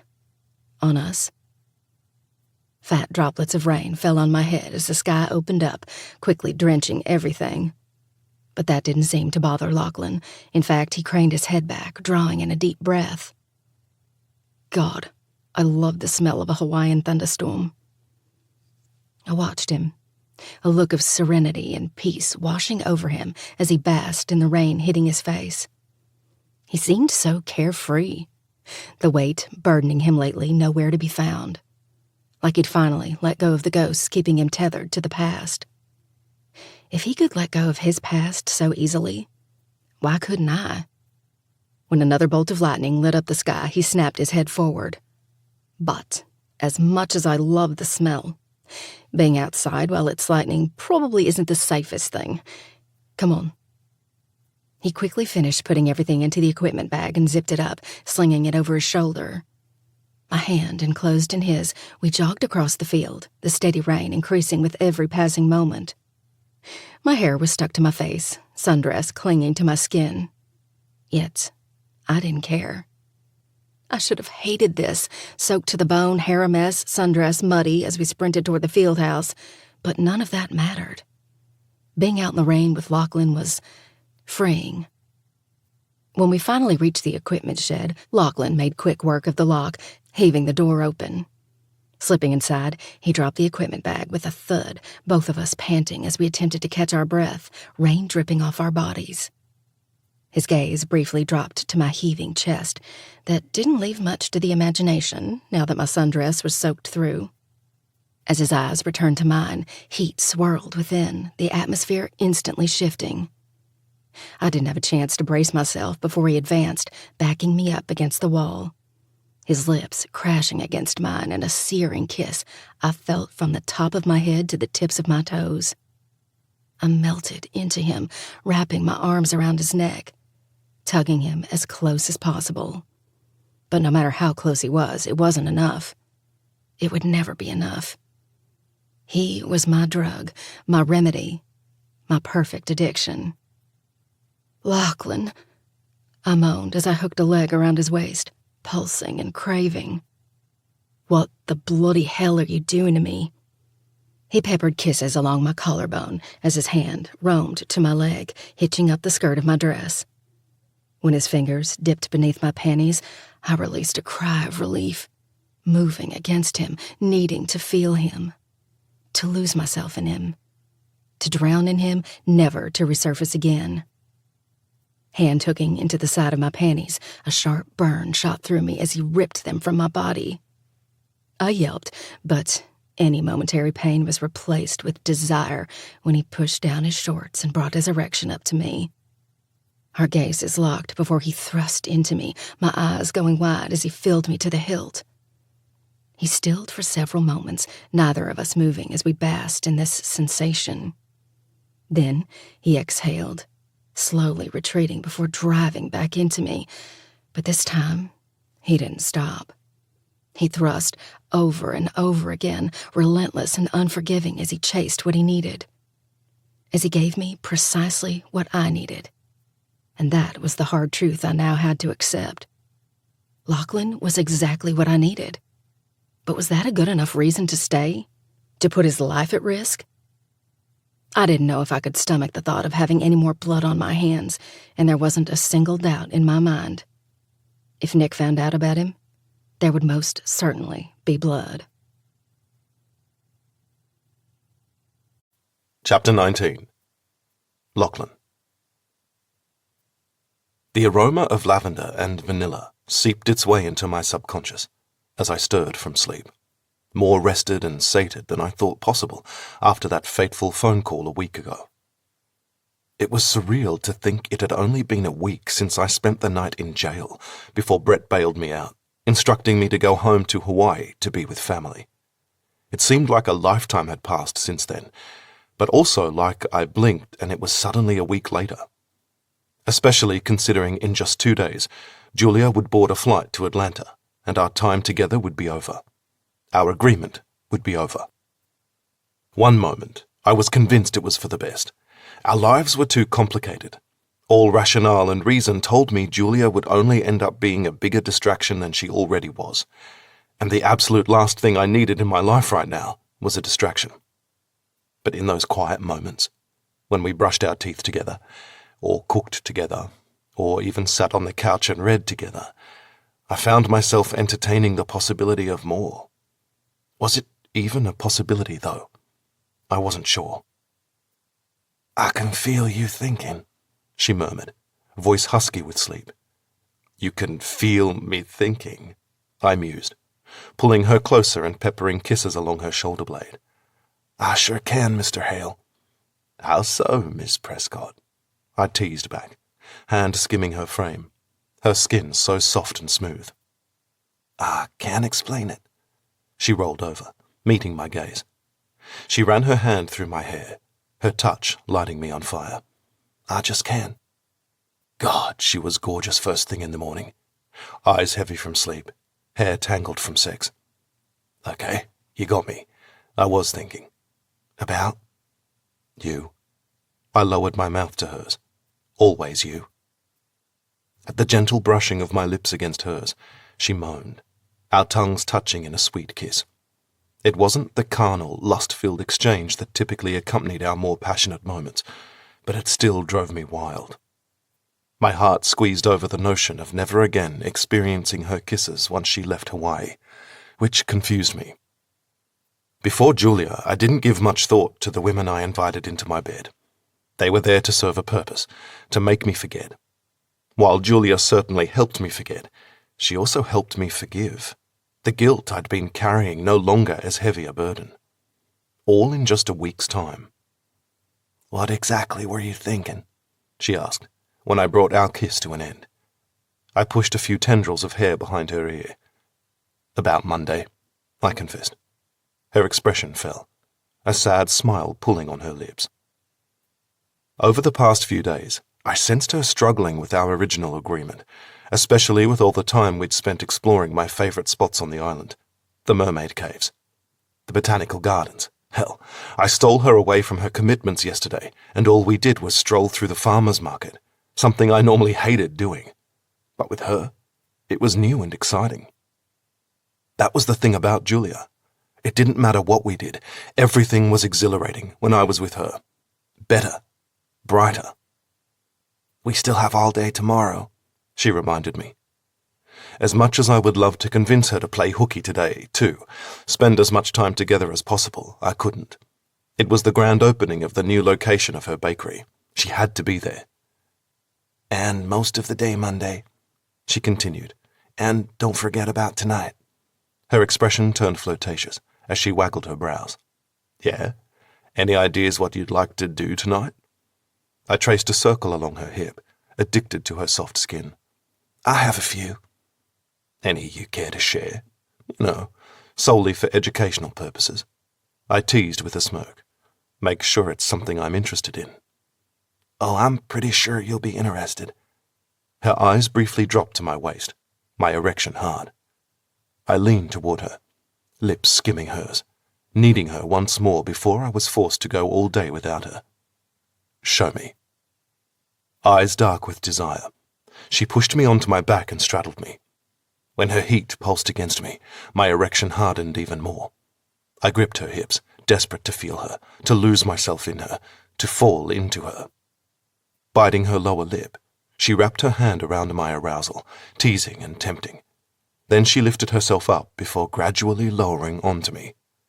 "God damn!" I groaned at the sensation of her warmth, so addictive and inviting. She moved slowly, sensually, her hair framing us, blocking out everything but us, and this incredible feeling only she could give me. Chapter 20. Lachlan. "And to what do we owe this unexpected surprise?" Emmy remarked the instant I stepped into the shack on Saturday morning to meet Nico for breakfast. Aloha, Emmy. I smiled at the short, naturally tan woman as she approached. I bent, pressing my forehead to hers in greeting. You come see me when you first land on the island, then nothing for days, she chided. I thought you'd vanished, and it would be another 5 years until I saw you again. I shrugged sheepishly, running my hand through my hair. I'm sorry, I've been preoccupied. Is that what you kids call it now? She nudged me with her elbow, winking slyly. I heard Nico say you met a girl. Is it true? It's nothing. My smile wavered, words lacking any semblance of conviction. This thing with Julia was supposed to be nothing. But what about now? Was it still nothing after spending a week together, sharing our scars, our hopes, our fears? More importantly, did I still want it to be nothing? If you say so, Lucky. We're just hanging out while she's here, but this isn't home for her, so... The woman who owns the Mad Batter, right? Julia Prescott. I flung my wide eyes to hers, shocked she knew so much detail. How?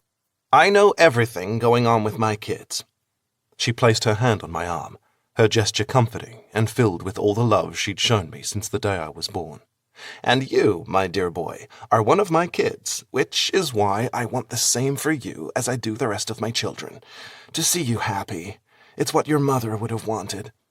I sighed. I know, it's just... My phone ringing pierced through the sound of easy conversation and forks scraping against plates, as locals and tourists alike enjoyed Emmy's food.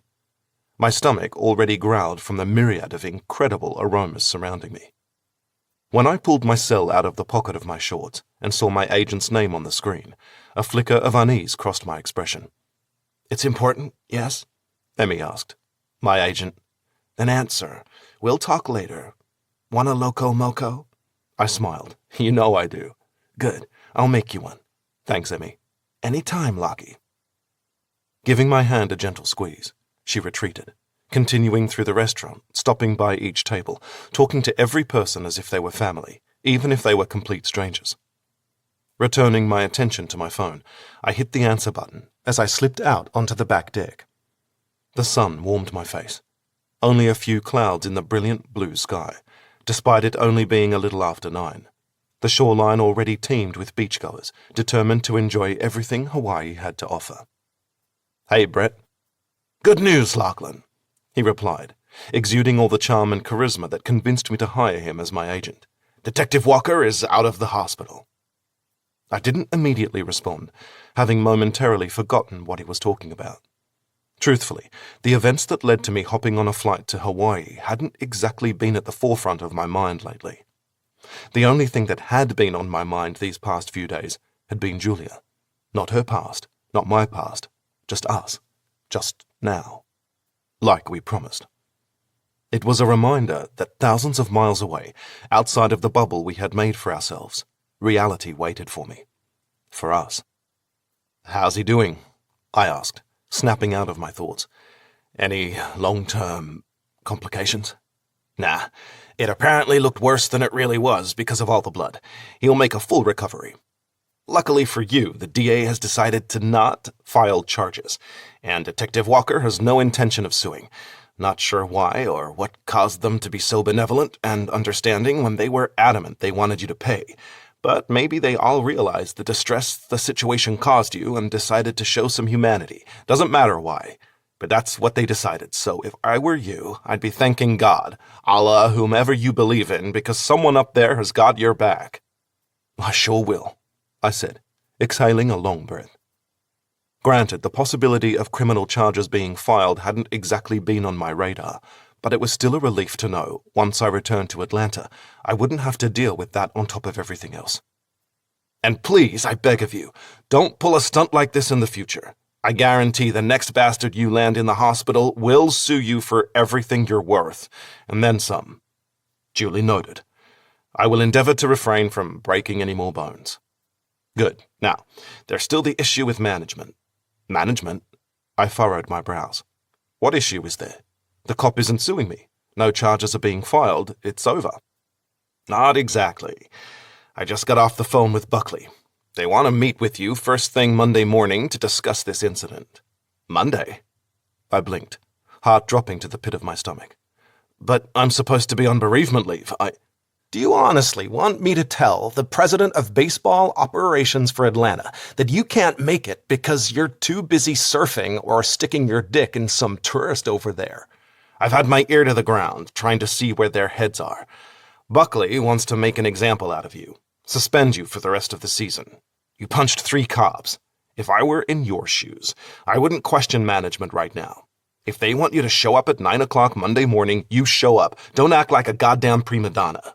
Pretend like you actually give a shit and don't want to piss your career down the toilet. And for God's sake, wear a fucking tie. Got it? I pushed out a long breath, running a hand over my face. If I'd received this phone call a week ago, I would have happily jumped on a flight back to Atlanta without a second thought. Hell, I would have welcomed the excuse to get off this island. That was before. Now, I hated the idea of leaving this place, of bursting our bubble before it was time. But if I had to be back in Atlanta Monday morning, I needed to leave Hawaii tomorrow. The little time I had left with Julia was now down to less than a day. I'll be there, I finally said, voice filled with resignation. Great, see you then. And remember, I got it, I'll wear a bloody tie. Pulling my phone from my ear, I ended the call, shoving my cell back into my pocket, frustration tightening my muscles.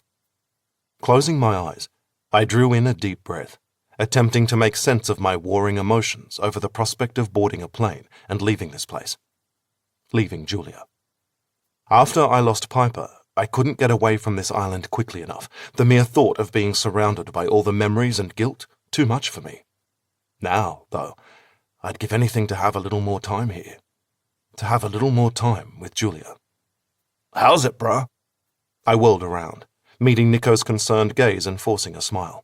Hey, cousin. Walking toward him, I grabbed the mug of coffee he held out and brought it to my lips. Thanks, man. What did your agent want? He pressed as we made our way toward an empty table. He pulled out a chair, lowering his imposing frame into it, eyes focused on me.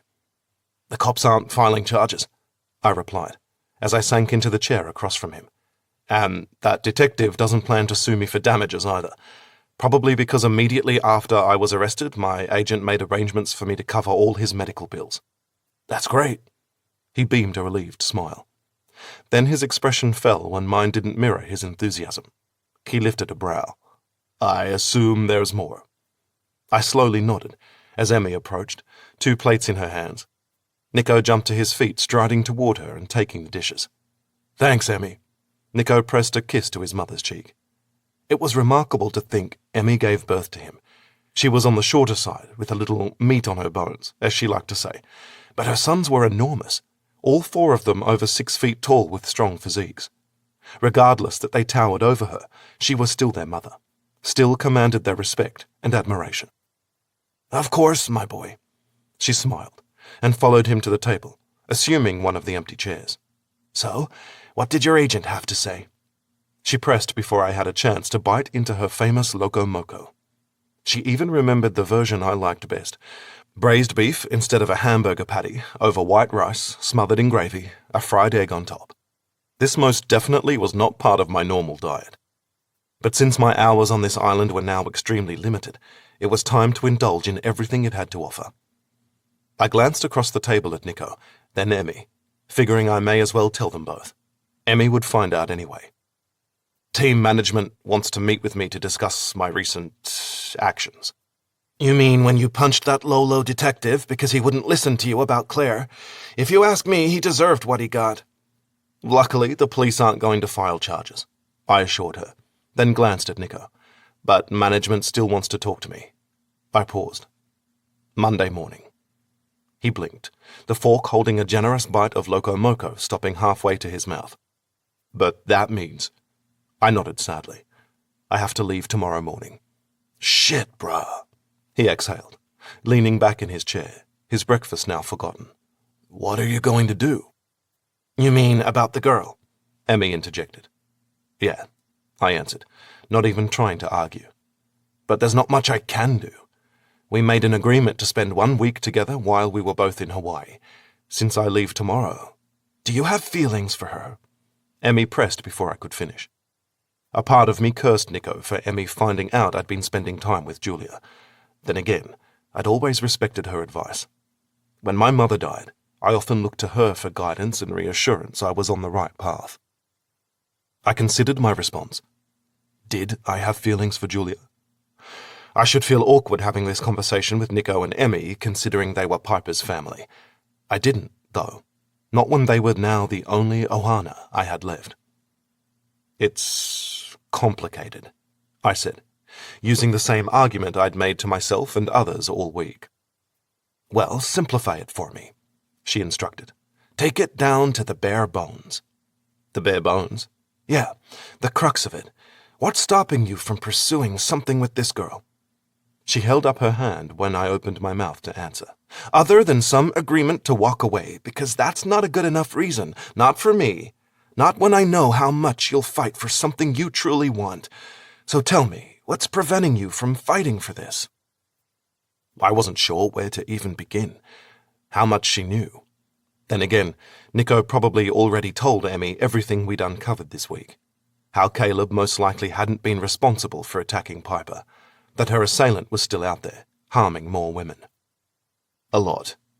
We're in two totally different places in our lives, I began, knowing I was taking the easy way out. She's a few years older. So?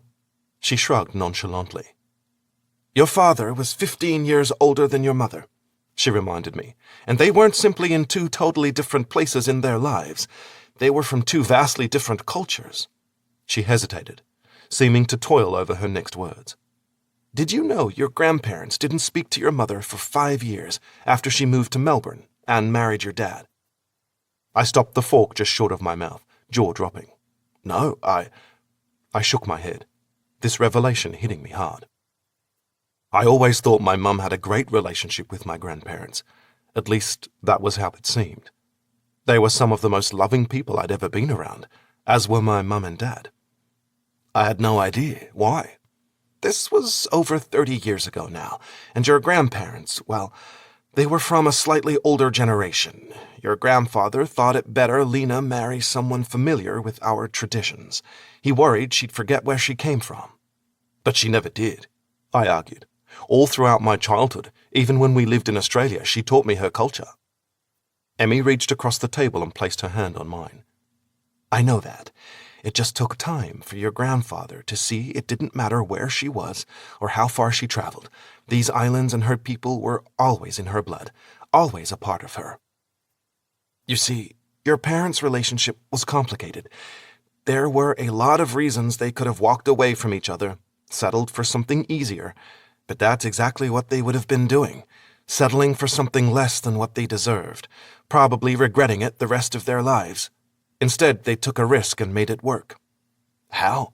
I asked, partly to learn about a side of my parents' relationship they'd never shared with me, partly because it gave me a sliver of hope that maybe Julia and I could follow the same path, could overcome the obstacles facing us. She squeezed my hand.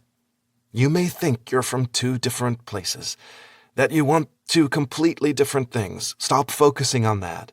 You need to find that place where you do connect, where your lives do make sense together. That's where you'll find your strength, where you'll find the magic. Everything else is just noise. Chapter 21. Julia. I couldn't get out of the car quickly enough, not even waiting for my driver to come around to open my door. All my obligations for the bakery were now officially behind me. For the next 36 hours, I could devote every second to Lachlan before I had to return to reality. My heart squeezed at the notion that in just 2 days, I'd have to do precisely that. But I wasn't going to think about that, not when we still had a little more time together. And I planned on making the most out of every second. After thanking the driver, I hurried up the walkway, rummaging through my purse for my keys. Finally finding them, I looked up, momentarily surprised when I saw Lachlan sitting on the wicker chair by the front door, a suitcase by his side. Apparently, he couldn't wait to see me either. And he'd brought his things, so he didn't have to go back to his place. "You're early," I swayed my hips as I sauntered up, my pulse increasing as I took in his appearance. Black, button-down shirt, sleeves rolled up past his elbows, khaki shorts, flip-flops, and that sinful mouth turned up into a sly smile that had me remembering how much pleasure that mouth had given me. "What can I say?" He stood. "The only thing I thought about all day was having your lips on me again." He pressed a hand to my back and dragged my body against his as his mouth brushed mine. I moaned into his kiss, doing everything in my power to ignore the fact that our kisses were numbered. Now wasn't the time to dwell on that. That wasn't how I wanted to spend our final few days. Instead, I wanted to pretend we were a normal couple who didn't have a time limit imposed on them. A self-imposed time limit, but a time limit nonetheless. Once he brought our kiss to an end, he took the keys from me and unlocked the door, helping steady me as I slipped off my shoes and left them in the basket in the foyer. "Glass of wine?" I asked, glancing over my shoulder as I made my way into the kitchen. "I'll get it." Leaving his suitcase by the entryway, he walked toward the wine cabinet, carefully selecting a bottle. I leaned against the counter as I watched him. This entire scenario, walking through the door after a long day of work, picking out a wine, talking about what to have for dinner, was so domesticated, so normal. I liked it, wanted more of it, but at what cost? "Hope this is to your liking." Lachlan handed me the glass of red wine. "Seeing as I bought all the wine, I'm pretty sure it'll pass muster." I winked. He smiled, raising his glass. "To jellyfish." My heart warmed at the memory of him making the same toast during our first date nearly a week ago. It felt like I was a completely different person back then. I suppose I was. Lachlan changed me, encouraged me to take a chance, to put myself first. For that, I'd always be grateful. I now have a renewed appreciation for those brainless bastards.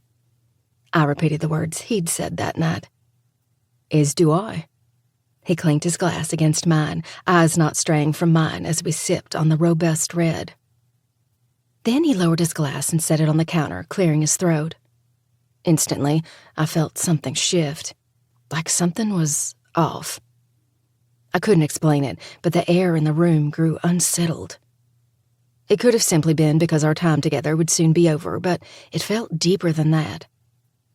"Actually, there's another reason I decided to come by early." I straightened, placing my glass beside his. "What's that?" He gave me a half-hearted smile, as if trying to reassure me, but I couldn't fight the feeling I wasn't going to like what he was about to say. Did Ethan find out more information? Something that strengthened the connection between my ex-husband and whomever was committing these recent crimes? Was there evidence Nick was involved, and not merely the inspiration of some other sociopath? "My agent called." "Oh." I smiled, somewhat relieved, but that relief vanished when Lachlan's expression grew even more morose. It reminded me of the despair that oozed from every inch of him the night I saw him drunk on the beach, and he revealed his sister was dead. Back when we were still strangers. Now that I knew him, knew how he looked when he was happy, when he was angry, when he was frustrated, I knew whatever his agent had to say wasn't good. I'd overheard rumblings about the possibility of a multi-game suspension. Had they made a decision? Seemed like shitty timing to me, especially considering he'd just lost his sister. I didn't think Lachlan was right in punching a cop, putting him in the hospital, but now I realized it came from a place of love for his sister, his Ohana. After meeting some of his family, I knew he'd do anything for them, just like I got the feeling he'd do anything for me, too. He informed me management set up a meeting to discuss my little incident. Apparently, putting a detective in the hospital is frowned upon by the powers that be. He laughed, but it wasn't natural, more nervous, hesitant. "And when is this meeting?" I asked, comforted by the fact they hadn't made a decision without allowing Lachlan the opportunity to explain himself. At the same time, my unease increased. I doubted he'd feel the need to tell me about this unless it had something to do with me, with us. with the little time we had left. He swallowed hard, his Adam's apple bobbing. 9 o'clock, Monday morning. The words were like a punch to the gut. All the oxygen sucked from my body. Frustration built in my throat, making it hard to breathe, to think. I gripped the counter, needing it to steady myself when it felt like the world was spinning around me. He ran a hand down my arm, attempting to soothe my unease, but I shook him off, pretending this sudden turn of events didn't affect me like it did. So, you'll need to be back in Atlanta by then. And with the time difference and the length of the flight, I need to leave tomorrow, he said solemnly. My assistant arranged a charter for me at 8 a.m. Pressure built in my chest, an ache unlike any I'd ever experienced filling me. My heart physically hurt at the reality that our remaining 2 days was now nothing more than a few hours. So, I dragged my gaze back up to his. This is our last night together. My voice rose in pitch toward the end. His shoulders fell as he pulled me into his arms. I'm so sorry. He dropped a kiss to my forehead, his embrace comforting yet agonizing. A reminder that tomorrow at this time, these arms would be nothing but a distant memory. I tried to see if my agent could move the meeting, but I'm not exactly bargaining from a position of power here. He's of the mindset that if I don't want to face a lengthy suspension, I need to do whatever management asks. And they want me there at 9 o'clock Monday morning. I squeezed my eyes shut, pushing down every emotion fighting to rush to the surface. It was okay. What difference could a day or two make? Maybe it was better this way. Less time for him to steal another piece of my heart. I'm so sorry, he said again, his own voice choked. But maybe. I pushed against him before he could finish his thought. It's not a big deal. I flashed him a bright smile, averting my gaze. I wouldn't look him in the eyes. If I did, I'd break. And I couldn't break, not over this. Not over something that wasn't supposed to mean anything. Not over a week of sinful, lust-filled, depraved fucking. Because that was all this was supposed to be. Nothing more, nothing less. Except it was so much more than that to me now. And by the way he peered at me, I knew it was more to him too. I was leaving on Monday anyway, I continued, chattering nervously. So, really, we're only talking about a day. Plus, we both knew from the beginning this had an expiration date, so what if it's a day earlier? Julia. He exhaled, shaking his head. I could hear the apology in his tone, the concern, the unease, the wish for something more, something that could never be. So, what shall we do tonight? I asked, my voice bright and chipper as I rebuilt the wall around my heart, brick by heavy brick. Maybe dance the night away? Get sloppy drunk on wine, then fuck until we pass out from exhaustion? I mean, if it's our last night together, we should probably go out with a bang. No pun intended. Or maybe the pun is intended. My words came out fast and frenzied in an attempt to mask my heartbreak. Act as if this weren't the devastating news it was. Or would you rather? Before I could utter another syllable, his arms were around me, pulling me against his body, silencing my outburst. I hate it too, he murmured huskily, his voice pained. I hate it too. My hands formed into fists as I fought to keep the tears at bay. I wasn't supposed to cry over this, over some 27-year-old I had no business being with. I shook my head, thinking that would help, that if I simply denied how much this upset me, it would all go away, that my heart wouldn't feel like it was shattering into a million pieces right now. But when he tightened his hold on me, his arms achingly perfect, as they gave me all the solace and acceptance I'd yearned for my entire life, a fissure formed in my heart, allowing everything to seep out. Damn you! I choked out through the ache in my throat, bringing my fists against his chest as I succumbed to my feelings. God damn you. Cupping my face, he forced my gaze to his, not allowing me to hide from him, even though that was exactly what I wanted to do. His eyes were glossy with his own unshed tears, making it more than apparent this was just as difficult for him. I peered deep into those azure pools that once were a mystery but had quickly become my solace, my sanctuary. He parted his lips, searching my gaze, his own warring thoughts etched in the hard ridges of his face. I felt his indecision, his confusion, his fear. My breathing increased as I waited for his next words. Instead, he crashed his lips against mine, kissing me in a way he never had before. In a way I feared I'd never be kissed again. He clung to me as his tongue coaxed my mouth open, treating me to one of my last tastes of this man. This mysterious, infuriating, incredible man. Lachlan, I panted when he tore his lips from mine. He pinched my chin, tilting my head back. I brought my hand to his face, savoring in the roughness of his unshaven jawline against my skin. My heart hammered in my chest at the intensity with which he gazed upon me. Would I ever have that again? I couldn't be sure. All I did know was that I didn't want to waste a second of the time we had left. I wanted to experience him in every way possible, in all the ways that had scared me, until now. I need you to make love to me. His eyes searched mine for a moment, words seeming to escape him.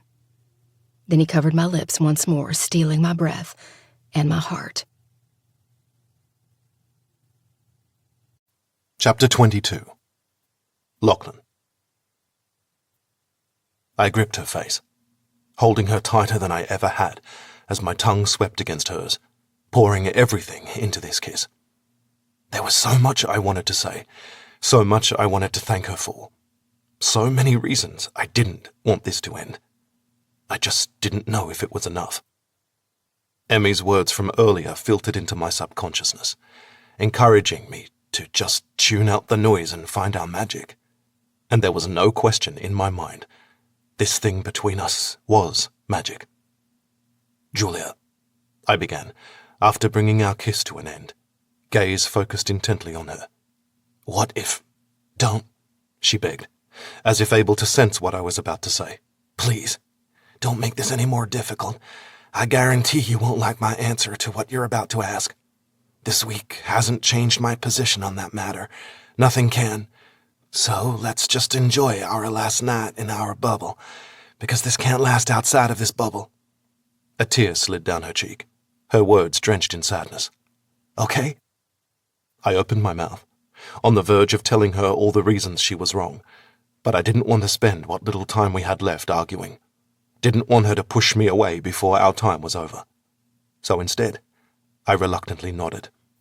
Okay. Lowering my mouth back to hers, I sealed my vow with a kiss. As I traced my hands down her body, I imprinted every delicious curve to memory, pretending the idea of never again feeling her in my arms wasn't the soul-crushing ending it was. Hold on tight, I murmured against her lips. She only had seconds to react before I swooped her up into my arms in a cradle hold, carrying her from the kitchen and up the stairs.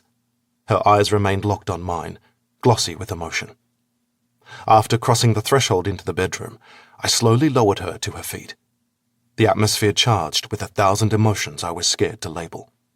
That neither one of us would. If we did, it would be too painful, too real. And this was never supposed to be real. I touched my lips to hers, sighing into her perfect kiss. I'd always thought her kisses addictive, even more so once we dropped the pretenses and shared our true selves with each other. But this one was so much more charged, so much more vibrant, so much more electrifying. I looped an arm around her waist, her body flush with mine, so warm, so inviting, so damn perfect. It was as if our lips were made to do just this. Our hearts made to beat for each other, our souls destined to be inexplicably intertwined for all eternity. I felt it that first night I touched my forehead to hers, and I still felt it. My hands on her hips, I backed her the few steps toward the bed, my lips never leaving hers. "I need you," she begged against my mouth, as she attempted to yank off my shirt. "Need to feel you. Need you inside me." "Then that's what you shall have." I stepped back, reaching for the top button of my shirt. "Let me," she murmured seductively. Her emerald eyes no longer awash with heartache, but desire. She unbuttoned my shirt with slow, languid motions, each second ratcheting up my need for her even more. I wanted to tear my clothes from my body, hers too. But that wasn't what this was. Not to me. She wanted me to make love to her. That was precisely what I planned to do. When she undid the final button, she pushed my shirt down my arms, allowing it to fall into a heap on the floor. She paused for a moment to take in my appearance, her skin flushed with appreciation. As she reached for my belt and unbuckled it, I didn't take my eyes off her, the air between us sizzling with sexual tension. Once she pushed my shorts and briefs down my legs, I stepped out of them, smiling slyly when I noticed her attention immediately go to my erection. "God bless Australia," she exhaled, much like she did our first night together. This time, though, there was a hint of sadness in her words. My turn. I touched a hand to her hip and turned her around. With deliberate motions, I lowered the zipper of her dress and pushed the sleeves off her shoulders, the fabric pooling at her feet. I helped her step out of it before unhooking her bra, dropping it to the floor. Turning her to face me, I took in her body, my arousal hardening in appreciation of every curve, every valley. Days ago, she'd attempted to hide from me, nervous and apprehensive about me seeing her naked. Not anymore. We'd stripped each other of more than just our clothes. We bore our souls to each other, exposed our truths. Dropping to my knees, I peppered kisses along her stomach. As I slid her panties down her legs, my mouth moving past her belly button and toward her hips, her breathing increased. When I trailed a finger up her thighs, she parted her legs in invitation, a whimper falling from her throat as I brushed against her center, spreading her need for me around. "Oh, God!" She ran her hands through my hair, tugging and pulling, as if it were the only thing that could keep her grounded.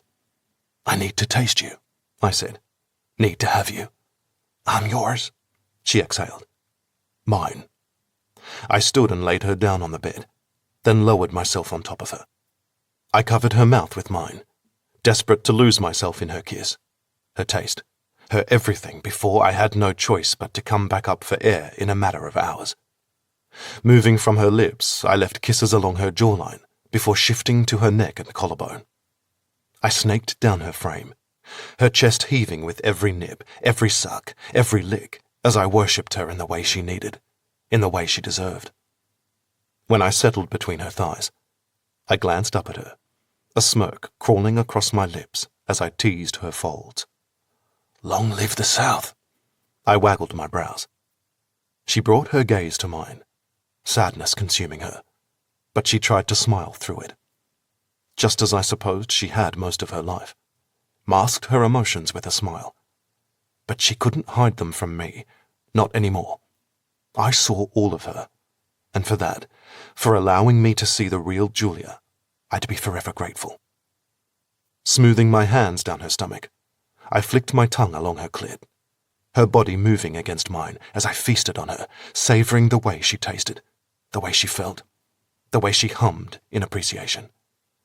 God, she was so damn responsive to each brush of my tongue or swipe of my fingers as I explored every inch of her. When her breaths became sharper and more uneven, her movements more ragged, I knew she was close. But in typical Julia fashion, she fought it. I wasn't going to let her, not tonight. Not when this was one of our last times together. "Let go, Julia. Just let yourself go."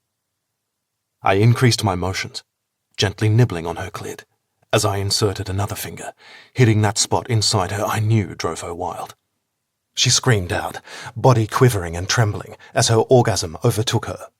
I continued torturing her with my tongue and fingers, not wanting her to ever come down, wanting her to stay in the clouds with me forever. When her shivers began to wane, I inched back up her body. Her lips were on mine in an instant, her kiss searing every inch of me with need. Pulling back to meet her eyes, I stroked my erection, bringing it up to her center. "This isn't just sex for me, Julia," I murmured, wanting her to see the truth in my words, to feel the truth in my words. She may not have wanted to hear this, for me to make a final stand, so to speak, but she deserved to know. It never has been. I held her gaze, her lips parting, a response seemingly on the tip of her tongue. But, as always, she refused to voice her feelings, suppressing them instead. "Let me feel you," she begged, fingers digging into my back. Groaning at her achingly perfect touch, I slowly pushed into her, her eyes rolling into the back of her head, expression one of pure bliss. I covered her lips with mine as I moved inside her, wordlessly trying to show her with my deliberate, gentle rhythm how much she meant to me, how much I admired her, how much I needed her. "Look at me, Julia," I demanded. She snapped her eyes to mine, the green hue dark with want. "Stay with me," I murmured, needing the reminder that she was still here with me, even if it was fleeting. "I'm here. I'm with you." "Oh, God," I exhaled, the feeling of her around me almost more than I could handle. I buried my face in her neck, sucking and kissing as I rocked my hips against her. This wasn't the relentless fucking that had been our norm only a few days ago. Hell, only a few hours ago.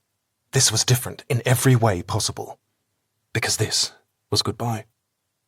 I crashed my lips against hers, my thrusts becoming more determined, yet still filled with the veneration she deserved. She wrapped her legs around my waist, fingers threading through my hair. "Fall with me," she murmured. Her words were my undoing, pushing me over the edge as she clenched around me.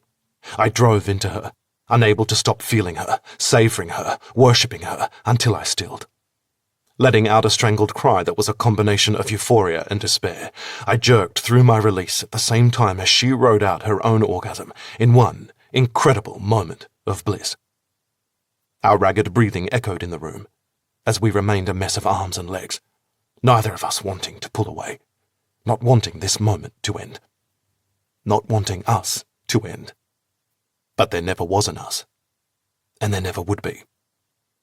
Once my heart rate returned to somewhat normal, my lungs able to capture enough air, I met her gaze, silent tears sliding down her cheeks. I offered her a sad smile, fighting against my own emotions. Gradually bringing my forehead to hers, I closed my eyes as we connected, alo to alo, soul to soul, heart to heart, one last time. Chapter 23. Julia. The tickle of the ocean breeze against my skin stirred me awake, seagulls squawking in the distance cutting through the haze of a hard-fought few hours' sleep. I hadn't wanted to fall asleep in the first place, both Lachlan and I doing everything to resist succumbing to our body's needs, not wanting to waste a second of what little time we had together with something as unimportant as sleep. But we were powerless to resist. Now, I didn't want to open my eyes for fear I would be met with the brilliant sun streaming into the bedroom, a reminder that it was day. And the hours we had left were now down to mere minutes. As if sensing my brain stirring, Lachlan snaked an arm around my waist, pulling my body flush with his, my back to his front. He left a trail of kisses along my shoulder blades, and I sighed into his touch.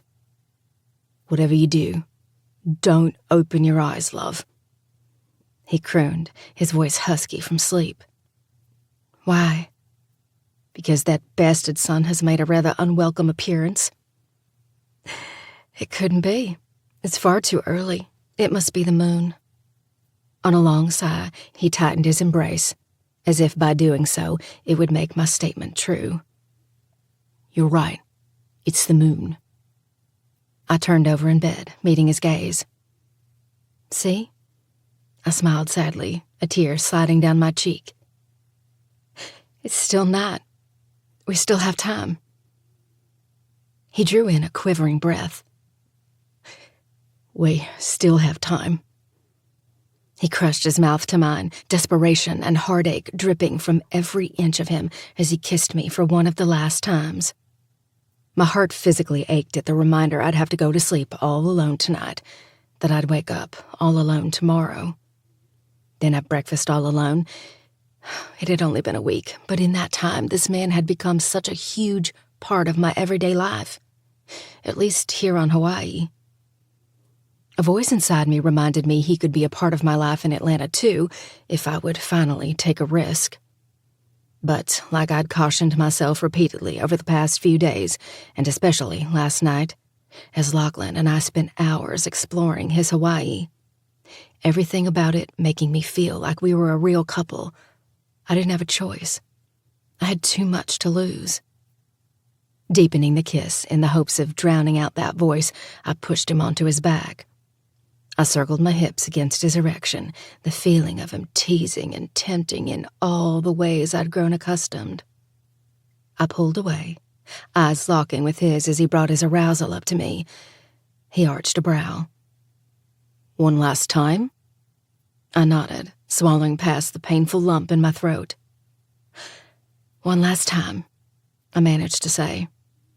He slowly eased inside me, filling me in the way only he could.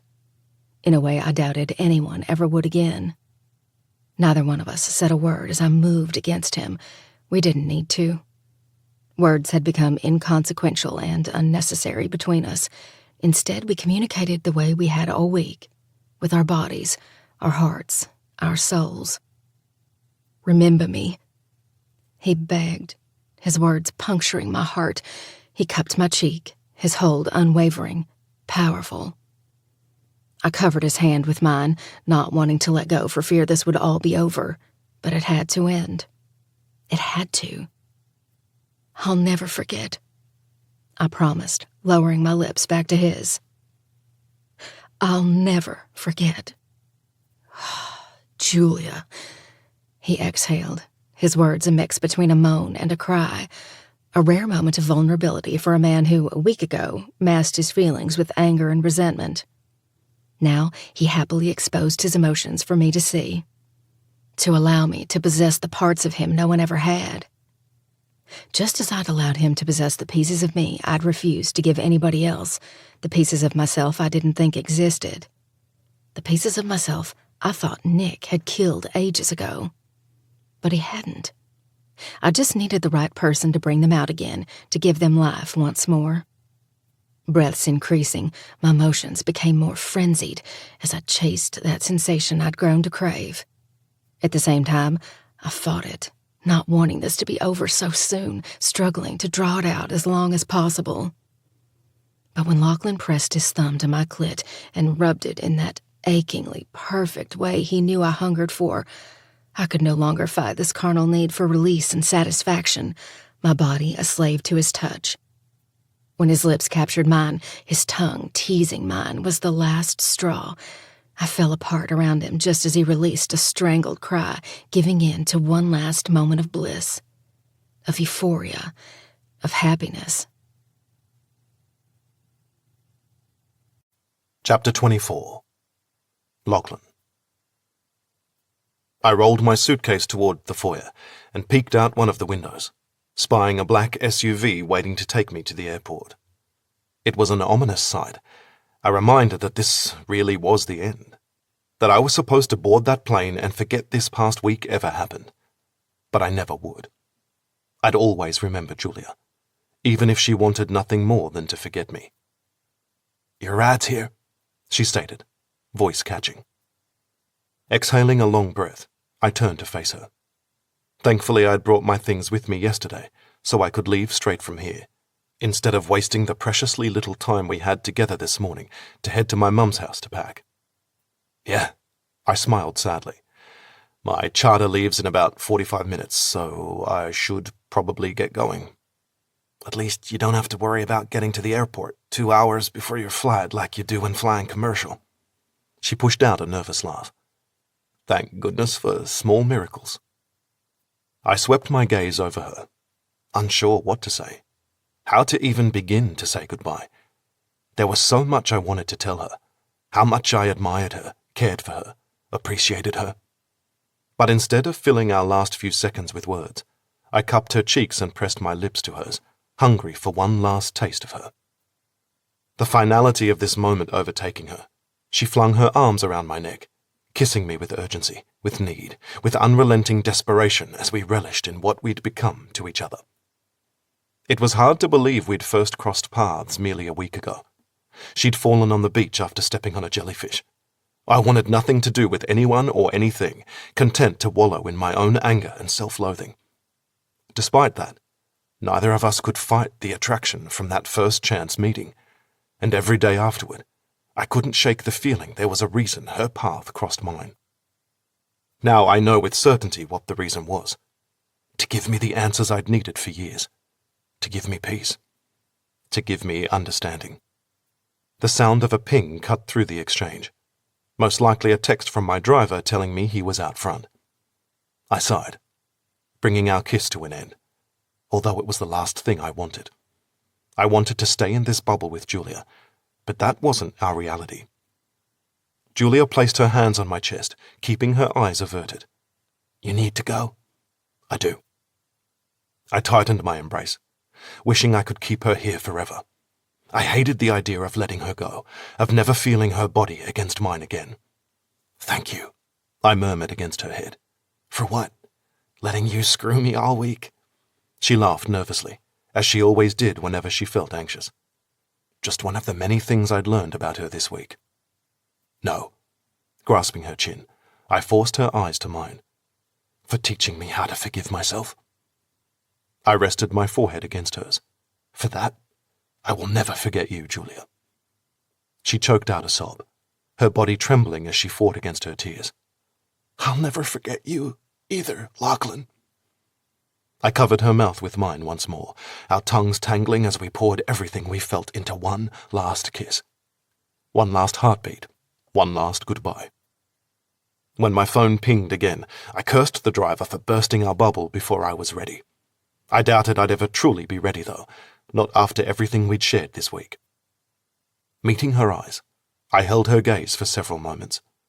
Then I reluctantly released her and turned, walking away from the best thing to ever happen to me. Every step I took was a struggle, like my body had to physically fight my heart in order to put one foot in front of the other. I pulled the door open. The thick, summer air assaulted me. Grasping the handle of my suitcase, I was about to step outside when I stopped. I squeezed my eyes shut, pinching the bridge of my nose as thousands of thoughts and emotions warred within me. "Did you forget something?" Julia asked. Did I forget something? I shook my head, laughing slightly at the irony in her question. You know what? I absolutely did forget something. Whirling around, I advanced on her, framing her face in my hands so she couldn't escape the conversation she didn't want to have last night. "What are you—" "I swore I wouldn't do this," I interrupted, needing to get it off my chest before I lost my nerve, before I convinced myself it was a bad idea. That I wouldn't like your answer, but that was last night, when we still had time, something we no longer have. So right now, I have absolutely nothing to lose, except the one thing I can't stomach living without. "And what's that?" she asked in a shaky voice. "You." She released a tiny breath, eyes filling with tears as my admission echoed around us, time seeming to stretch. I've been trying to tell myself I was crazy for even considering this because of how different our lives are. I continued when she didn't immediately respond. But the truth is, I want to be with you. With the quirky woman who wears t-shirts with somewhat inappropriate sayings on them.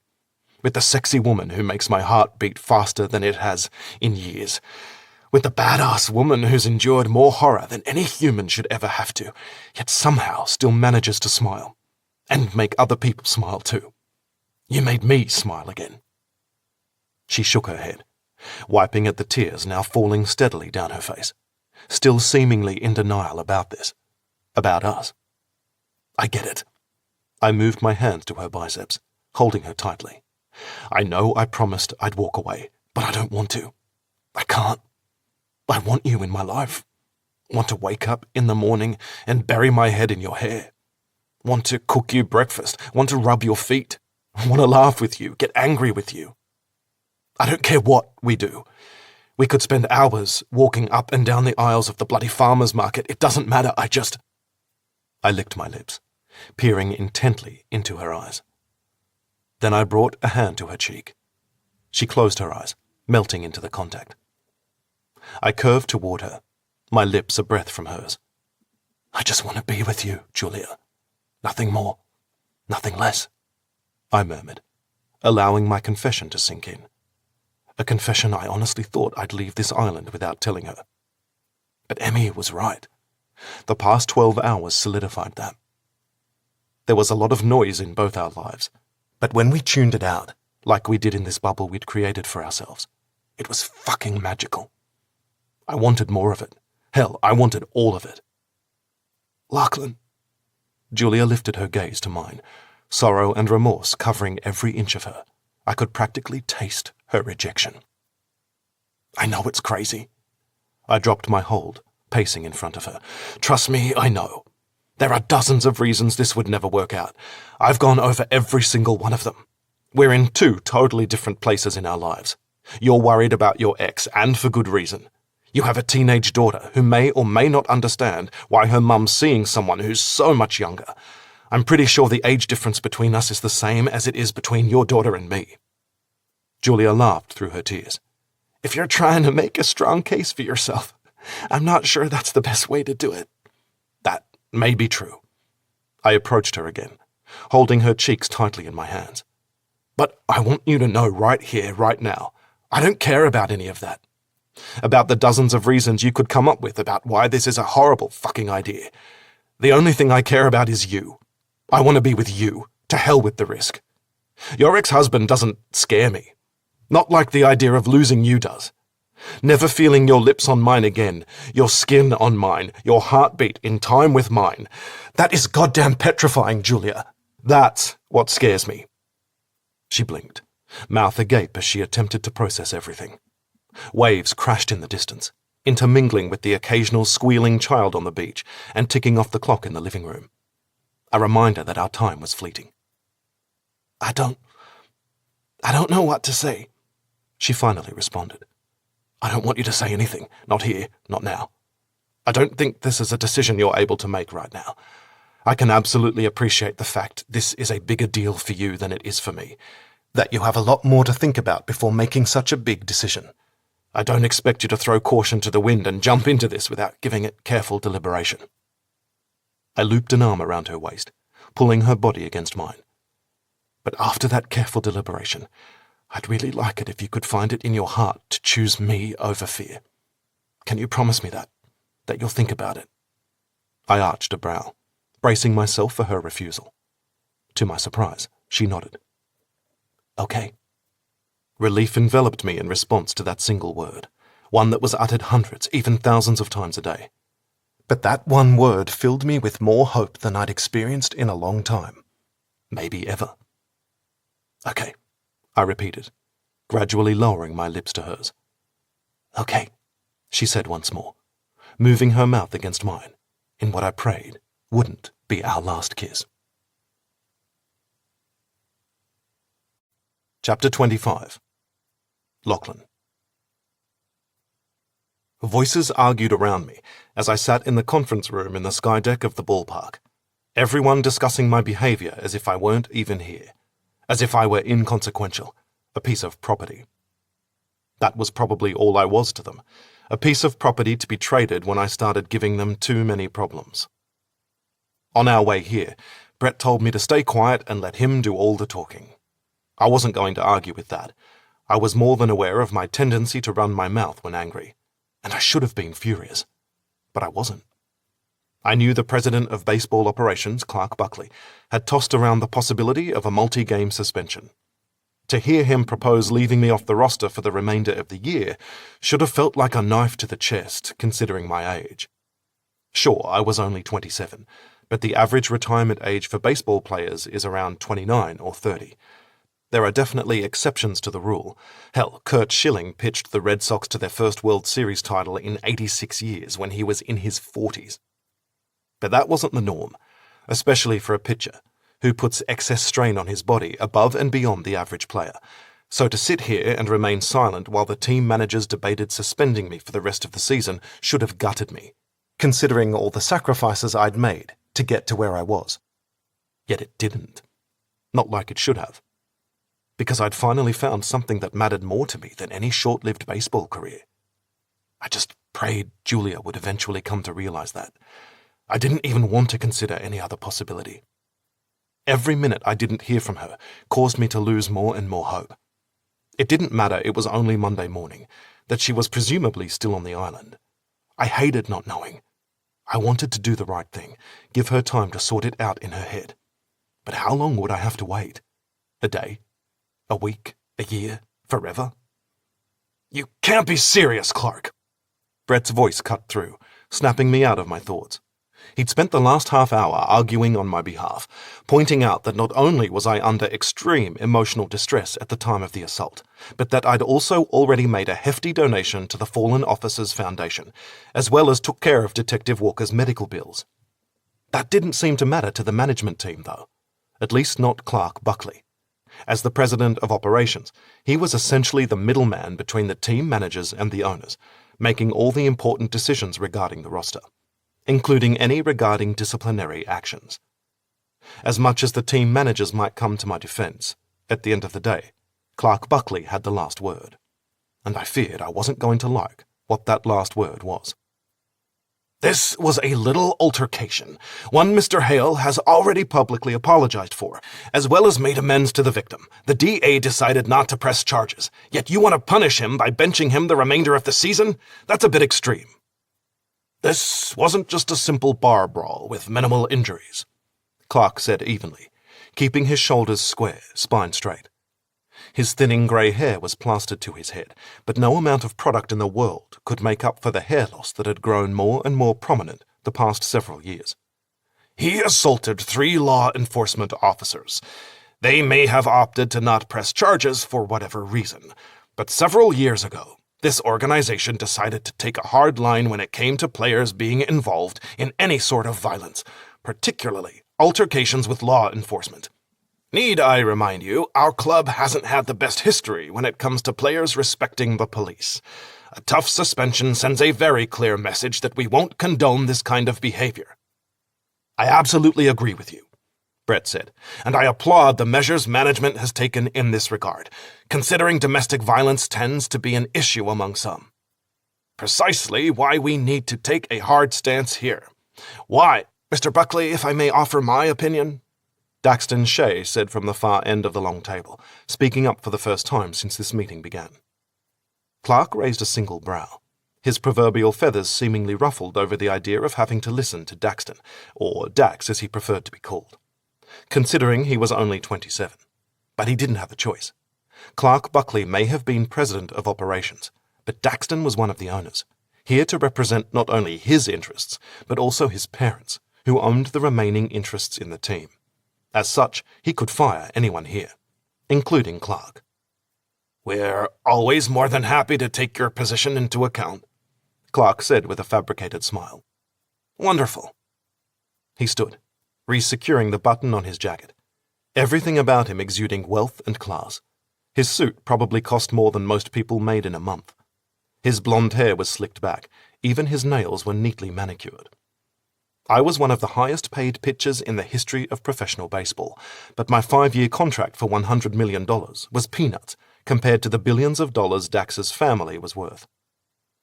"As part of the management team, your job is to look at numbers and make a decision based on the empirical data," Dax began, leisurely walking around the table. "Earned run average, batting average, on-base percentage, slugging percentage, on-base plus slugging percentage. You've got notebooks upon notebooks filled with this information. All black and white, no gray area." He stopped walking, addressing Clark directly. "Believe me, I hate the gray area too, but life isn't so simple, I'm afraid." He began pacing again, an air of authority about him as he spoke to this group of men who easily had at least 10 or 15 years on him.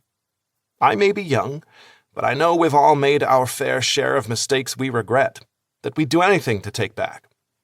He stopped in front of James Baker, the team's general manager.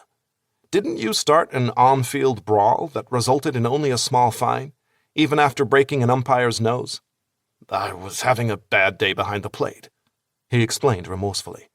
Let too many balls get past me. And on that day, you let too many balls get past you. Had you just, experienced a loved one's sudden and unexpected death? No, I hadn't. Baker lifted his gaze to mine again, a silent apology within. I gave him an appreciative smile, a glimmer of hope filling me that maybe there was some sort of light at the end of the tunnel, that I wasn't on the brink of kissing the rest of the season, possibly my career, goodbye. How about you, Aaron?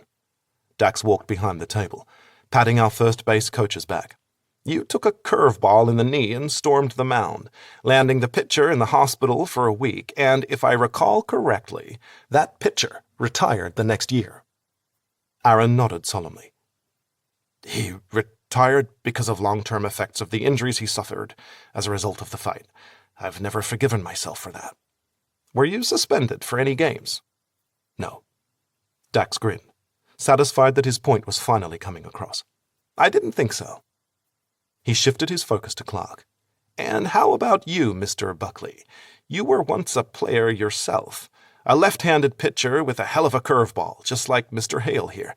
I seem to remember you punched your coach after he took you out of the game because you'd given up too many runs. Does that ring a bell? Clark squeezed his eyes shut. It does. If my research is on point, and it usually is, your coach required reconstructive surgery on his jaw, correct? He reluctantly nodded. And how many games were you suspended for? Dax pressed. Clark hung his head. None, he answered softly. I'm sorry?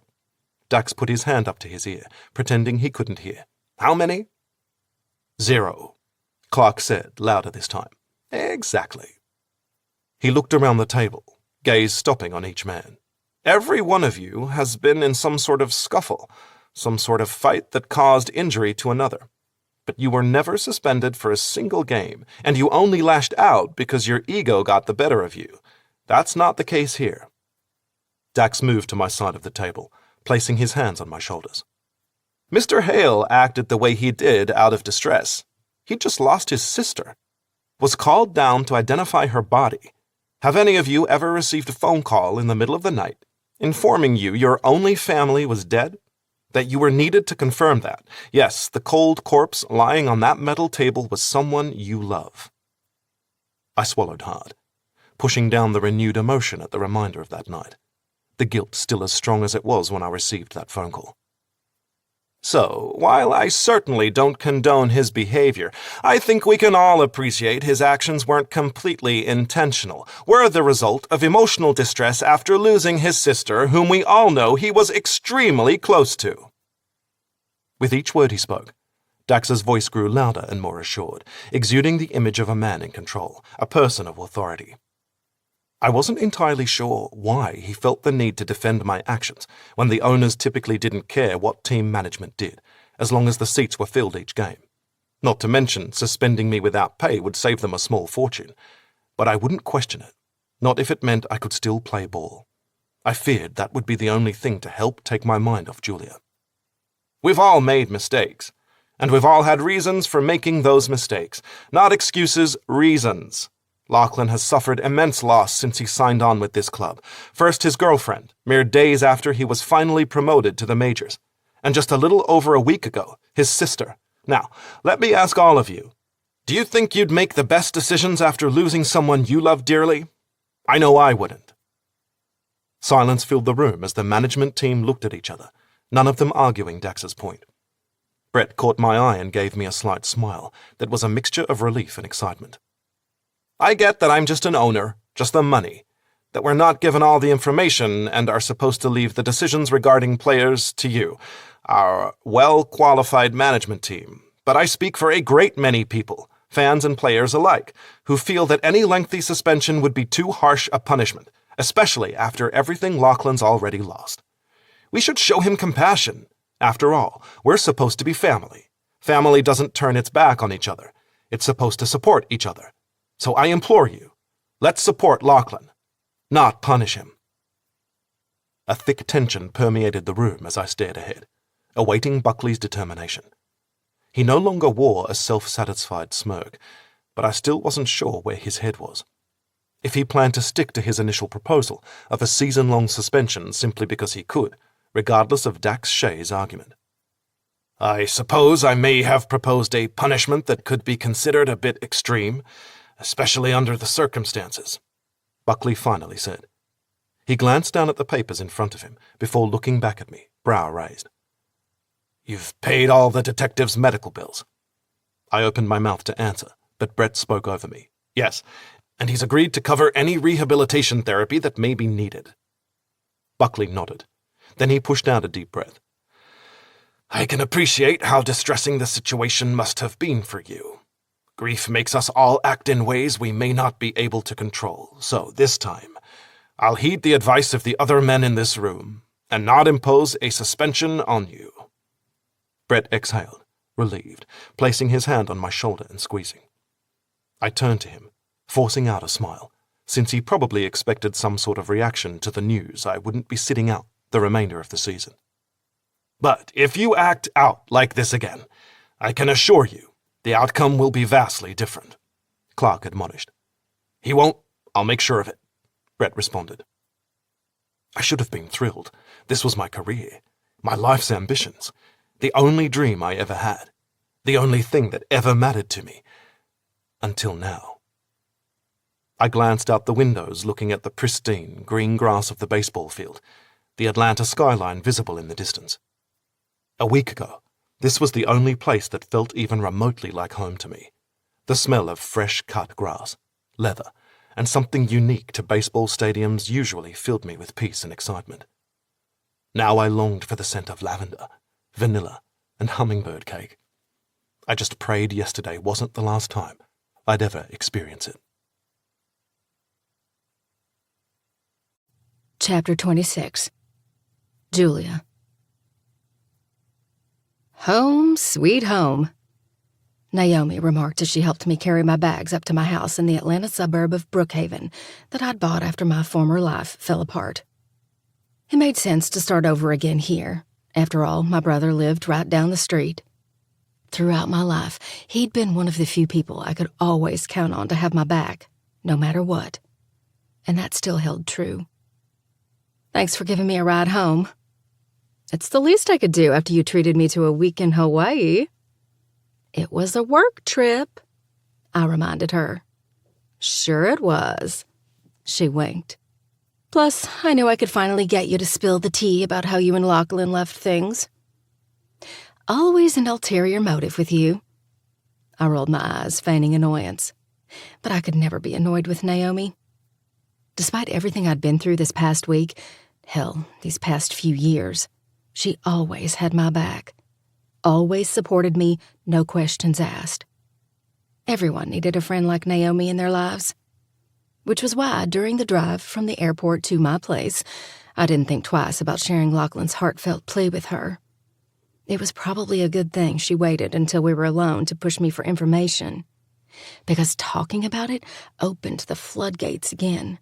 My tears relentless as I relayed his passionate words. But they really weren't tears of sadness. They were more like tears of joy, like my heart was so full of emotion from the way he felt about me that it could no longer keep it all in. I may have an ulterior motive, but it comes from a place of love. She wrapped me in her arms, squeezing tightly. I know. I returned her hug, finding strength in my best friend's encouraging embrace. And I'm so dang proud of you for how you handled this week. You're proud of me? I pulled back. For what? Spreading my legs and getting laid? No. She drew out.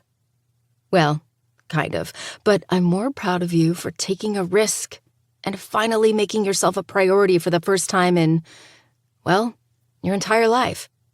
She gave me a reassuring smile, then looked into the distance, seemingly deep in thought. What is it? I pressed. It's funny. She brought her gaze back to mine.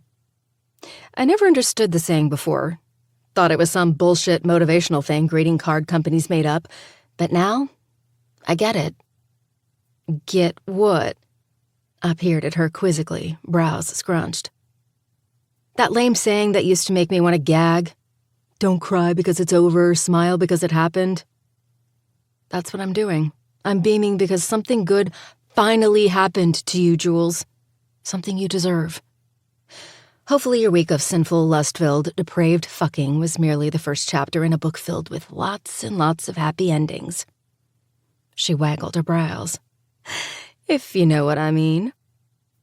I studied her for a beat, then burst out laughing. The wide range of emotions I'd experienced the past few days spilling forward. Only you can turn a meaningful moment into something sick and disturbing. It's a gift, she acknowledged, wrapping her arms around me again. A rare and valuable gift. I sighed. That it is. I may joke around a lot, she continued, her voice turning serious as she rubbed my back. But I mean it. I am proud of you. And here I thought you'd be mad I didn't jump at Lachlan's offer, considering you were the one who practically begged me to sleep with him. She released me and raised a finger. Okay, first of all, there was no practically I did beg you to fuck him. You needed a good lay, worse than anyone in the history of sex. There was a time I would have shied away from this conversation, reminded her I was her boss and we shouldn't talk about sex, but I hadn't acted like her boss in years. Sure, she worked for me, but she'd always been more of a friend. And now, family. And second of all, she continued, dropping her hand to her side, sarcastic expression falling. You made the right decision, Jules. I did? This certainly took me by surprise, especially considering all her pep talks about putting myself first. Yes. And Lachlan was smart enough to know you weren't in the right place to make a decision either. How could you decide what you truly wanted when you were in some strange tropical paradise limbo? Hawaii's Lachlan's home, not yours. You couldn't make any sort of decision about him until you were here. She waved her hand at my house. You needed to come down from the clouds to decide if you wanted to fly again. She pulled me in for one last hug. And I really hope you decide to fly again. I closed my eyes, relishing in her embrace. Being back here, surrounded by all the memories of my past and why things had to be the way they were, should have solidified my original position about why I couldn't pursue anything with Lachlan. But it didn't. It only served as a reminder of what was now missing from my life. Maybe in time this feeling would go away, but did I really want that? I was no longer sure. Chapter 27. Julia. What are you doing here? Wes asked when he opened the door and saw me standing on the doorstep. His dark hair was a bit disheveled, his casual attire of a t-shirt and jeans, a nice change from the man he was just a few years ago. Perpetually clad in a suit, spending nearly every waking hour of his life at the office. But that was before he met London. Before he took a risk on her, before he realized she was worth any sacrifice. I assumed you'd be jet-lagged. My brother held the door open, inviting me inside. That's the beauty of flying first class with flatbed seats. You arrived somewhat rested. I did take a little nap today, though, which is why I'm wide awake now. I didn't want to tell him I hated being alone in my house with no Imogene to fill the silence with her laughter. Hell, even when she locked herself in her room, earbuds in as she listened to music or FaceTimed with her friends who lived mere houses away, I still found comfort in her presence. With no one there, it brought into sharp focus how alone I truly was. I never felt this way before when she wasn't home, at least not like this. But after spending the week with Lachlan, I seemed to analyze every single aspect of my life with a higher level of scrutiny. Imogene was only a few years away from going to college. Was this how I wanted my future to look? Alone, scared to take a risk, in the same place I'd always been? Well, it's good to see you. To have you back home, especially after everything. He wrapped me in a tight hug, my 5'2" frame tiny compared to his over 6-foot stature. It's really good to be home, to get back to reality. He pulled back, meeting my gaze. I could see the questions swirling in his eyes. But being the perceptive brother he'd always been, he didn't press me to talk about anything. Not yet, anyway. You hungry? London made some pork tenderloin for dinner. We have some left if you'd like a plate. I'm fine. I could use a glass of wine, though. You got it. I followed him through the foyer and into the open living space. The instant I entered, London's dark eyes found mine, a smile covering her face. You're here! She slowly pulled herself up from the couch, waddling toward me. I'd only been gone a week, but I swore her stomach had swelled even more. If I didn't know she still had a few months to go, I'd have thought she was ready to give birth any day now. How was Hawaii? She asked as we kissed each other's cheeks. Judging from the color you got, it looks like it wasn't all work. I smiled, stealing a glance in my brother's direction, the two of us having an unspoken conversation, much like we did as kids. He didn't have to utter a single syllable for me to pick up on the fact he hadn't told London anything about Lachlan, about Claire, and especially about Nick. I enjoyed myself, I finally said. It wasn't a lie. I did enjoy myself, probably more than I should have. Good. She grabbed my hands, squeezing tightly. You deserve it, sweetie. And how are you?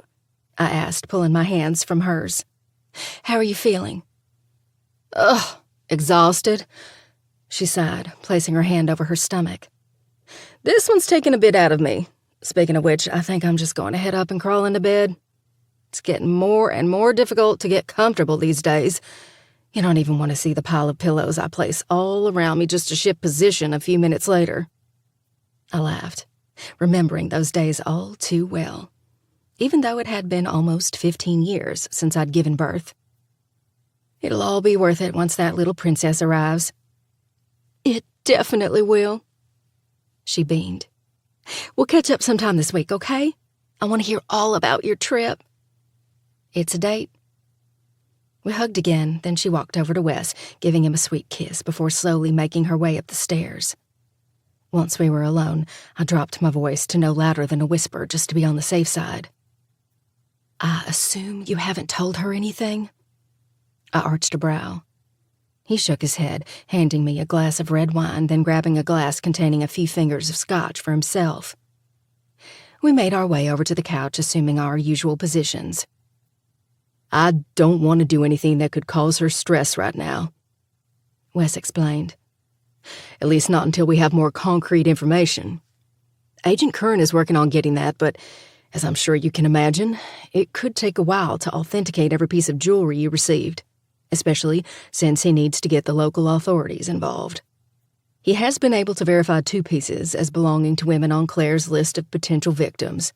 In the meantime, he hopes you'll allow him access to your employee records, see if maybe there's a connection there. Of course, whatever it takes to get to the bottom of this. Great. I brought my glass to my lips, looking around the room as I took a large sip. When my eyes fell on the enormous television screen, I choked on my wine, coughing, my throat burning from a combination of liquor and surprise. You okay? Wes rubbed my back in a soothing manner as I attempted to get my coughing under control. It wasn't the fact Wes had his television tuned in to the Atlanta game, or the fact the man I knew so intimately was currently on the mound, or even the fact he looked so damn sexy in his uniform. No. What had me choking on my wine was what I saw sticking out of the back pocket of his perfectly molded pants. My panties. That cocky bastard. Better? Wes asked once I finally managed to catch my breath. I nodded, clearing my throat a few times, trying to not look at the screen. Whenever I did, it brought back memories of the night he stole my panties as a so-called good luck charm, and the mind-blowing orgasm he gave me with just his fingers. Then, as luck would have it, the camera zoomed in on his face as he prepared to throw another pitch, intense blue eyes focused on the catcher's mitt. It reminded me of the way his stare bore into me while moving inside me. Every ounce of attention devoted to making me feel every bit of pleasure possible. A shiver rolled through me at the memory, my cheeks heating. "Do you need me to leave you alone? Give you some privacy?" Wes joked. I quickly snapped out of my daydream and playfully slapped his arm. "Don't be sick." "Hey, I was just offering. Who knew your kink was younger baseball players?" My eyes flung wide, shocked to hear him talking like this. He was always the soft-spoken, reserved one. I was the loud one. The one who did everything to pretend she was happy and well-adjusted, when nothing could have been further from the truth. "Younger baseball players are not my kink," I protested, albeit lamely. Okay, maybe they were. "And why are we talking about this in the first place?" I continued, flustered. "You're my brother. Plus, I'm supposed to be the one being inappropriate. That's my role. I make the jokes while you remain serious and reflective." "Serious and reflective?" "Yeah, that's you." I waved my hand down his frame. "Always studying and analyzing a situation before jumping into a conversation." "Okay." His gaze swept over my face, seeming to analyze me, which wasn't exactly what I'd intended when I offered my assessment. "So, what happened between you?" He nodded toward the television. "How did you leave things?" I pushed out a long breath. "On a rain delay with no end in sight."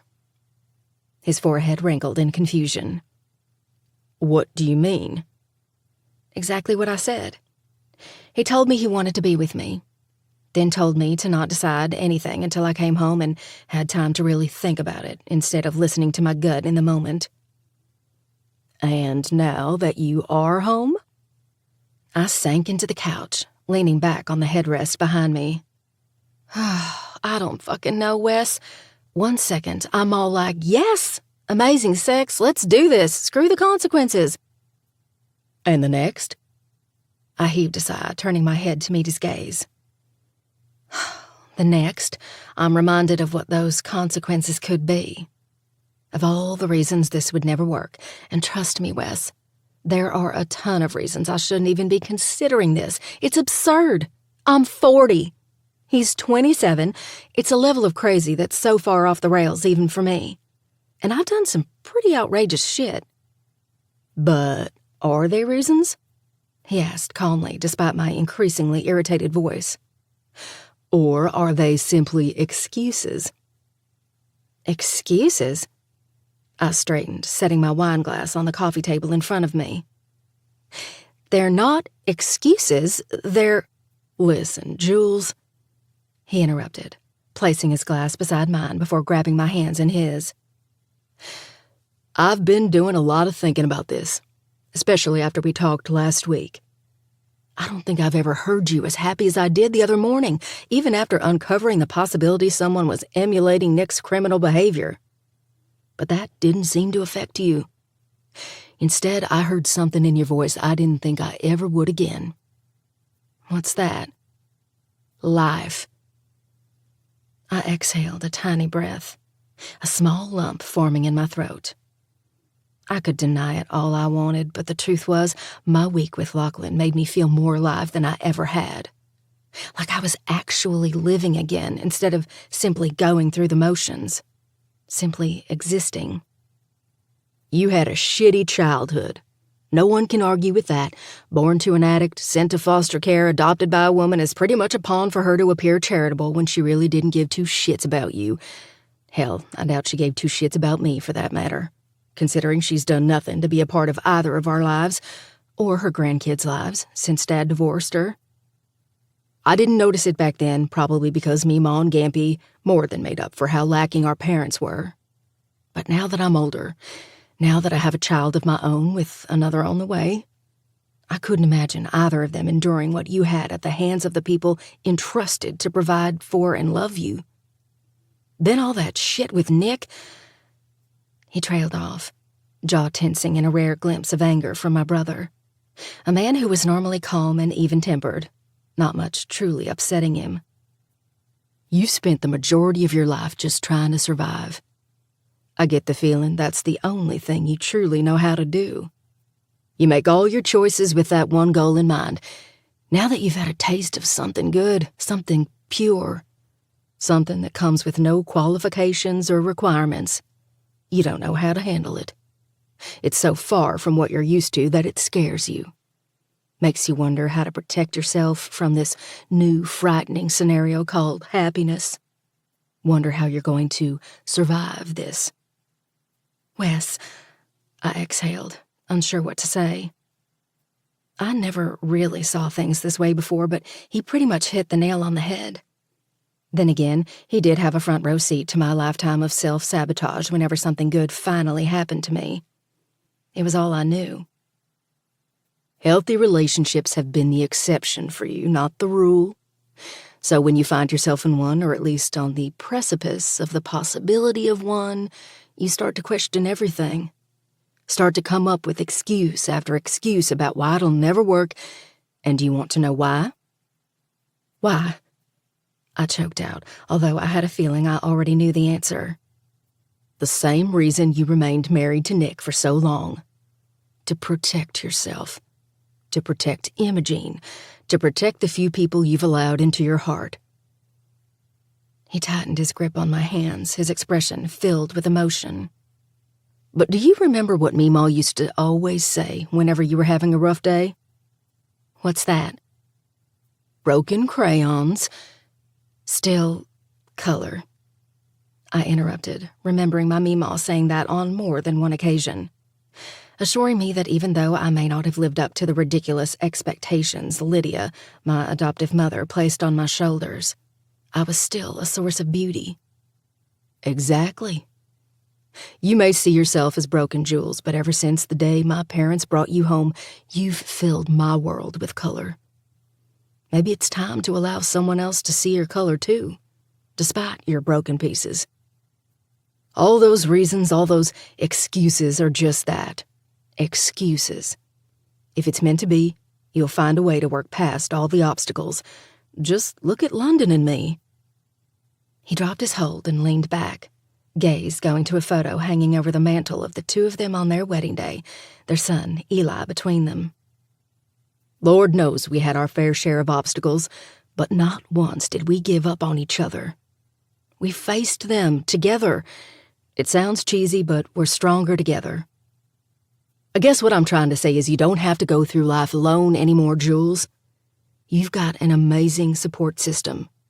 Me, London, Imogene, and even Dad, now that he's seen what a shitty role model he was when we were younger. We've all got your back. You don't have to keep living in survival mode. He held my gaze for a beat. Then a nostalgic gleam covered his expression. Remember one of Meemaw's other sayings? Which one? I laughed slightly. Between Gamby and Meemaw, they could have filled a book with folksy words of wisdom.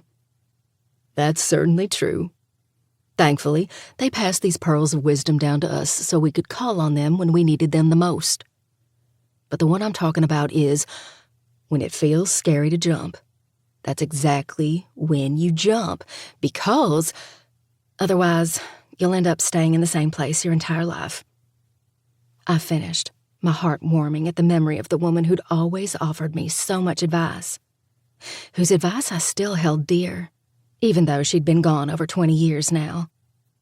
Wes smiled sweetly. Do you really want to stay in the same place your entire life? Do you really want to stay in this place you've been since you met Nick? Or do you finally want to live again? I blinked, really taking my brother's words to heart. I looked around his living room, gaze falling on the television once more, watching as Lachlan stepped up to the plate. It brought to mind the night he took me to his Little League field in Hawaii.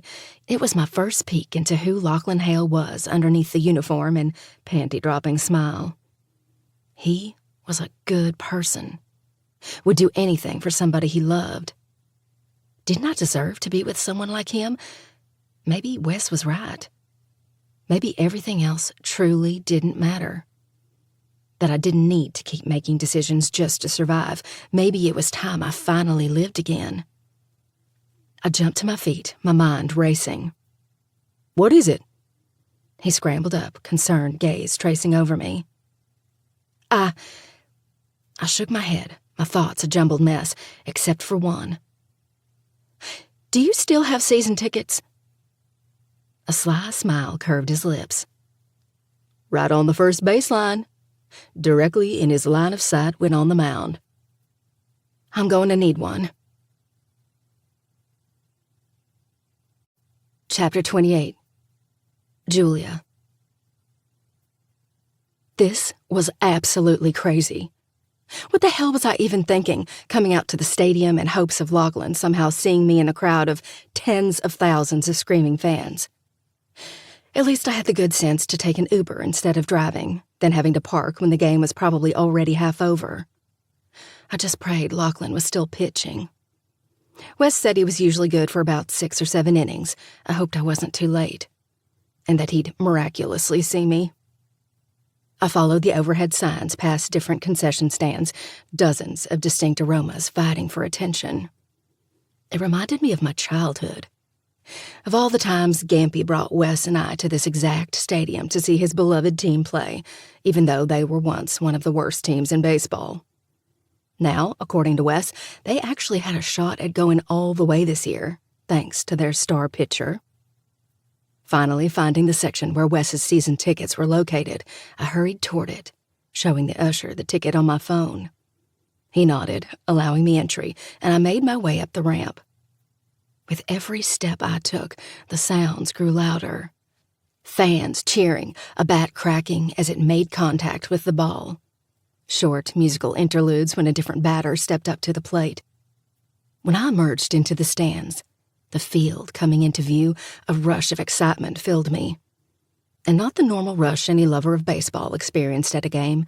This was different, more personal. I continued down the concrete steps toward my seat, dozens of fans wearing jerseys with hail on the back. My choice in clothing, however, didn't remotely resemble appropriate attire for a baseball game, making me feel a bit out of place. I wore a white sundress, for crying out loud. The same one I wore in Hawaii when Lachlan took me to his ball field. If that wasn't a sign this was where I was meant to be, I didn't know what was. As I continued down the stands, my pulse increased, especially as I grew closer and closer to the field. Wes told me his tickets were on the first baseline. I didn't expect them to be only 2 rows behind the dugout. Atlanta's dugout, where I'd have the perfect view of Lachlan as he ran out onto the field or warmed up to bat. Holy shit, this was really happening. As I found my seat, a needle of doubt settled, telling me it wasn't too late to back out. But I was done operating in survival mode. It was time to live again. I sat, smoothing a hand down my sundress, butterflies flapping in my stomach. "You a friend of Wes's?" I glanced behind me at a man I estimated to be in his 70s or 80s. A baseball cap covered his head, and he wore what appeared to be a vintage jersey. "I'm his sister." "Julia!" His eyes lit up as he grabbed my hand, shaking it. "It's so nice to finally meet you. Wes has told us all about you." He dropped his hold, then nudged the younger man at his side, whom appeared to be about my age. "This is Wes's sister, Julia. This is my son, Carter." I smiled at him, extending my hand. "Nice to meet you." Then I looked back at the older man and arched a brow. "And you are?"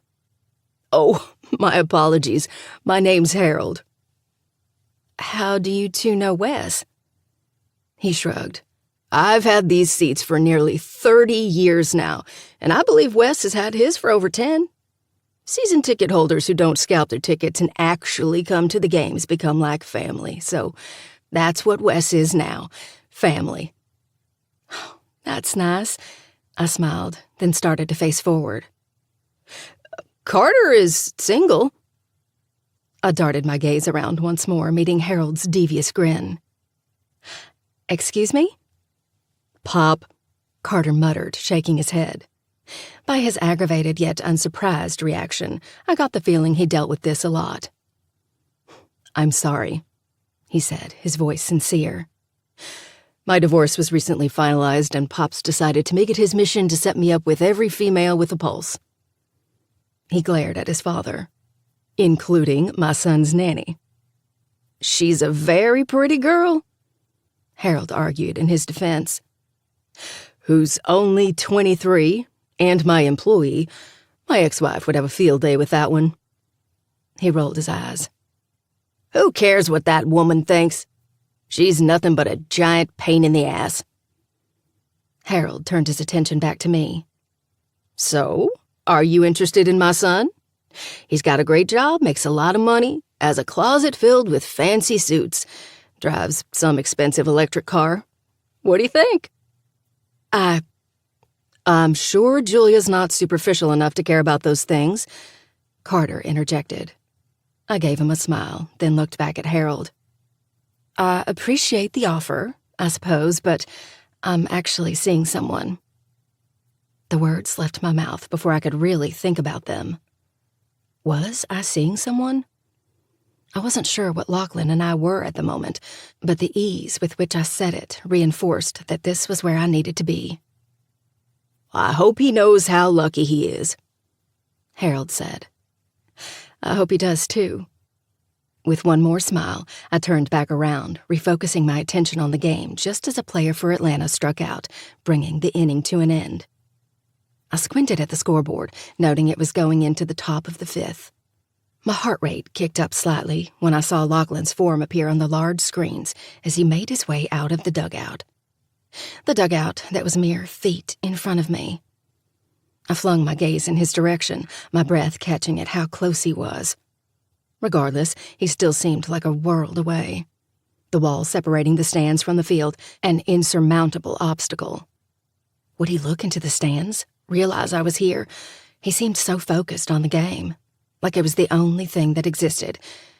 Maybe this was a stupid idea, but I needed to at least try to get his attention. Jumping to my feet, I placed my hands around my mouth, praying he'd hear me over the boisterous noise in the stadium. "Watch out for jellyfish!"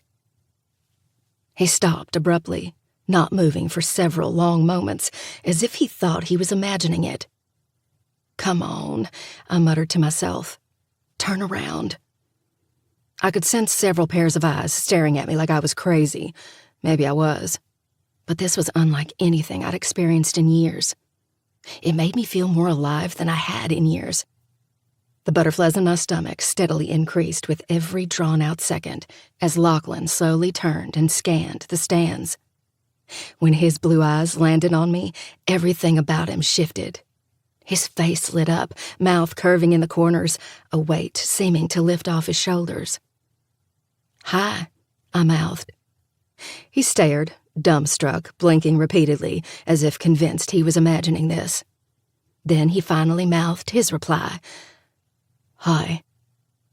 He didn't look away, his stare boring into me, stripping me bare, revealing my truth, the reason for my presence here.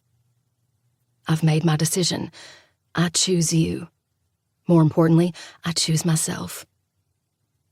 Somehow, I sensed he understood all of that without me having to say a word. He treated me to one last smile, then jogged the rest of the way to the mound, glancing my direction after every warm-up pitch, as if wanting to make sure I really was here. I sat back down, exhaling a long breath, small smile on my face. "So, Lachlan Hale." I glanced behind me, meeting Harold's inquisitive look. I could have brushed it off, told him he was just a friend, but if I was going to jump, I was going to fucking jump. Beaming, I nodded. Yes, Lachlan Hale. "Nice catch." He squeezed my shoulder. "Nice catch indeed." I turned my eyes forward, watching as Lachlan wound up and threw a strike. I think so too.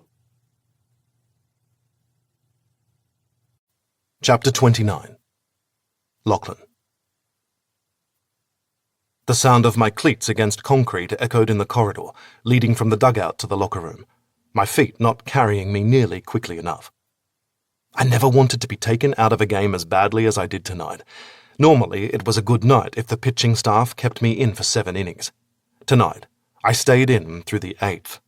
I had a good night. Hell, I had a bloody great night, throwing strikes left and right, as if the ball had a direct line straight into my catcher's mitt. As if I had a good luck charm. In a way, I did. I still couldn't believe Julia was here. I'd almost expected to jolt awake and learn it was all a dream. But for the first time since I'd said goodbye to her, I was wide awake. I'd hoped she'd eventually figure out what she wanted, and that it would be me. I didn't expect her to figure it out so soon, especially considering she'd only been back in Atlanta for 12 hours. I guess when you know, you know. And I knew from the second I felt her skin on mine. It just took my brain a while to catch up to my heart. Much like Julia. At least, I hoped that was why she was here. I wasn't going to assume anything yet. I also wasn't going to let her walk out of this ballpark without talking to her. Which was why I was a man on a mission, jogging through the maze of tunnels, a fluttering sensation in my stomach, getting stronger the closer I grew to my destination. And it wasn't the locker room, although I could certainly use a shower after pitching in the Atlanta heat and humidity. But I didn't want to waste a second. Julia had already seen me at my absolute worst, saw my darkness, yet still accepted me. A little sweat wouldn't faze her. As I approached one of the security guards stationed outside a room marked Hospitality, he stood, giving me a curt nod, obviously anticipating me. In between innings, I'd grabbed the equipment manager and asked him to bring her here. If I hadn't, it would have taken me forever to find her after the game. Sure, I could have jumped on top of the dugout, pulled her into my arms, kissed her right then and there, but I wasn't sure where her head was. And everything I knew about Julia told me this was one conversation we needed to have in private. Drawing in a deep breath, I did everything I could to steady my nerves. I hadn't been this nervous in a while, even when pitching during the playoffs. That was only a game, and as much as I loved the game, I wanted this more. Heart thrashing in my chest, I pushed the door open and stepped into the empty room. Empty except for one person. At the sound of my footsteps, Julia jumped up from her seat, her eyes immediately darting to mine. I slowed to a stop mere feet away, chest heaving, stomach fluttering, as I took in her appearance. When I saw her in the stands, I didn't think I'd ever seen anything so beautiful. My own lady in white, like Roy Hobbs had in The Natural. But right now, as her green eyes lit up with a vitality I didn't think possible, she was more than just beautiful. She was breathtaking, stunning, inspiring. As much as I wanted to wrap her in my arms and lose myself in her, I wouldn't do that. Not until I was certain she wanted this, that she was ready to take a risk. I'd already faced my fears, allowed myself to be vulnerable, laid myself bare. It was her turn to do the same. That was the only way I'd know she was truly in this, despite all the challenges we faced. "Have you made a decision?" I asked softly. She nodded. And a twinge of hope filled that one syllable. She studied me for several moments, chewing on her lower lip, seemingly unsure. Then she pushed out a breath. "The past few days, I've been on a seesaw of emotions," she declared. "I won't lie to you and tell you this was an easy decision for me. It wasn't. In fact, it's been one of the most difficult things I've ever had to do, because it made me actually look at who I am, and not just on the outside, but in here." She covered her heart with her hand. "To do that, I had to revisit all the shit I've been through in my life. Let me tell you, that's some pretty heavy baggage." "Yes, it is," I said evenly. I wouldn't deny her that. It was amazing she was still upright after carrying all the baggage that had weighed her down most of her life. "But then my brother pointed out something I'd never realized before." I furrowed my brows. "What's that?" "He told me I've spent my whole life in survival mode, that every single decision I've ever made has been with one thing in mind." "Surviving?" "Yeah." Her lips curved up into a sad smile. "That's all I know how to do, Lachlan, and not out of choice, but because of a lifetime of living on the defensive. So, doing anything that has the potential of being risky simply isn't in my DNA, isn't who I am. Oh. My shoulders fell, chest tightening. I wasn't sure I liked where this conversation was headed. But I don't want to live like that anymore. I perked up, hope filling me once more, begging her to give me the answer I'd been desperate to hear ever since I gave her my truth. You don't? She shook her head as she took several slow steps toward me. I don't want to just survive anymore. I want to live. And when I'm with you... Tears welled in her eyes. I've never felt so alive. She allowed her confession to hang in the air between us for several seconds, as I relished in it, unable to find the words to tell her how bloody happy this made me. I know we have a lot to work out, she continued when I didn't say anything. For one, I have to figure out how I'm going to tell my daughter that I'm not only dating a much younger man, but he also plays for her favorite team. Then there's all the stuff with Claire and Nick and Piper and... I advanced, clutching her cheeks in my hands, the sudden motion cutting her off. Then I moved my lips against hers, tongue swiping against them in a desperate plea. When she didn't immediately open for me, I murmured, "Kiss me." She hesitated for a beat. Then I felt her mouth curve into a smile. I knew exactly what she was remembering. Our first night together. Our first kiss. "Is this just a charity kiss?" she teased back, her voice light and playful. I chuckled, heart expanding with an emotion I couldn't even begin to put into words. "Like, are you only kissing me because you feel bad?" she continued. "Because if you are, let me kiss you and you'll see how uncharitable this kiss will actually be. In fact, if I had to describe it, it would be the antithesis of a kiss for charity. Is that right?" "That's right." I was about to resume the kiss once more when, as expected, Julia pulled back, a smirk on her full, pouty lips. "And what would one call a kiss that's the antithesis of charity?" I pinched my mouth into a tight line, feigning deep contemplation. To come up with the best word, we must first look at the definition of charity. Dropping my hold, I paced in front of her, imitating my movements of that first night we shared together. What comes to mind when you hear the word charity? Kindness? Philanthropy?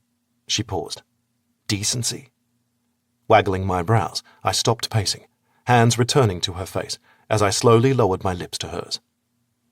Then you should know this kiss will be so indecent, so immoral, so improper, you might consider it offensive. Is that right? She breathed huskily. That's right. Well then. She hooked her arm around my neck, seeking out my kiss. Offend me, you beast. Growling, I covered her lips with mine, pouring everything we'd been through since that night into this first kiss. And that was what this felt like. Our first kiss all over again. The first kiss after we'd dropped pretenses, faced our fears, took a risk. For years I guarded my heart, allowed anger to control me. Until this inexplicable, unexpected, amazing woman managed to weasel her way past every single one of my defenses. Now, I never wanted to go back to that person I was just a little more than a week ago. Julia said I made her feel alive. But she taught me how to live again, and perhaps love again. I didn't care what this was, didn't need to label it. All I knew was that this thing we had was real, and I would fight for this, for her, for us, no matter the cost. Bringing the kiss to an end, I rested my forehead against hers, peace filling me. I exhaled a tiny breath of air the same time she did. As I drew in her breath, drinking her in, I felt the connection between us strengthen even more. I don't care what obstacles we may face in the future, Julia, I began, cupping her cheeks. We'll get through them. Together. She covered my hands with hers, basking in my reassurance. Together. Yes. I pressed my lips to hers once more. Together. Chapter 30. Nick. Chains rattled against concrete in the long, empty corridor as Dominik Jaskulski shuffled the best he could with the shackles around his ankles. 2 guards in front, 2 behind. Nick could just barely make out the occasional faint buzz of doors being opened and closed, but otherwise it was relatively quiet in this area of the prison. Or as quiet as anywhere in a prison could possibly be. "You know the drill," one of the obtuse guards grunted in an unrefined southern accent that gave all people from this part of the country the reputation of being an inbred hillbilly. Nick had zero patience for those who had no desire to better themselves, to educate themselves. It made him wild with rage. But he wouldn't act on it. It was important he not draw any attention to himself. Otherwise, the plan to finally be reunited with his one true love would fall apart. He couldn't have that. "Would you be so kind as to remind me of the drill again, officer?" Nick asked, his voice exuding superiority in class. "I don't believe I quite remember, as I've only been doing this very thing every week for the past several years." "Enough with the snotty remarks, jackass." The officer opened the door, practically pushing Nick into the room, causing him to stumble slightly. Grabbing his elbow, he dragged him toward the table where a man dressed in black sat, patiently waiting for their weekly spiritual advisement. "But I do so enjoy our banter.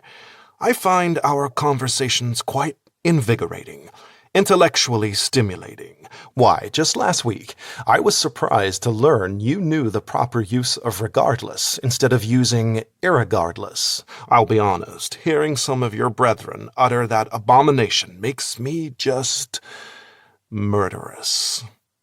"Shut it, asswipe," the officer ordered, all but shoving him onto the cold metal chair. "Or I'll revoke your visitation privileges for the next month, irregardless of whether it's a clergy visit." The officer retrieved a key from his belt, forcing Nick's hands on the table. With rough motions, he secured the cuffs to the bar in the center, shot Nick a glare, then retreated from the stark, cold room. Unlike the other visitation rooms, there were no windows, no cameras, nothing. There couldn't be. It wasn't allowed when inmates met with their lawyers or spiritual advisors. It was truly the only place one could conduct any conversation in private. And for these conversations, privacy was essential. Once the heavy door slammed shut, the buzz indicating it was locked, Nick slowly lifted his eyes to the young man sitting across the table, a leather-bound Bible in front of him. He pushed it toward Nick, who opened it to a book in the Old Testament, Leviticus, to be precise. When his eyes fell on a photo, his heart skipped a beat, a slow smile curving on his lips at the woman in the image. Beautiful. Naked. Dead. "Forgive me, Father," Nick began, slowly raising his gaze to meet a pair of clear blue eyes. "For I believe you have sinned." The visitor's lips twisted up in the corners, his devious grin nearly identical to Nick's. "You know what they say? Like father, like son." To be continued. Thank you for listening to Persuasion, written by T.K. Lee, narrated by Michelle Sparks and Rupert Channing, both members of SAG-AFTRA. Produced by One Night Stand Studios. Post by Simplify Productions. Text copyright 2022 by T.K. Lee. Production copyright 2022 by T.K. Lee. All rights reserved.